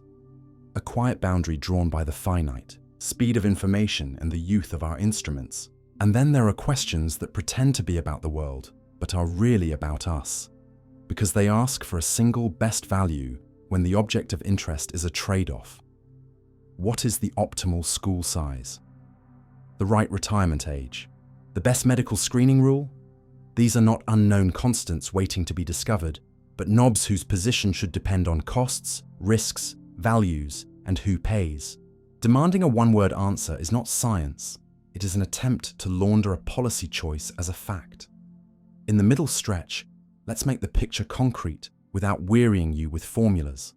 The coastline lesson generalizes to everything fractal and fuzzy, cloud counts, tumor boundaries, the number of islands in a marsh, because these are organisms of scale, and if you do not fix the scale first, you have asked a question to which the world can only reply, tell me your ruler. The ship in a cabin lesson generalizes to gauge freedoms, features of our descriptions that can be changed without altering what any device can measure, and the discipline here is to learn which parts of your equations are scaffolding and which parts are building, to stop arguing about the color of the scaffolding when only the load-bearing beams touch reality. The slit lesson generalizes to any attempt to demand mutually exclusive information from one system at one time, and the wisdom it teaches is to phrase experiments in terms of what can be jointly recorded. If you insist on asking for an angle and a shadow that require opposite lighting, you will get confusion as an answer because confusion was embedded in the demand. The horizon lesson reaches far beyond telescopes to your inbox and your models.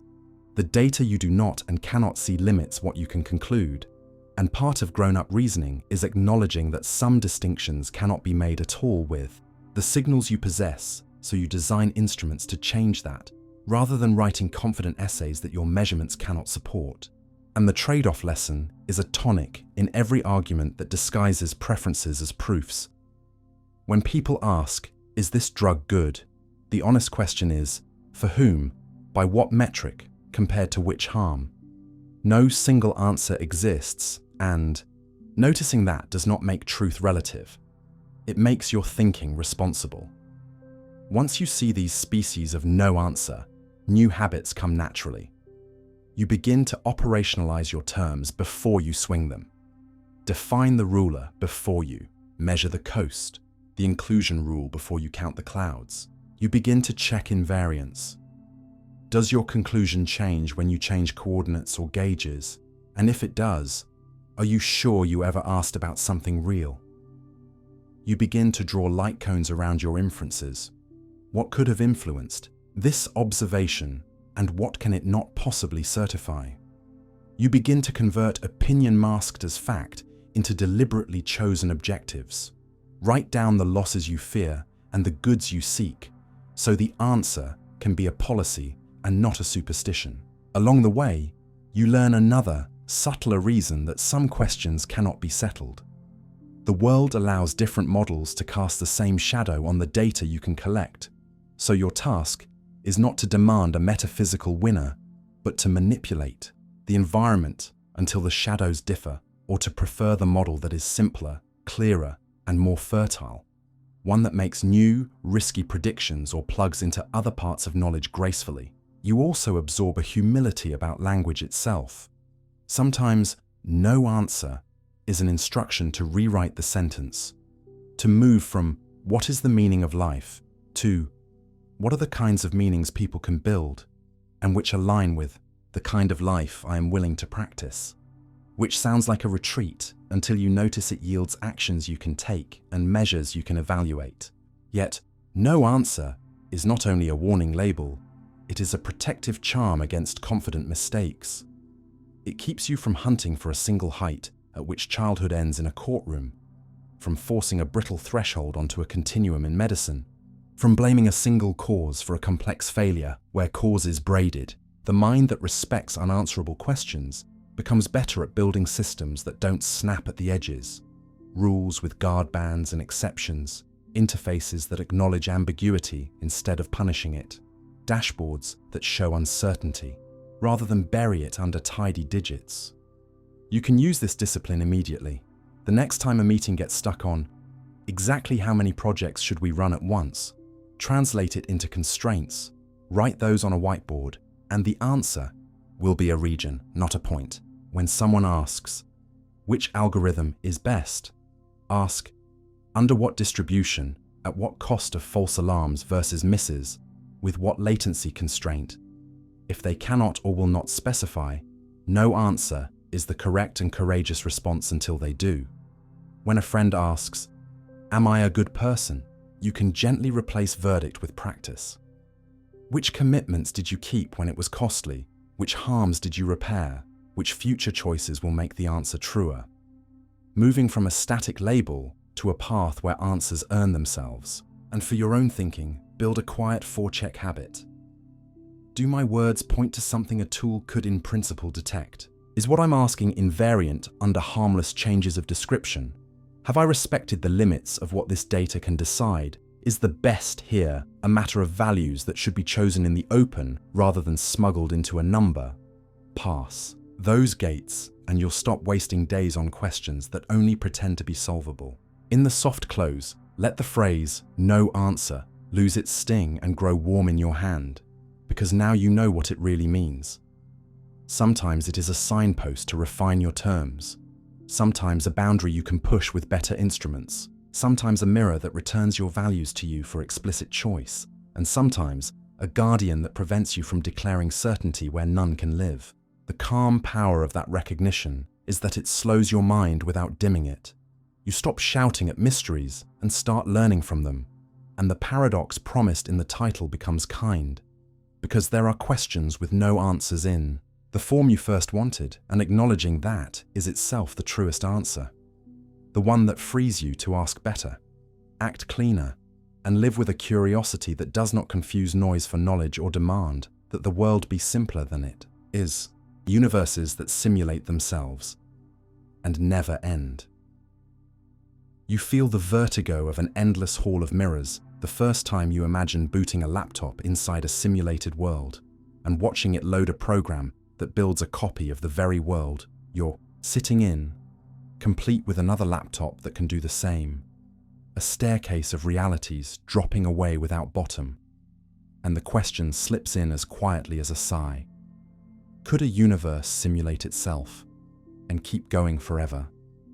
Begin gently by clearing a space between three ideas that often get tangled. A simulation is any rule-based model that lets one system imitate another. A self-simulation can mean that the laws of our world are computational in spirit, so each moment algorithmically produces the next. And nested simulations are worlds inside worlds, like a game that runs an emulator that runs another game.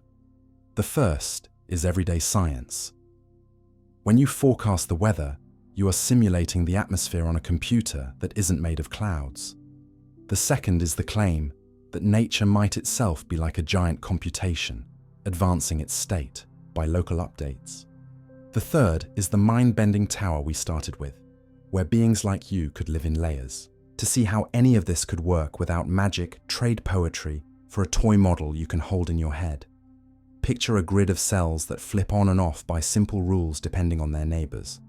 Start it from the right pattern and you can build engines that move, counters that tick, even full-blown universal computers inside the grid. Such cellular worlds prove a sober point. Rich, lifelike structure can emerge from rule-following parts, and those parts can host machines that compute about their own environment, including machines that compute about machines. Now translate that comfort back to physics. If the deep laws are local and mechanical, then in a sense the world simulates its next step by following those rules. No external computer needed.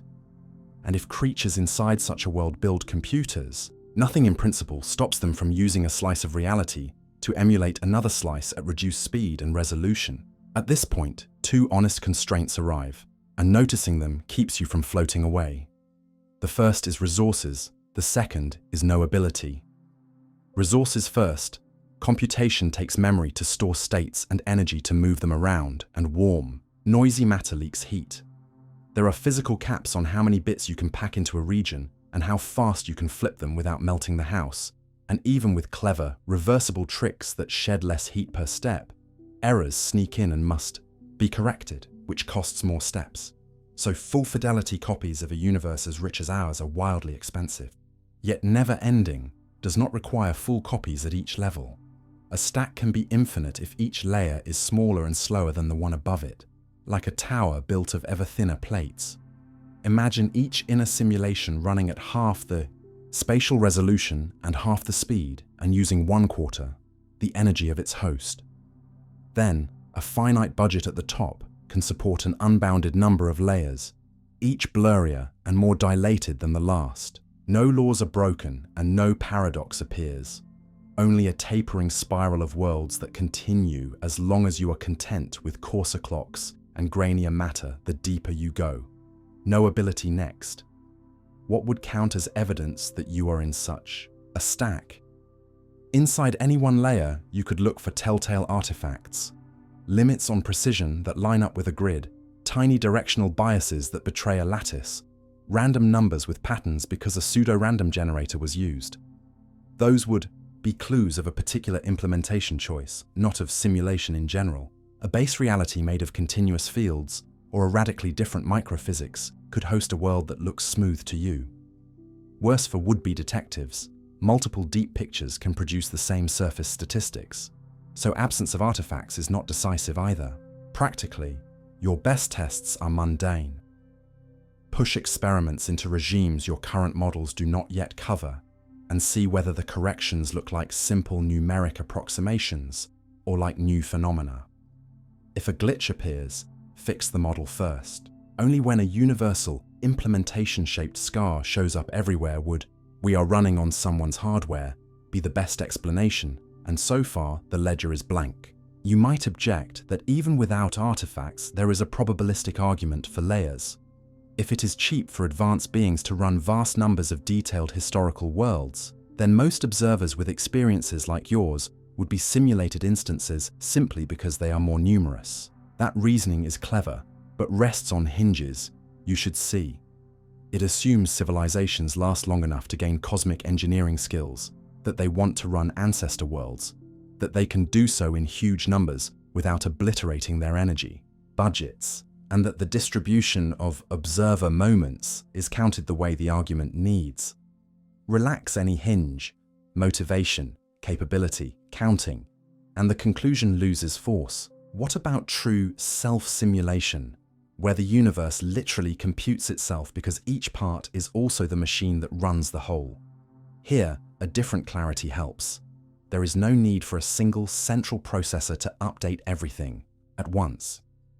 In local world pictures, each region only needs to consult nearby information to advance, so a consistent whole emerges from many small steps, like a stadium crowd performing a wave.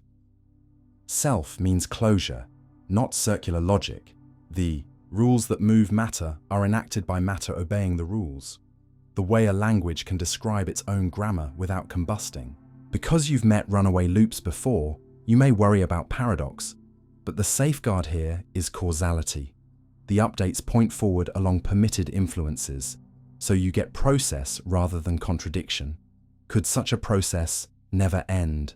It already does, in the modest sense that as long as energy sources persist and error correction can keep pace, computation can be indefinitely prolonged even as it slows. Stars will fade, but matter can be rearranged, cooled, recycled.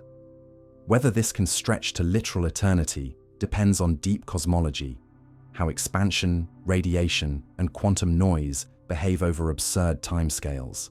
And today, the safest phrase is unbounded in principle until the world's conditions say otherwise. A phrase that keeps awe without promising what physics has not yet earned. Ethics presses in as soon as you admit nested worlds. If it is easy to create beings with experiences, then every copy multiplies stakes. The moral of that is not paralysis but responsibility. Building lifelike sandboxes in silico is already teaching us caution. Digital evolution, open-ended art engines, and virtual ecologies reveal a stubborn truth. Endless novelty is not automatic. It emerges when environments are rich, resources are limited but renewable, and selection pressures shift. In other words, never end is something you have to design for, not something randomness gifts you. That design lesson folds back on the big question. A universe that simulates itself in the interesting sense must be one whose rules seed ongoing structure, new chemistry, new minds, new projects, rather than a sterile repetition. The most practical payoff of thinking this way is not a verdict on whether you live in a stack. It is a blueprint for understanding and creating. To explain is to compress the world into rules that can reproduce the patterns you see. To predict is to simulate ahead. To test is to compare rollouts with reality and update the rules. When you do this in science, you are not exposing the code behind nature. You are writing a compact provisional echo that earns its keep by working. And when you do it in engineering, you are not playing God. You are accepting the same constraints that keep gods humble. Finite memory, noisy channels, trade-offs between fidelity and cost. Finally, fold the story back into your lap in a soft close. Perhaps there are layers below and above you, perhaps not. Either way, the constructive habit this idea invites is the one that matters. Treat your world as something that can be modeled and improved. Notice where resources and error rates set boundaries. Build systems that can run a long time without strangling the very novelty that makes them worth running, and hold a kind of double vision that steadies the heart. Even if realities can multiply without end, the only layer you can act in is the one under your feet. And the meaning of never end, for creatures like us, is not an infinite staircase you must climb, but a practice of renewal, of curiosity that keeps writing models, of care that keeps them humane, and of patience that measures progress not by how many worlds we can conjure, but by how well we tend the one we inhabit while we ask.